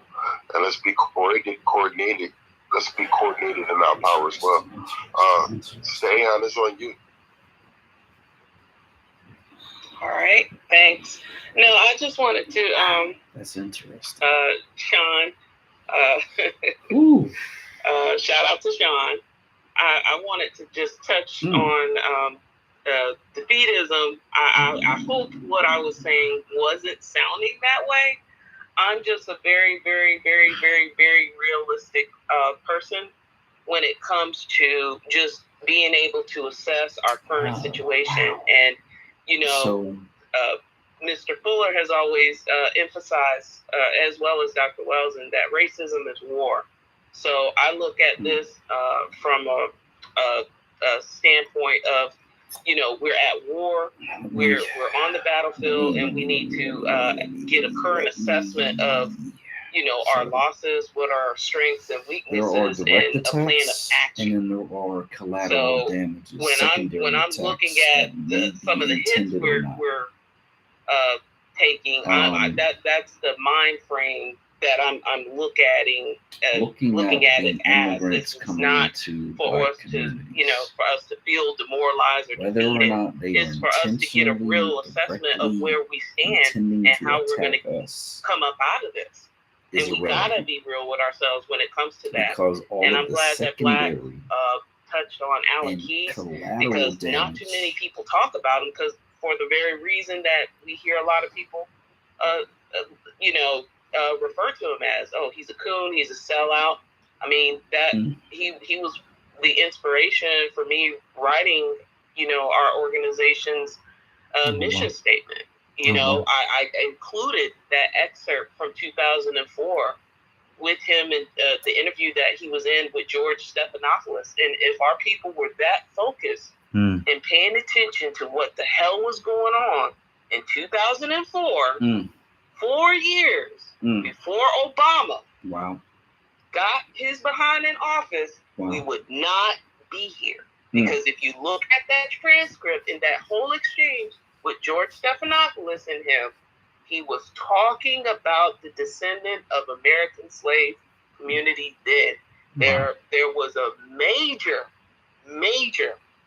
disconnect, a real palpable disconnect with a lot of people on the ground, the quote grassroots, as we say, when it came to Obama. It wasn't that he came in willy-nilly and this, that, and the other, and he swept people up. No, there was a major contention about Obama being the face of Black America then. Interesting. It just so happened that when Alan Keyes stepped into the picture, before Obama had that debate with him, as he was, senator then, people were just trying to scope him out and see what he was about and stuff. But Alan Keyes was raising the alarm then. Wow. He made it clear that no, he does not come from the lineage, as we now say. Wow. That was Alan Keyes. Wow. But because our people are so politically ignorant to hearing anything dealing with conservatives or Republicans or whatever you want to classify, that's a tightrope you got to walk. They missed a major opportunity in critical assessment of Obama. I'll try and find the transcript and post it here. Yeah, please do. Please do. Please. Because I've tried to go on C-SPAN to get the audio and video.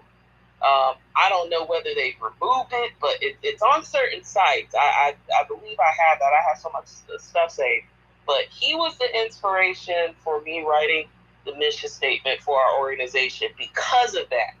And that's the reason why I say, I'm a bit pessimistic when it comes to this political thing, because I've seen the voting patterns of our people since that time. And like, this whole Joe Biden thing in 2020 was the last straw for me personally. I don't see it, and it's not me. I'm not saying that it can't be done. Something's going to be done, or whether it's going to be something for the betterment of our people, I just don't know at this point. Because what I'm looking, the residuals on the ground are not showing me this what we in this room are discussing about. The residuals on the ground are not panning out to that. And that's why I say, there needs to be more groundwork. The ground game needs to be amplified, whether it be us being more engaged and tapping into those, legacy infrastructures, whether it be black churches that are not, brainwashed. Same thing with the HBCUs, stuff like that. But something has got to give. A critical mass of us have to be able to mobilize and strategize in a way to get the message and the information to the right people. But, like I said, I'm glad Black Majority brought up Alec Keys, because I just personally feel that he's not brought up too often, because people have labeled him a coon and this, that, and the other, and they really weren't paying attention to what he was saying at that point. And we've had too many critical things that, critical mishaps that could have easily been prevented if we would only just tap in and read those tea leaves, if you will, when it comes to some of the stuff that has transpired in the political spectrum. And I'll end there. Yeah, so I was just trying to do a YouTube search on Alan Keyes. I see he was trying to protect the 14th Amendment. So that's what's so sad, because he's a Republican, not a Democrat. They put that label on him, and then that just instantly all Black Americans who vote Democrat just totally throw this guy away. And then you never even pay attention to anything that comes out of his mouth, which sounds like he's a highly intelligent Black man who does care about the lineage and the collective and his people.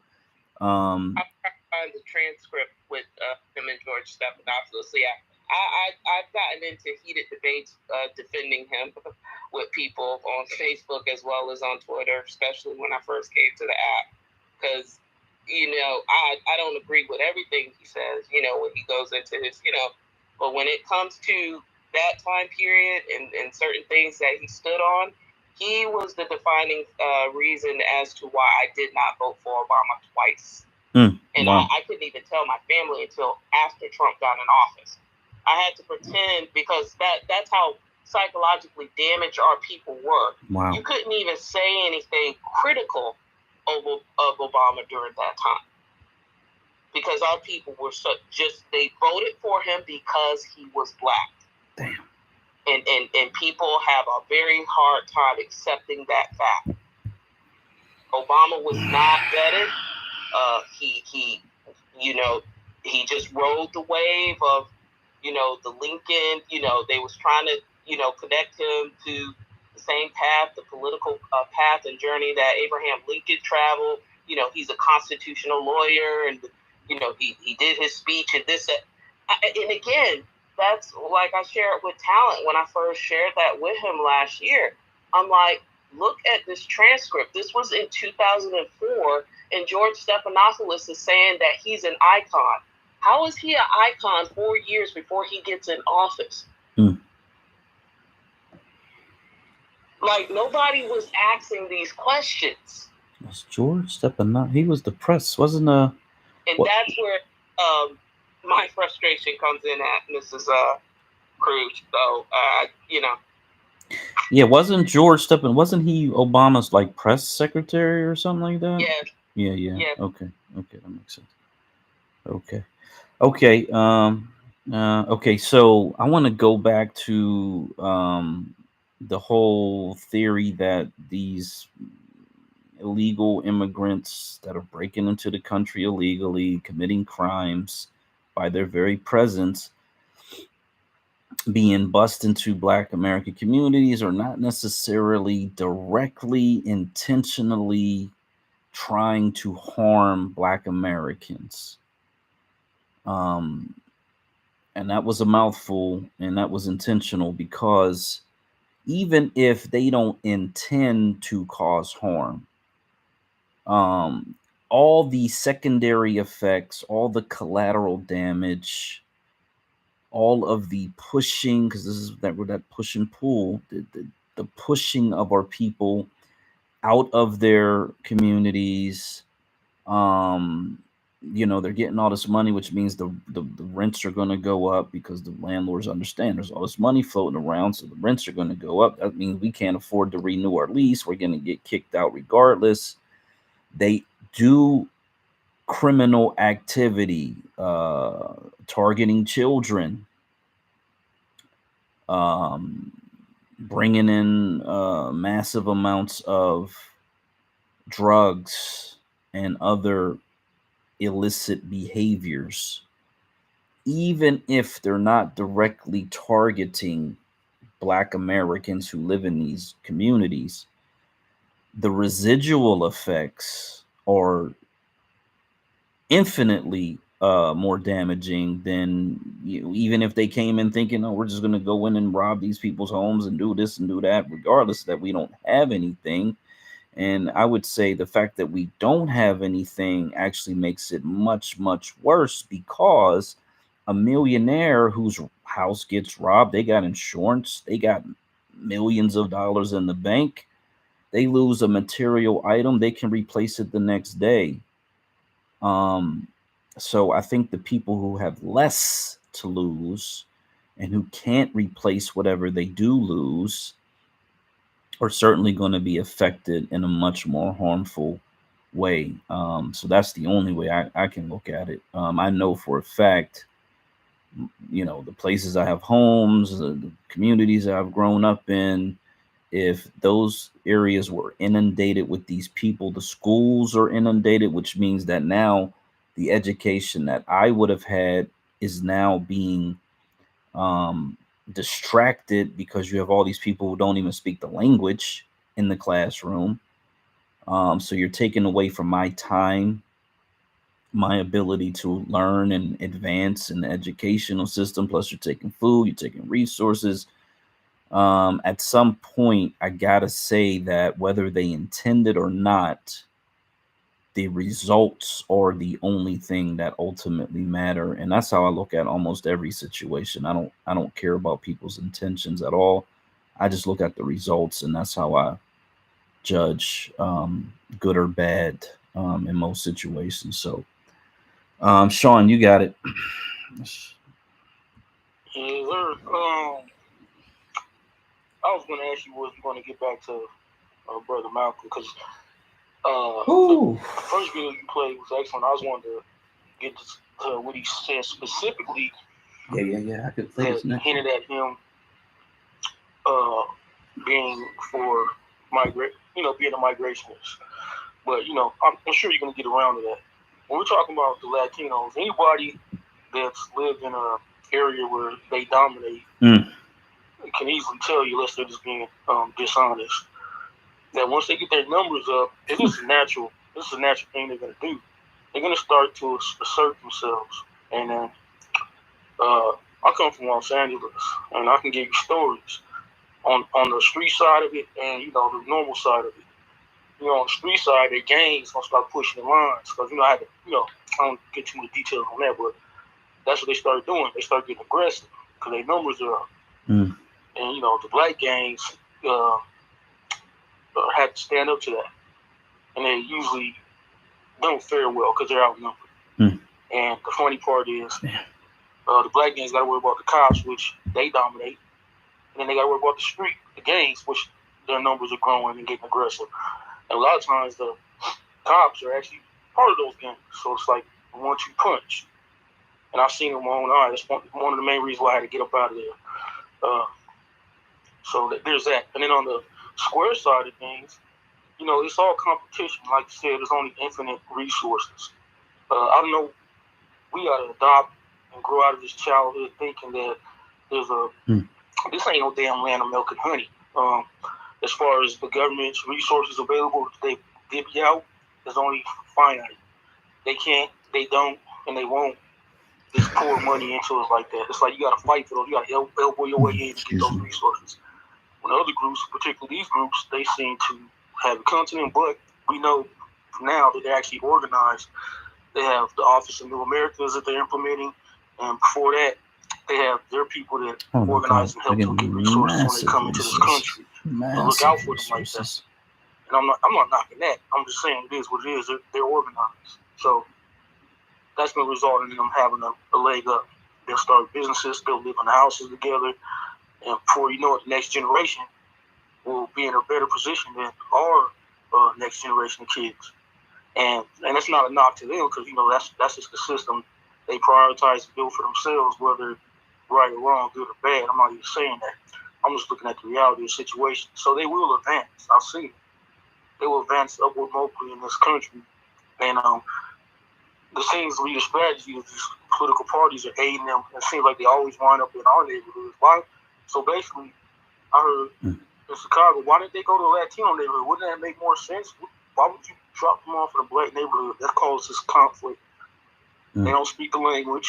They're not even around a group of people that they, they're used to. Because most of the country they come from, the black population is pretty much damn near non-existent for the most part. And if it is, it's not a healthy relationship they have with the black people in their country. So can you imagine how they're going to think, with the black people in the new country that don't speak their language and don't kowtow to them? Because the black people in those predominantly Latino countries are pretty much godchild for the most part to the majority Hispanic whites in their country. But when they come to our country, they see that we ain't on that. So there's going to be a level of resentment, and they're going to be okay, all right. So when they get their numbers up, they respond aggressively. I've seen it time and time again. Just do your research and stop, get your heads out the clouds and your heads in the sand, whatever y'all got going. Whoever thinks like that on that kumbaya stuff, that ain't how the world works. It's sure, I grew up around Latino people. I have Latino friends to this day, but I've always known that, that person's my friend, but as a group, they're not a friend of my people. And it's too much history pans out for that. Groups don't, any intelligent person knows that groups don't have friends. They don't. It just doesn't work that way. We're in a competition for resources, and we're pretty much playing softball. They playing real baseball. You know what I'm saying? They hitting out the park, and we playing around. But hopefully we'll catch up. But yeah, that's all I got to say about that. Don't sleep on the fact that they're here to compete. They're not thinking the same way we thinking. Or the majority of our people are like, oh, they're coming here for a better life. Damn right. And we're going to step over your back and get it. And I ain't mad at them. Shit, do what you got to do. But our people need to be like, all right, okay, so they doing what they do. Let's run our game. You know what I mean? We need to put our people in positions so we can have an office of Black Americans, an office of Freedmen's. We need to have our candidates running or sitting on the city councils, elbowing their way at the table so we can get resources. Until we get on that type of time, we're going to stay loose. And y'all, this is workable, boys. You know what we got to do. Instead of complaining about the immigrants, which we can't stop. We're not in a position to stop them coming. But what we can do is, run the race, get in the race, and get our damn resources, migrate, create a black majority state so we can make sure there will be no sanctuary cities. And if they come into our boundaries illegally, we can get them out.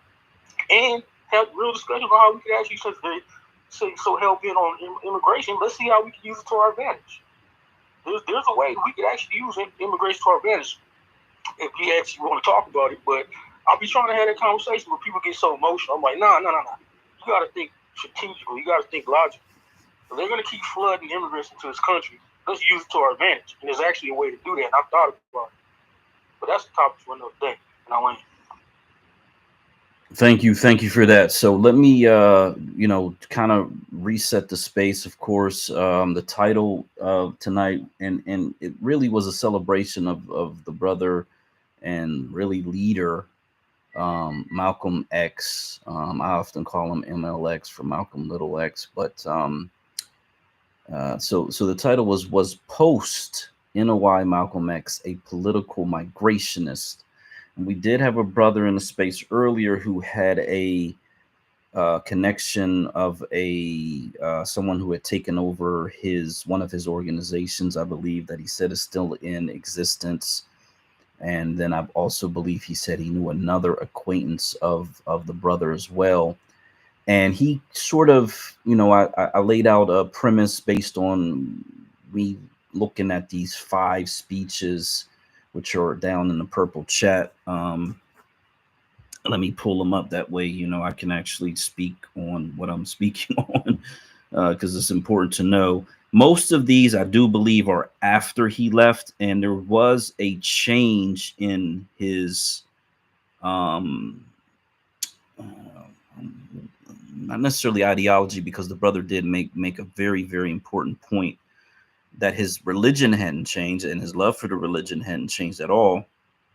It's just that he went from leading with religion, and he even says it in these speeches, where it was essentially to keep your religion at home, keep it in the closet even, and he had switched to leading with politics. So he had become much more politically focused.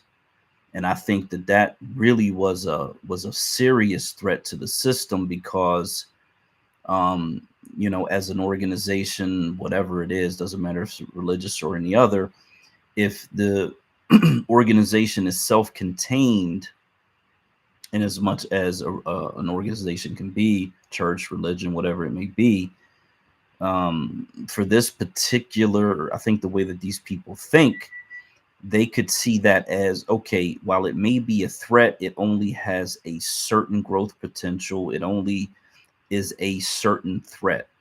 But I believe, and I think this is pretty clear based on his travels back and forth and a lot of the international conversations that he was having, that his potential political organization and his political leadership actually was actually had the potential to become global in a very short period of time, to be quite honest. So, but the titles of these, and some of them are either the title of the speech and or just him addressing certain issues. But we played Malcolm X opens for Fannie Lou Hamer.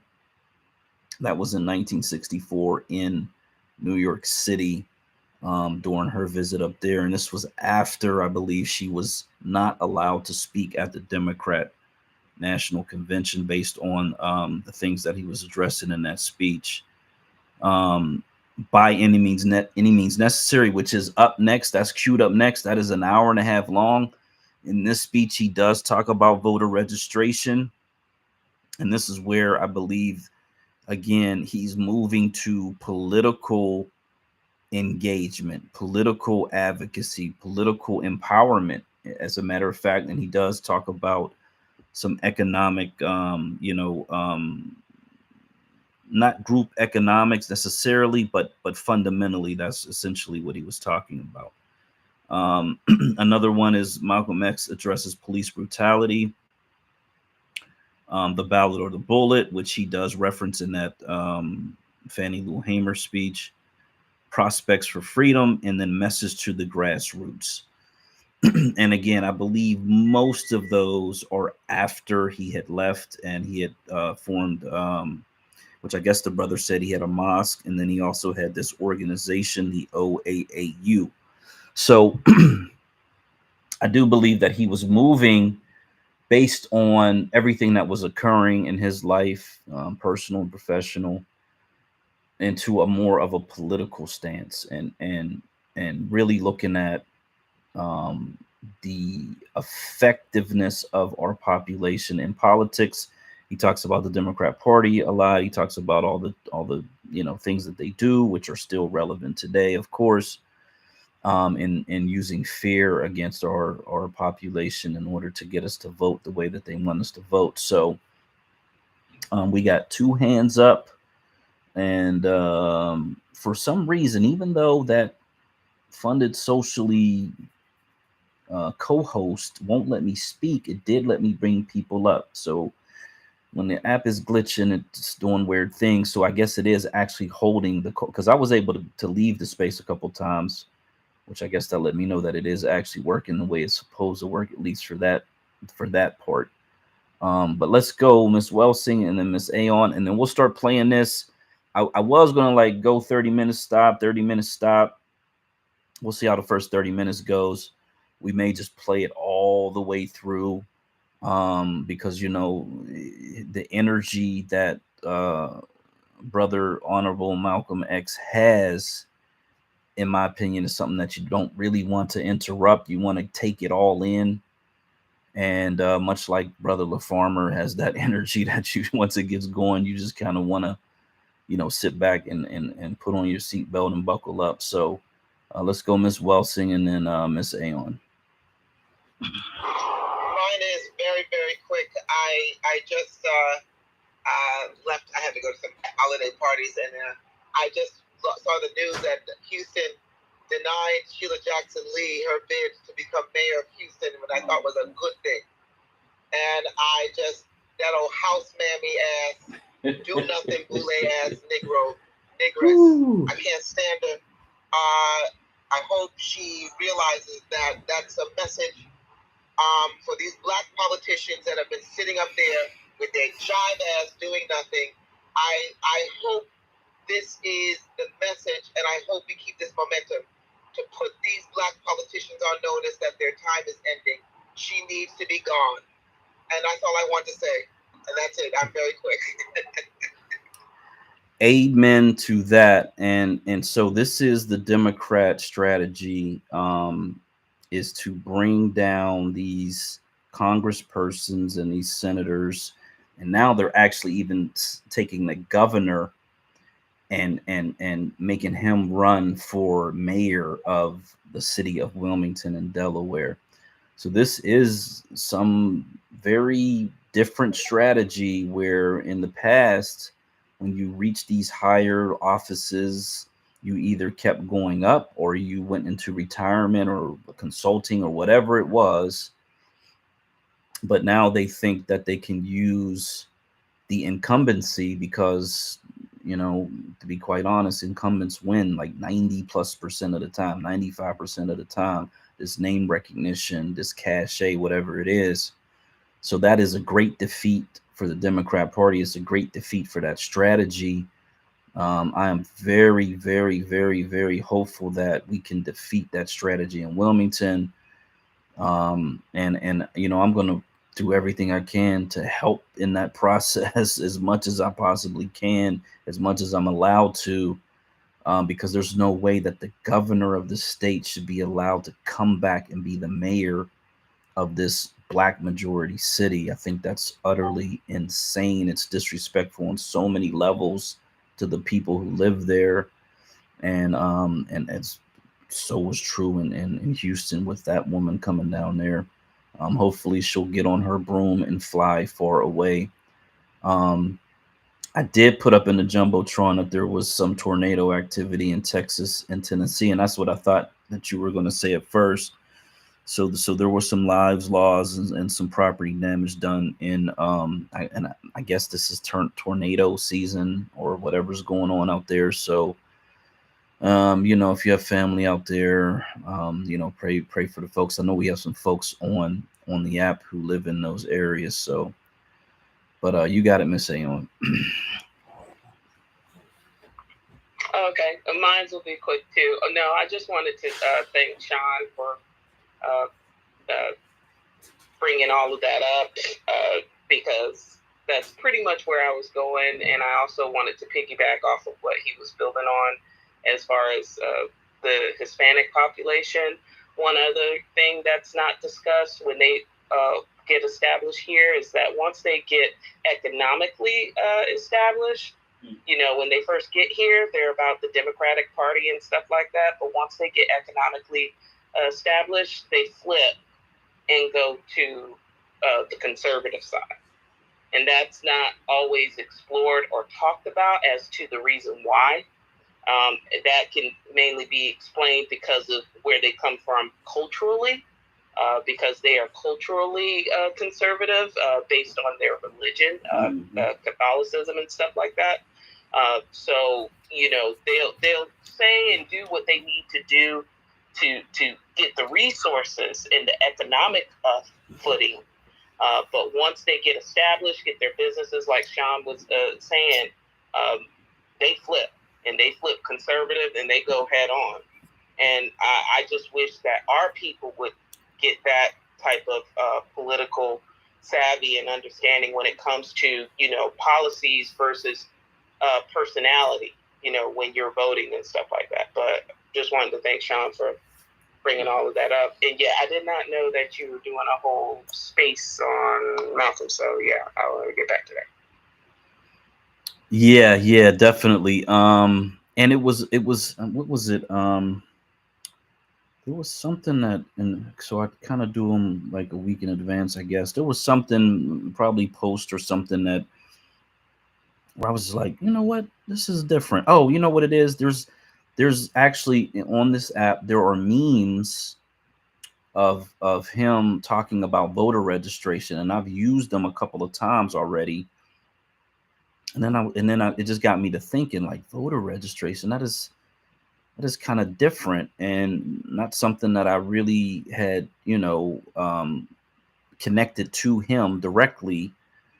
And these are new, these, how they, I don't know if you know, but they change the memes or the gifs or whatever every once in a while. They kind of rotate them through. And so I was like, oh, okay, this is interesting. And then when I realized that this was kind of after he left the nation and did some international things, and actually this speech is the first speech since he had come back and had that separation. This particular speech is the very first speech by any means necessary, and this is where he talks about voter registration and things of that nature and economics.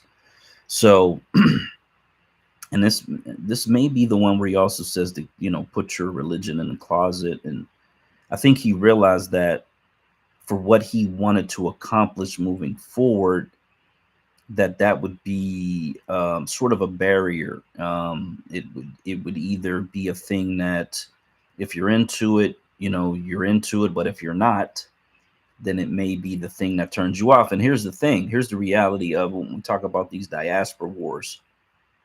So in diaspora, gender, doesn't matter, whatever it is that goes on the app, when you get down on the ground and you're starting to talk to people, the worst thing you could do is lead with the diaspora conversation.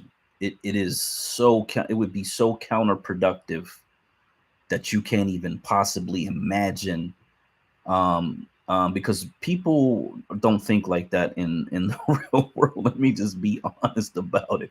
They just don't.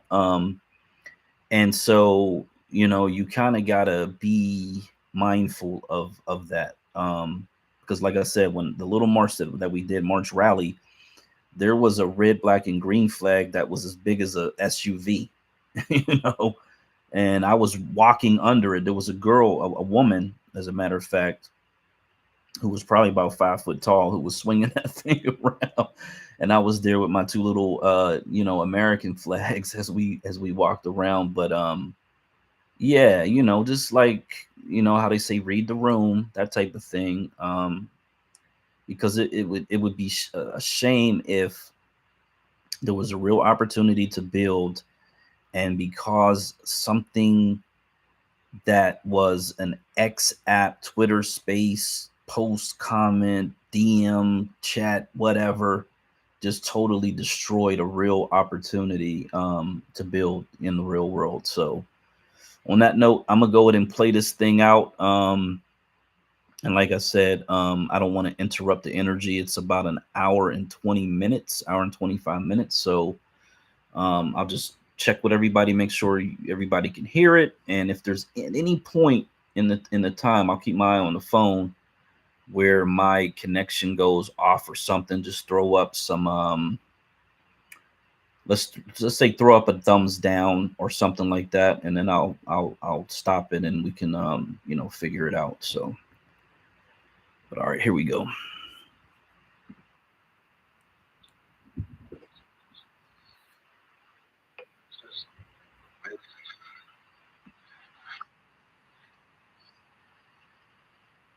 You know what? I'm gonna play that back just because it knows just a little bit. I want you guys to.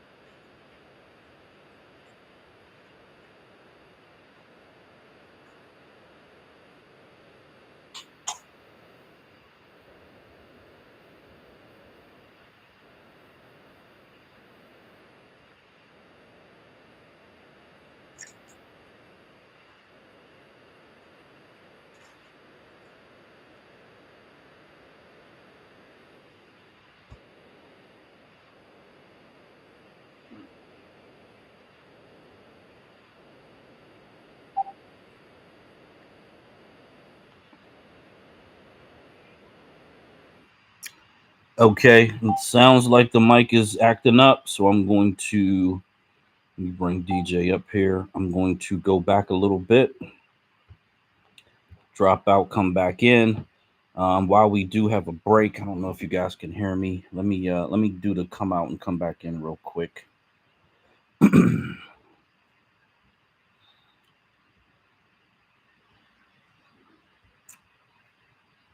Okay, thank you for letting me know that the sound was out, and that makes sense because they're gonna play around with this thing. But the thing that I want to note is that in this first what is it, 12 minutes, that he really does confirm the fact that he was actually building organizations in these foreign countries with our people who were residing there, and to use his words, kind of lazily just living their best life. So yeah, this was a real threat, a real political threat, not just, even as he just stated, to America, but to all of these colonial powers. And that's what I really think was happening, that quickly he was becoming a much more serious threat, simply by being who he is and organizing. I'm gonna go back like a minute and 30, and hopefully that puts us right back where we were at.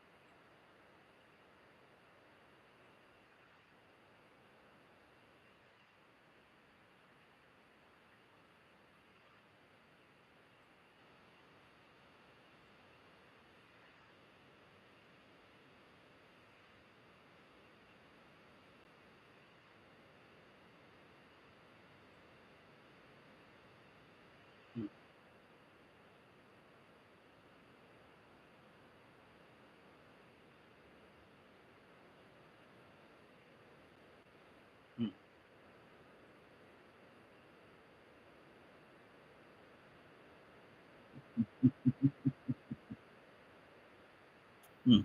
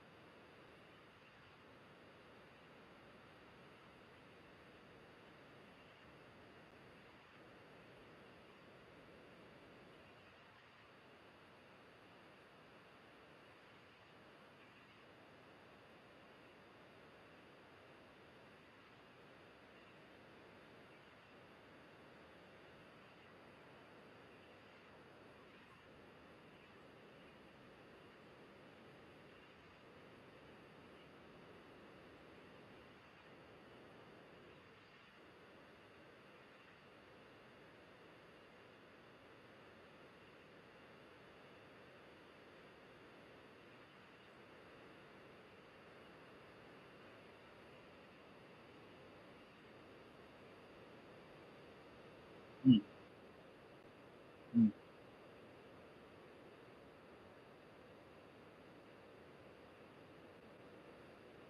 Mhm.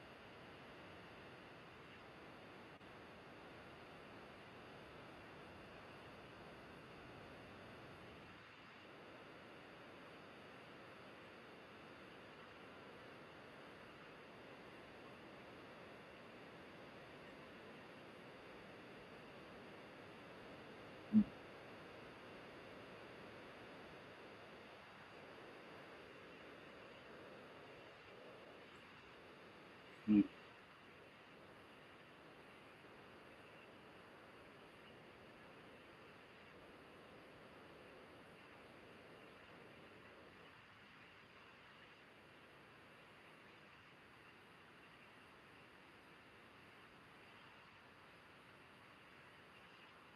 Mm.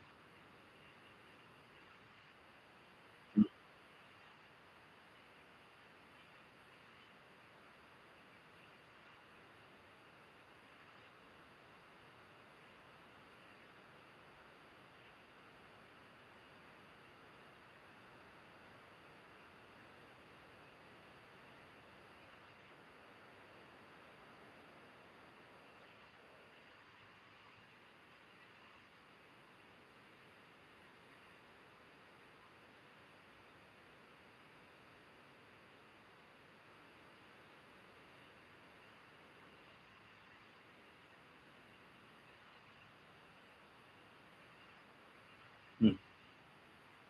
Mm.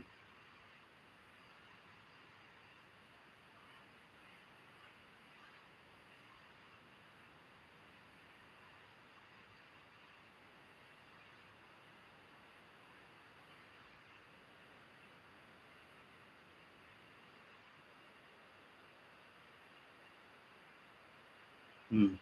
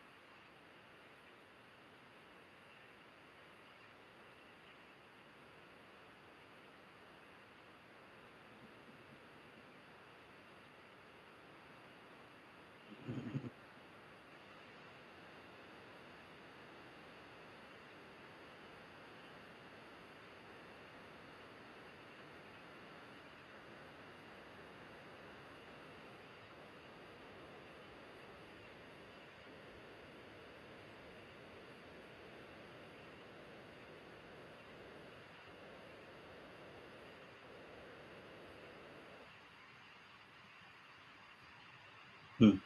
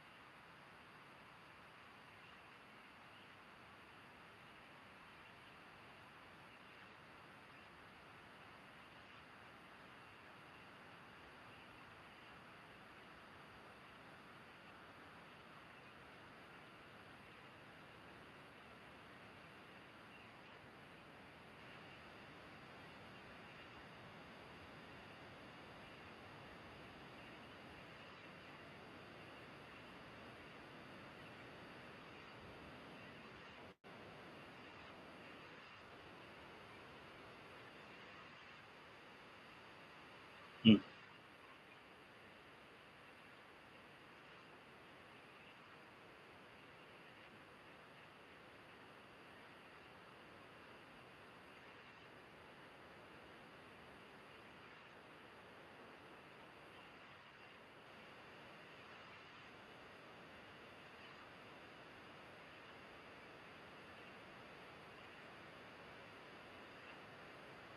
Mm.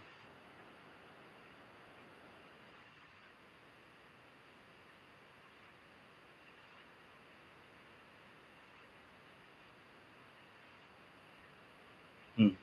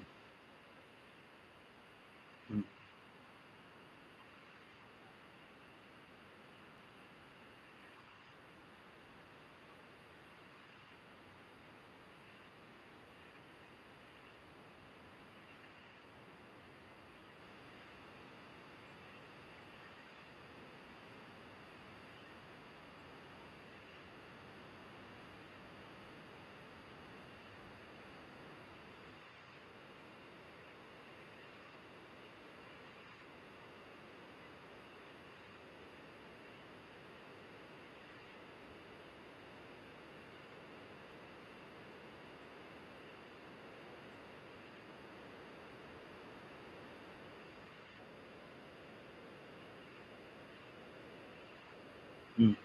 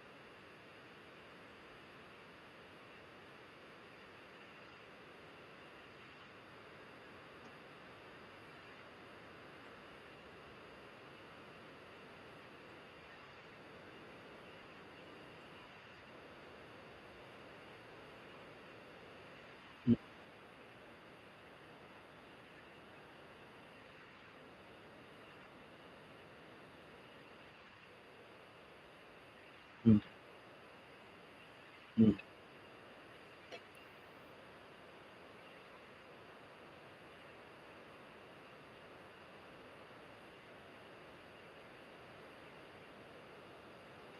Mm.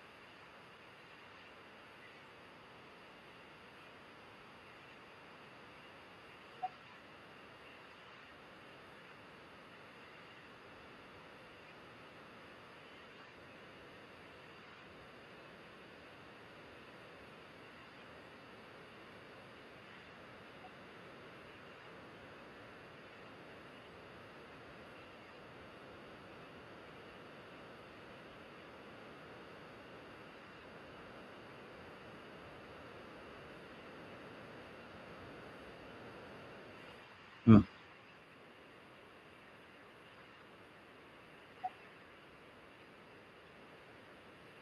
Mm. Mm. Mm.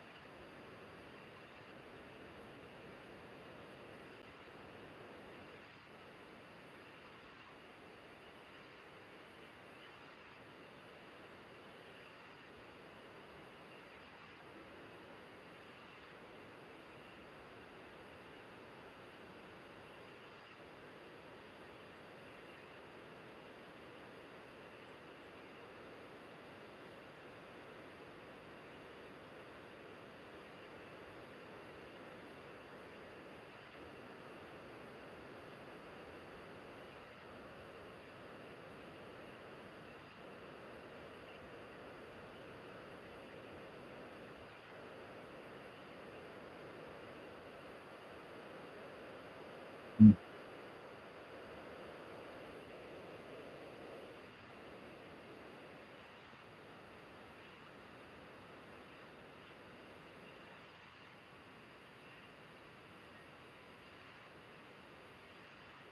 Mm.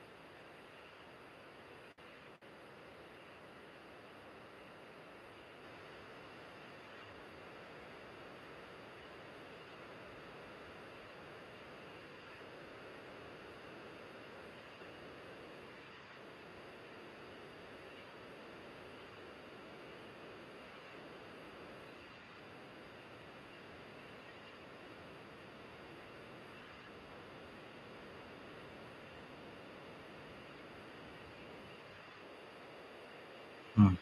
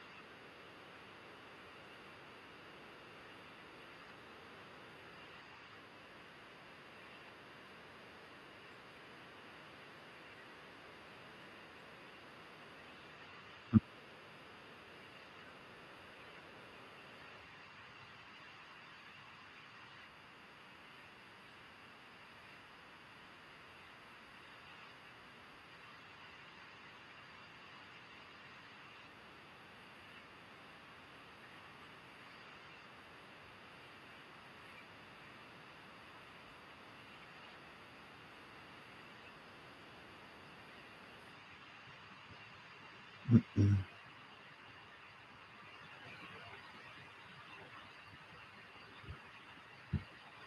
Okay, for some odd reason, Space kicked me. I'm gonna go back maybe 30 seconds. We are very, very close to the end of this thing. Um, and interestingly enough, this speech is titled something different. It's called "After the Bombing Speech at Ford Auditorium." So this wasn't the one that I was hoping, which was by any means necessary, but still. Brother, that one was so on time, though. Yeah, that's a good speech. To everything we going through right now. Mm-hmm. Everything we experiencing with this tether shit, everything we experiencing with all of these nuances, it's really a form of self-hate, and that's again where it kind of was when we talked about it about an hour ago with delineation when New Negro was in here, and what benefit has it fully given us? And it was a reciprocation of a form of self-hatred that we've been putting out there, and you can't say you hate these features without then hating yourself, whether you say it or not. But go ahead, and I love that speech. And can you send me that speech too, brother? Please, because that speech is magnificent. Yeah. I think I put it in the purple thing, but I'll DM you the link to the actual text, and then like I said, this YouTube is titled wrong, but I'll send you the one that I'm actually listening to. The thing that I was really shocked by is that, and again, I know that this was like in the mid 1900s, they gaining its independence, but he said 1959, which means that as we were getting our civil rights movement, really cranking up in high gear, they were literally over there fighting for independence in actual physical warfare to push the Europeans out. That is like a synchronicity that, really, I don't know why this isn't talked about more often.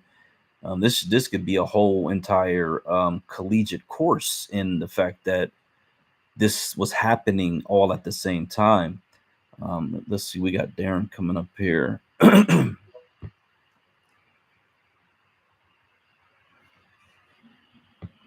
And then he's mentioning the Bang Dung conference, which the brother Arenza was speaking to earlier in the space when he was in there. Darren, you got it. Well, if you think back, this is the tipping point because Mandela was in prison around this time. So I land my plane with that. And also, if I may, it seems that when we get busy, the world gets busy. So to keep us neutralized is actually something that's been beneficial for all colonizers. To make the American Negro a neutral apparatus makes neutral all the other black apparatuses. And I think it does say something about the fact that our origins and our roots come from a tree that literally have branches trying to sustain itself, when in actuality, the branch roots need to pull that nourishment up and go ahead and let the tree bring forth this increase in due season. And there is no greater season now than now. And that's why you hear Malcolm X literally saying straight up, these people literally were getting busy based off of what we were doing. So can you imagine a neutral Negro in America, and then what it means for the world?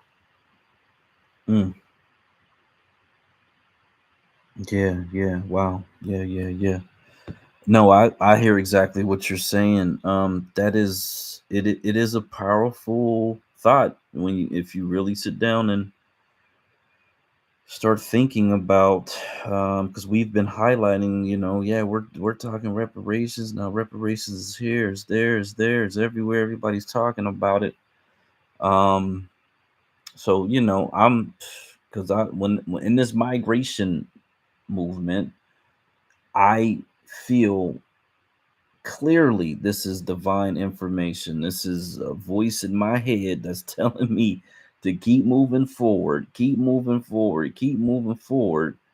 And so I got to think that these other things kind of have that same thing happening at the same time. And that is very, very, very interesting. And again, something that should be studied. Maybe we're so busy surviving or living our best life, whatever we're doing, that we haven't had a chance to connect these dots across the planet in a way that we probably could and or should at some point in the future. So, but yeah, I'm a start it. I went back like a minute, and then I'm a DM you with this information.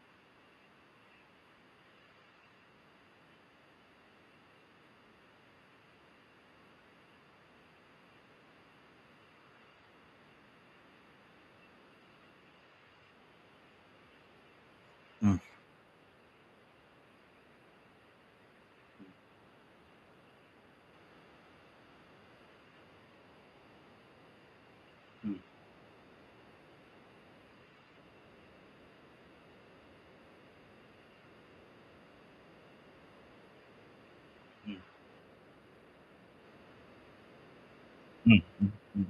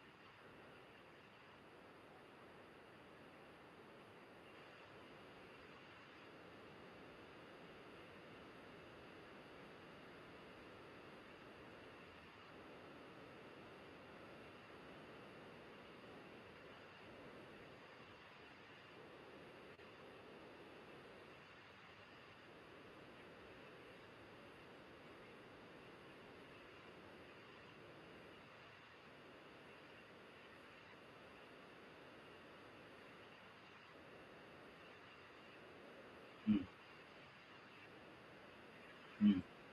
mm,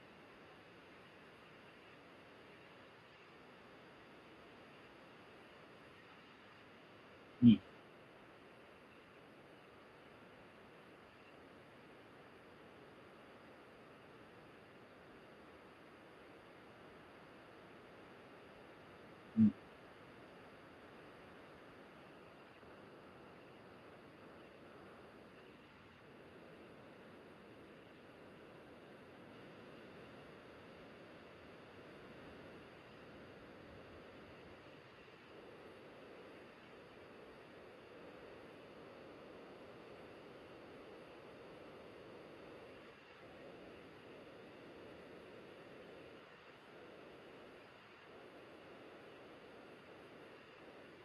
mm, mm,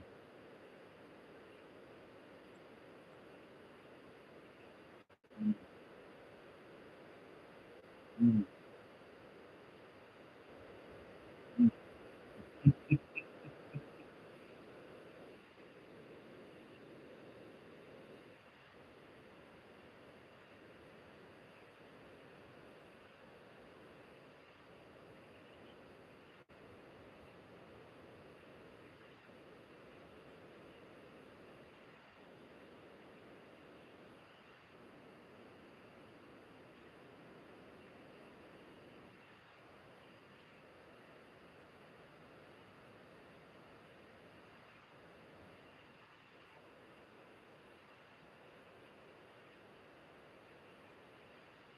mm, mm,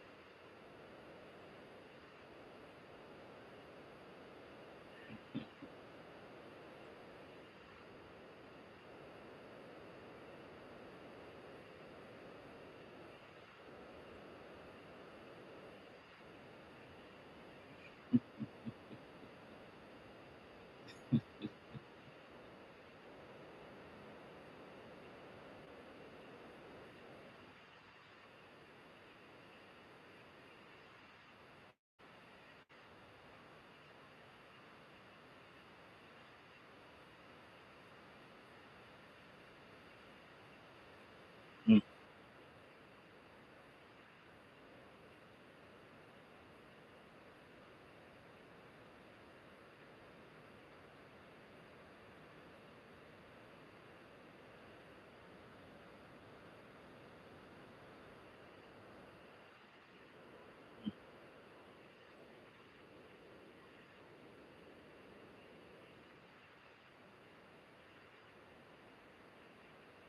mm,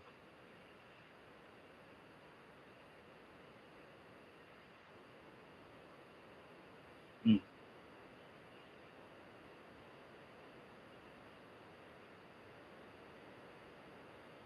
mm.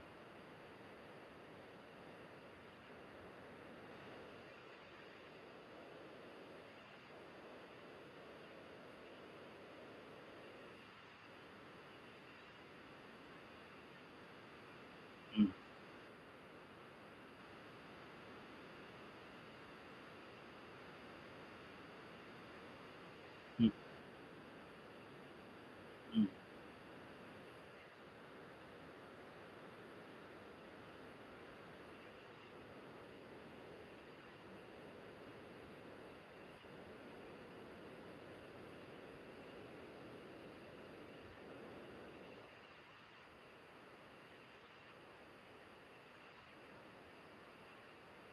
Mm.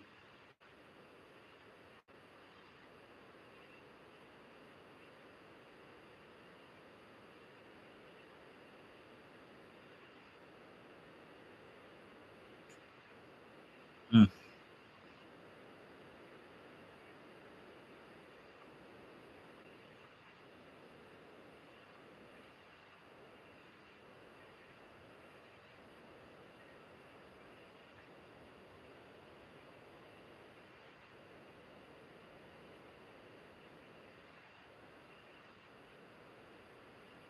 Mm.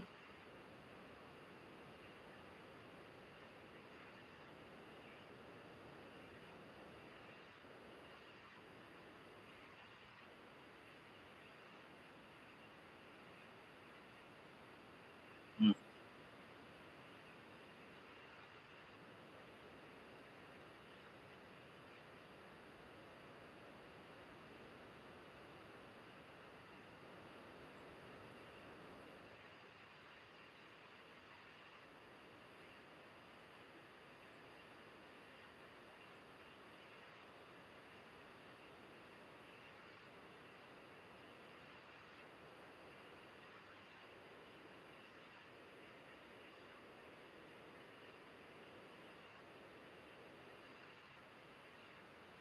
Mm.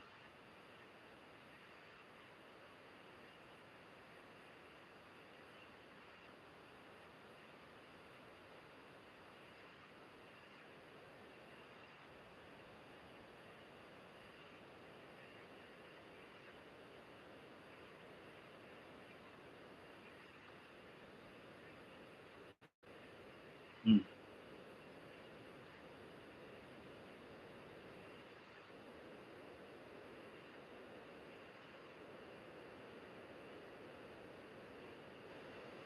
Mm. Mm.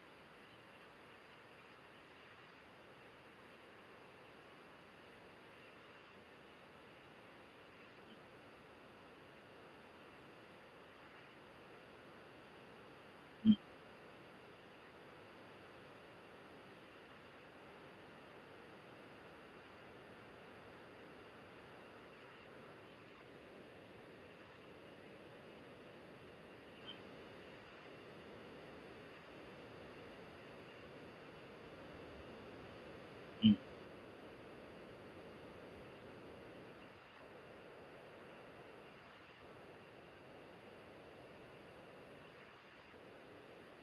Mm. Mm.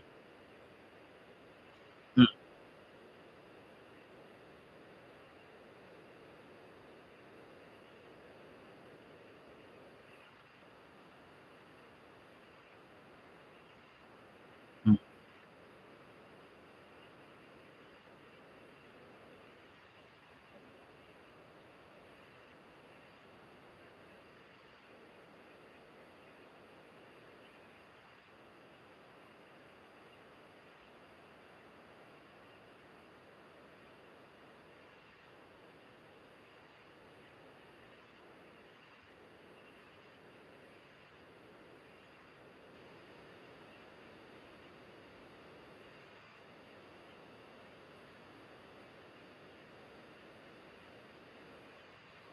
Mm.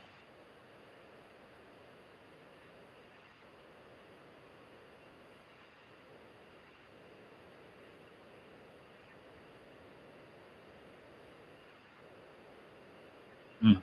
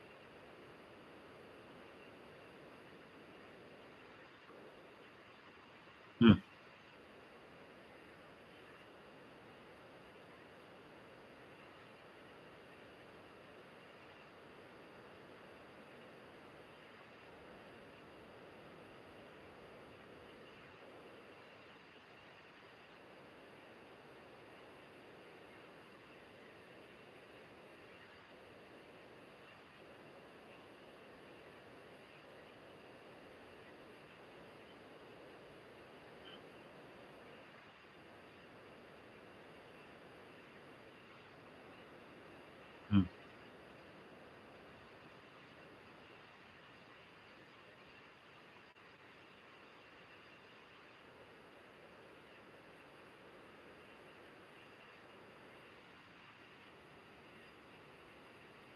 Mm.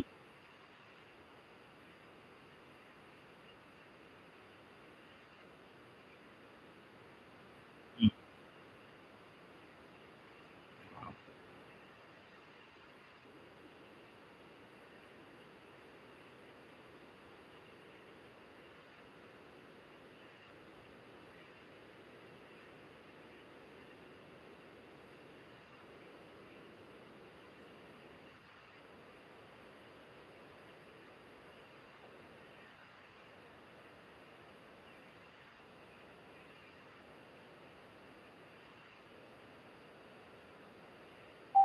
Mm.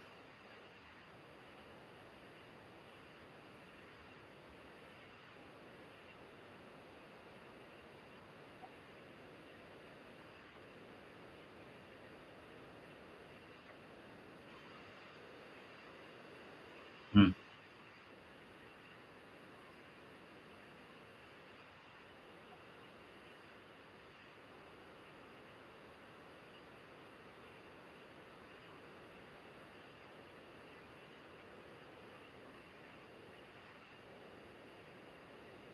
Mm.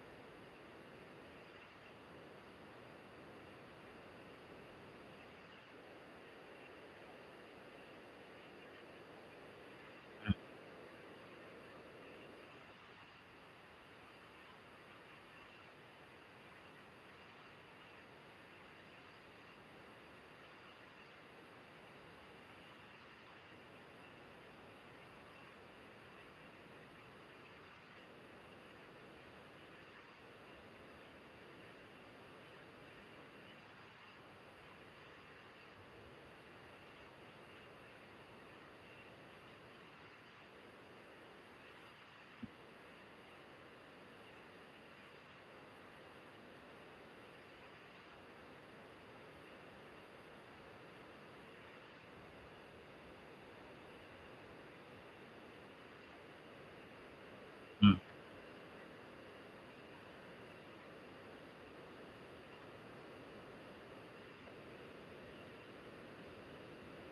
Mm.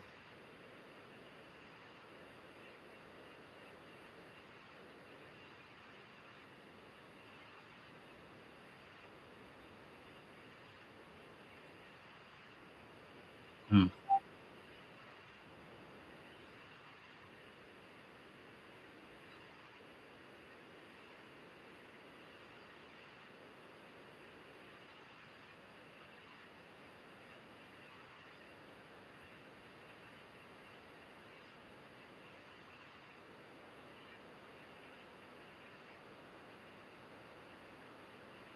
Mm.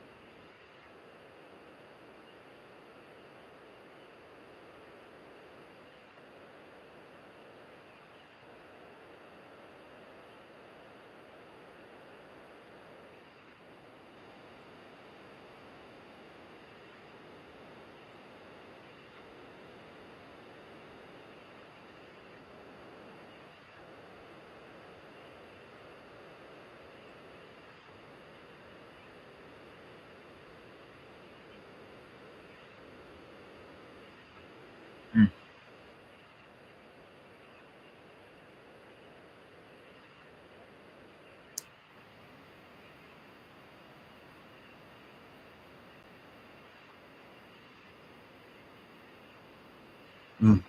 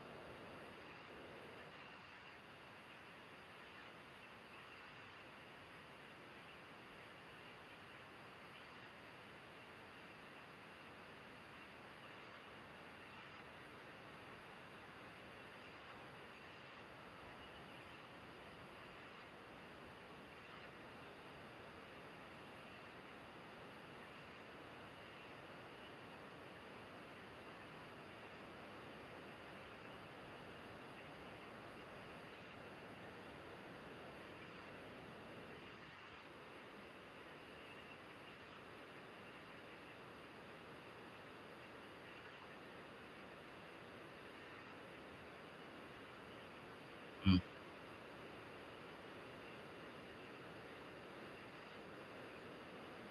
Mm.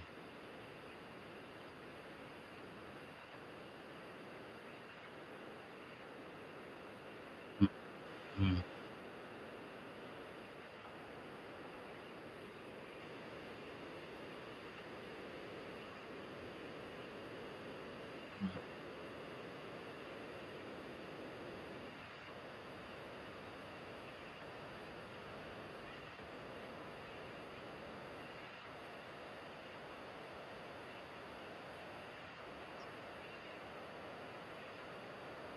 Mm.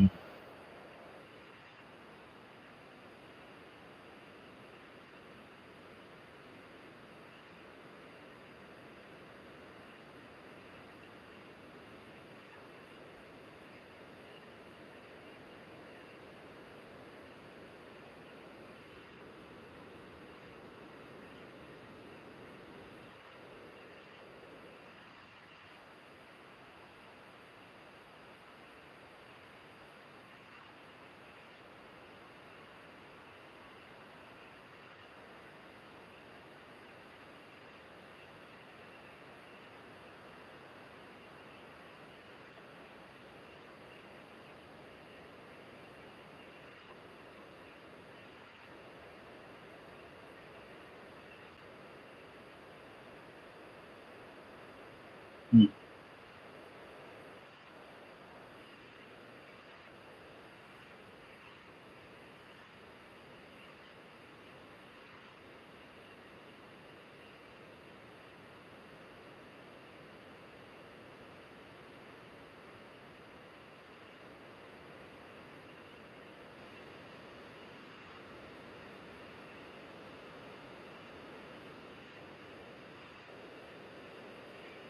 Mm.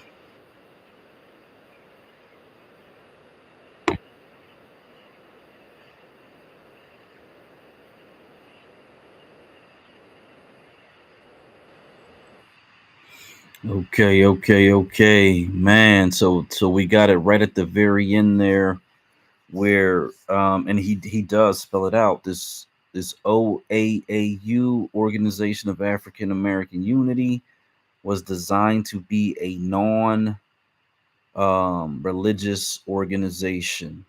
And those are his words. And that he was moving into international politics as well as domestic when it comes to joining with the civil rights movement to get our people registered to vote in order to control the politics in the community, and have politicians that represent that community. So, and again, I mean, I literally surmised this from those memes, those gifs or gifs, depending on how you call them, where he's talking about getting people in the community registered to vote, and I think one even says if they're not willing to be registered, then they need to get out of the community, or words to that effect. So this was a massive shift in his purpose, and it was all political. And even though he had the personal religion, that he followed, and even in that, he said he kind of shifted away from what he originally had known, and I guess went towards more of an orthodox version of what Islam may be. And but at any rate, his whole focus, as far as I can tell, was going to be on this international joining of politics, and relating things that were happening overseas with what was happening here, and really had a really strong sense of who the demons are, and how they move and how they operate in relation to our people. So salute to the brother Malcolm. Of course, there are like five of these, that because we never even got to one of the five, because this one was mislabeled, but it turns out, hey, this, he really lays it out. And this is after they had just bombed his home. Now my family lived in the Detroit, Dearborn area, Inkster, as a matter of fact. And so I think this was right after I wrote my book. One of my aunts had visited that small little home that they have up there in the Inkster area, I believe. And I guess they were trying to preserve it. I'm not sure if they ever got down to it in light of what happened with the MLK, Dr. MLK Jr. home. I'm not sure if they actually got the money together to preserve that house up there in the Detroit area, but um, yeah, I mean, obviously an amazing man who likely was becoming a very serious threat to all, not just over here, but over there as well. So I wish the brother could have lived out his natural life.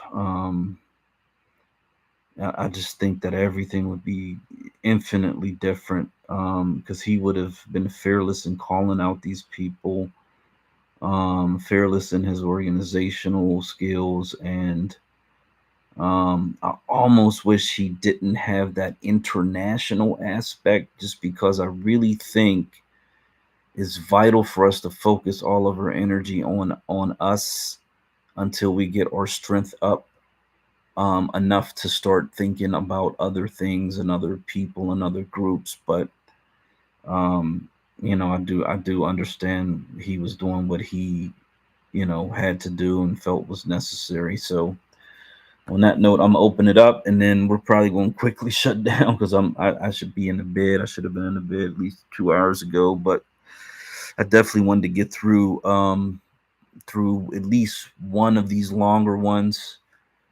We could probably do this for like the next 2 or 3 months, to be honest.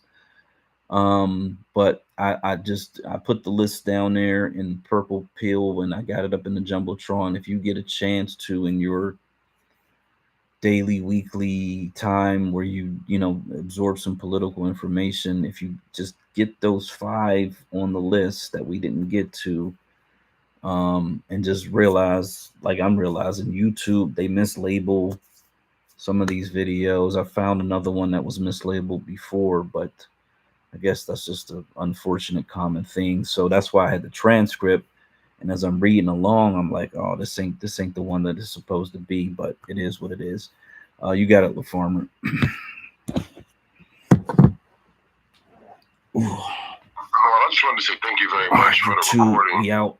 And what Peace, I took peace, from love, it was love. that, you know, just going in reverse Shut of it down kind of the quickly. things you said, just to keep it poignant, especially And what's on my see you mind, next week. is that he went international 2 and because 2. if you look in America, like he said, why are you even calling yourself American?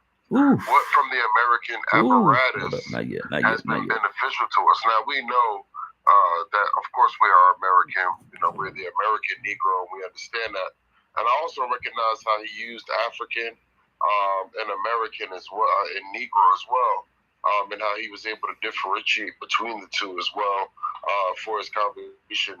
But he also simultaneously said, when you're talking about a tree, you're talking about its roots, and you're talking about where a tree comes from. The American Negro started in America through American chattel slavery, through the transatlantic slave trade. So he never tried to veer away from us having origins of different nomenclature to say who we are. He knows that we are the Aboriginal people to Earth, right? And he knows where our origins come from the Garden of Eden. And he kept it from a religious standpoint in a very minor way. He wanted to bring it to where it became a humanitarian issue. And I think that's why they assassinated the Honorable Dr. Malcolm X. Yeah. The Honorable Malcolm X. Due to the fact that he was trying to take our conversation and turn it into an international conversation, which they didn't want us to do, right? When you're fighting for civil rights, those are local, those are America. Right. But when you go to the international framework, you're able to see exactly what's happening to others from an international perspective that you probably can draw correlations to, and in contrast to our situation here. And I literally looked at it in his way of talking about the African, or the people outside of America, as a way to just draw contrast, right? Because so many times we think we live in a box. We think what happens to us is just happening to us.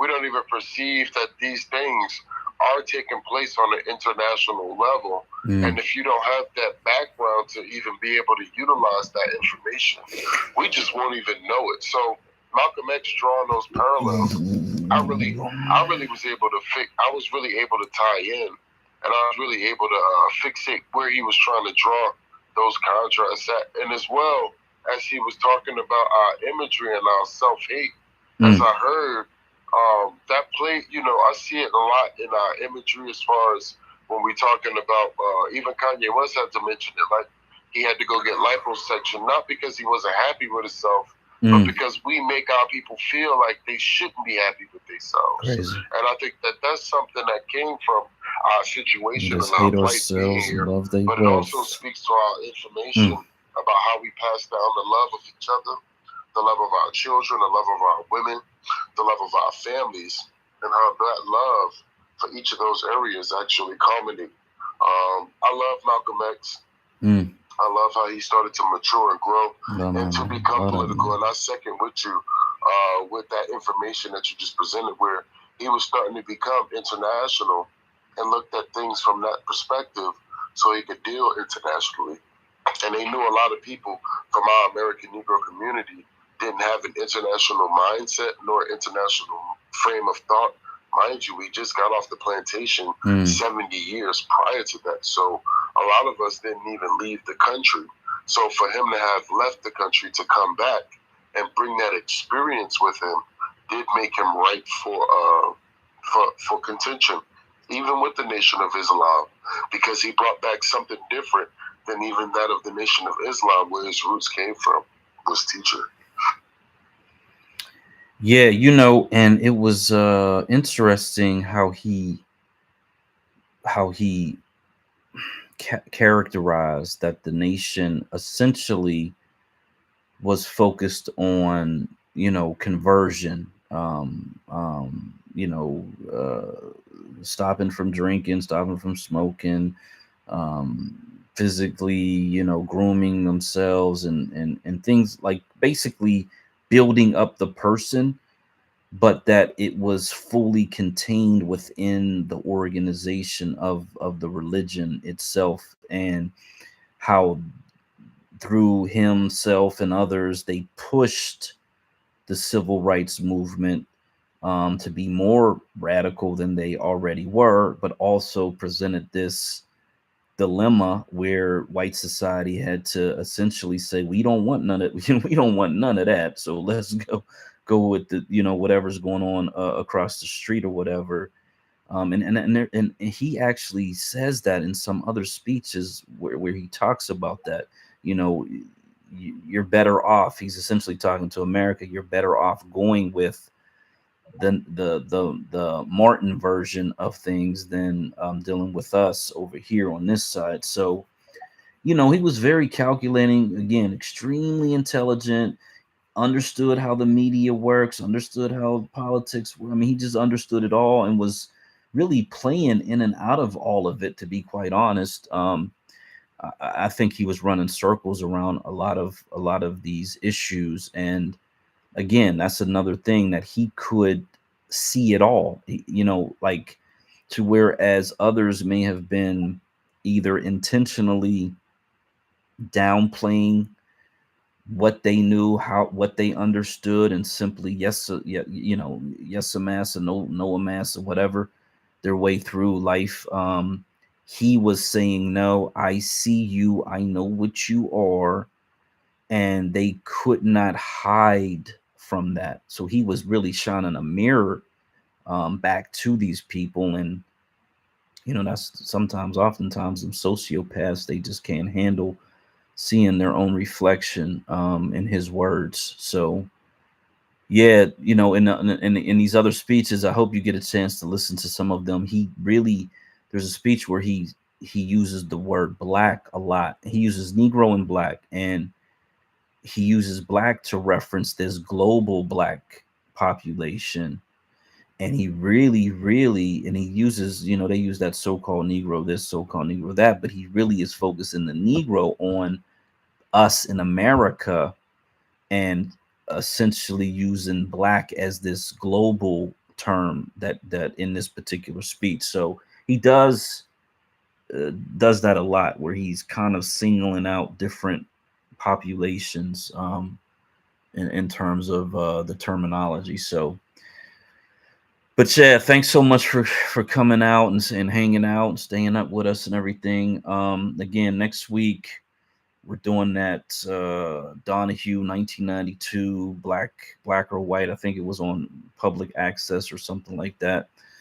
There's a lot of really powerful speakers on that panel, and they do these little snippets. It's kind of relevant because Cornell West is a part of it as well.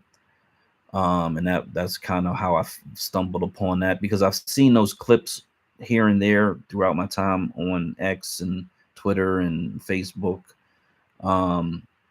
But in light of some of the things that are going on in the Cornell West camp, it just is a really good reflection, because you actually see him for who he is. He states clearly what he's about, and he hasn't changed. And so the theme in these 30 years that have passed, and actually it's 31 years, almost 32 years now. Nothing really has changed. All the talking points work today as much as they worked then. All of the arguments, all of the anger, all of the rage, it's all the same. And there's a female black mayor / kind of light skinned mayor of DC, and she plays the man, what role does she play? It's sort of like she's definitely the Democrat representative on this panel, no question about that.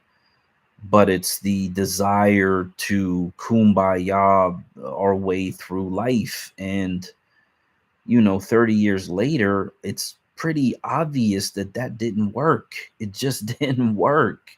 And there are people in that panel screaming at her, essentially warning that it wasn't going to work. and obviously they didn't listen. No one listens.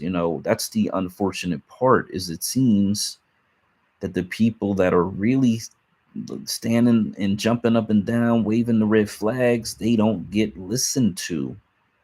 And that is very unfortunate. So hopefully this time around, that's not the case, that we are the people who can effectively move enough of our people to accomplish the goals that we set out to accomplish. Again, it's not going to be 100%. It's not going to be 50%. It's not going to be 25%. If we can get anywhere between 1 to 10%, I think that, we will change the world. So on that note, I'm going to say peace, good night, God blessing. Thanks everybody for coming out. Again, we'll definitely see you next weekend. Hopefully the space and the glitching and all that stuff will be worked out, of course. And we'll just do it again. And also be on the lookout for our funded socially educational screenings of some of these documentaries. We're trying to focus in on the ones that are, politically important. And shout out to Miss the Only Mel Cruz, because she's able to set those up. And you can just come on the platform, watch the audio and visual. And then after we watch it over there, we come back over here and have a discussion about some of these documentaries. So definitely be looking out for that. If you see one, just tap in with us and, let's have a discussion. So peace, peace, peace, peace, peace. Blessings. We got one person coming up. I'll let that Negro be the person that takes us out. And matter of fact, LaFarmer can go after this if you would like.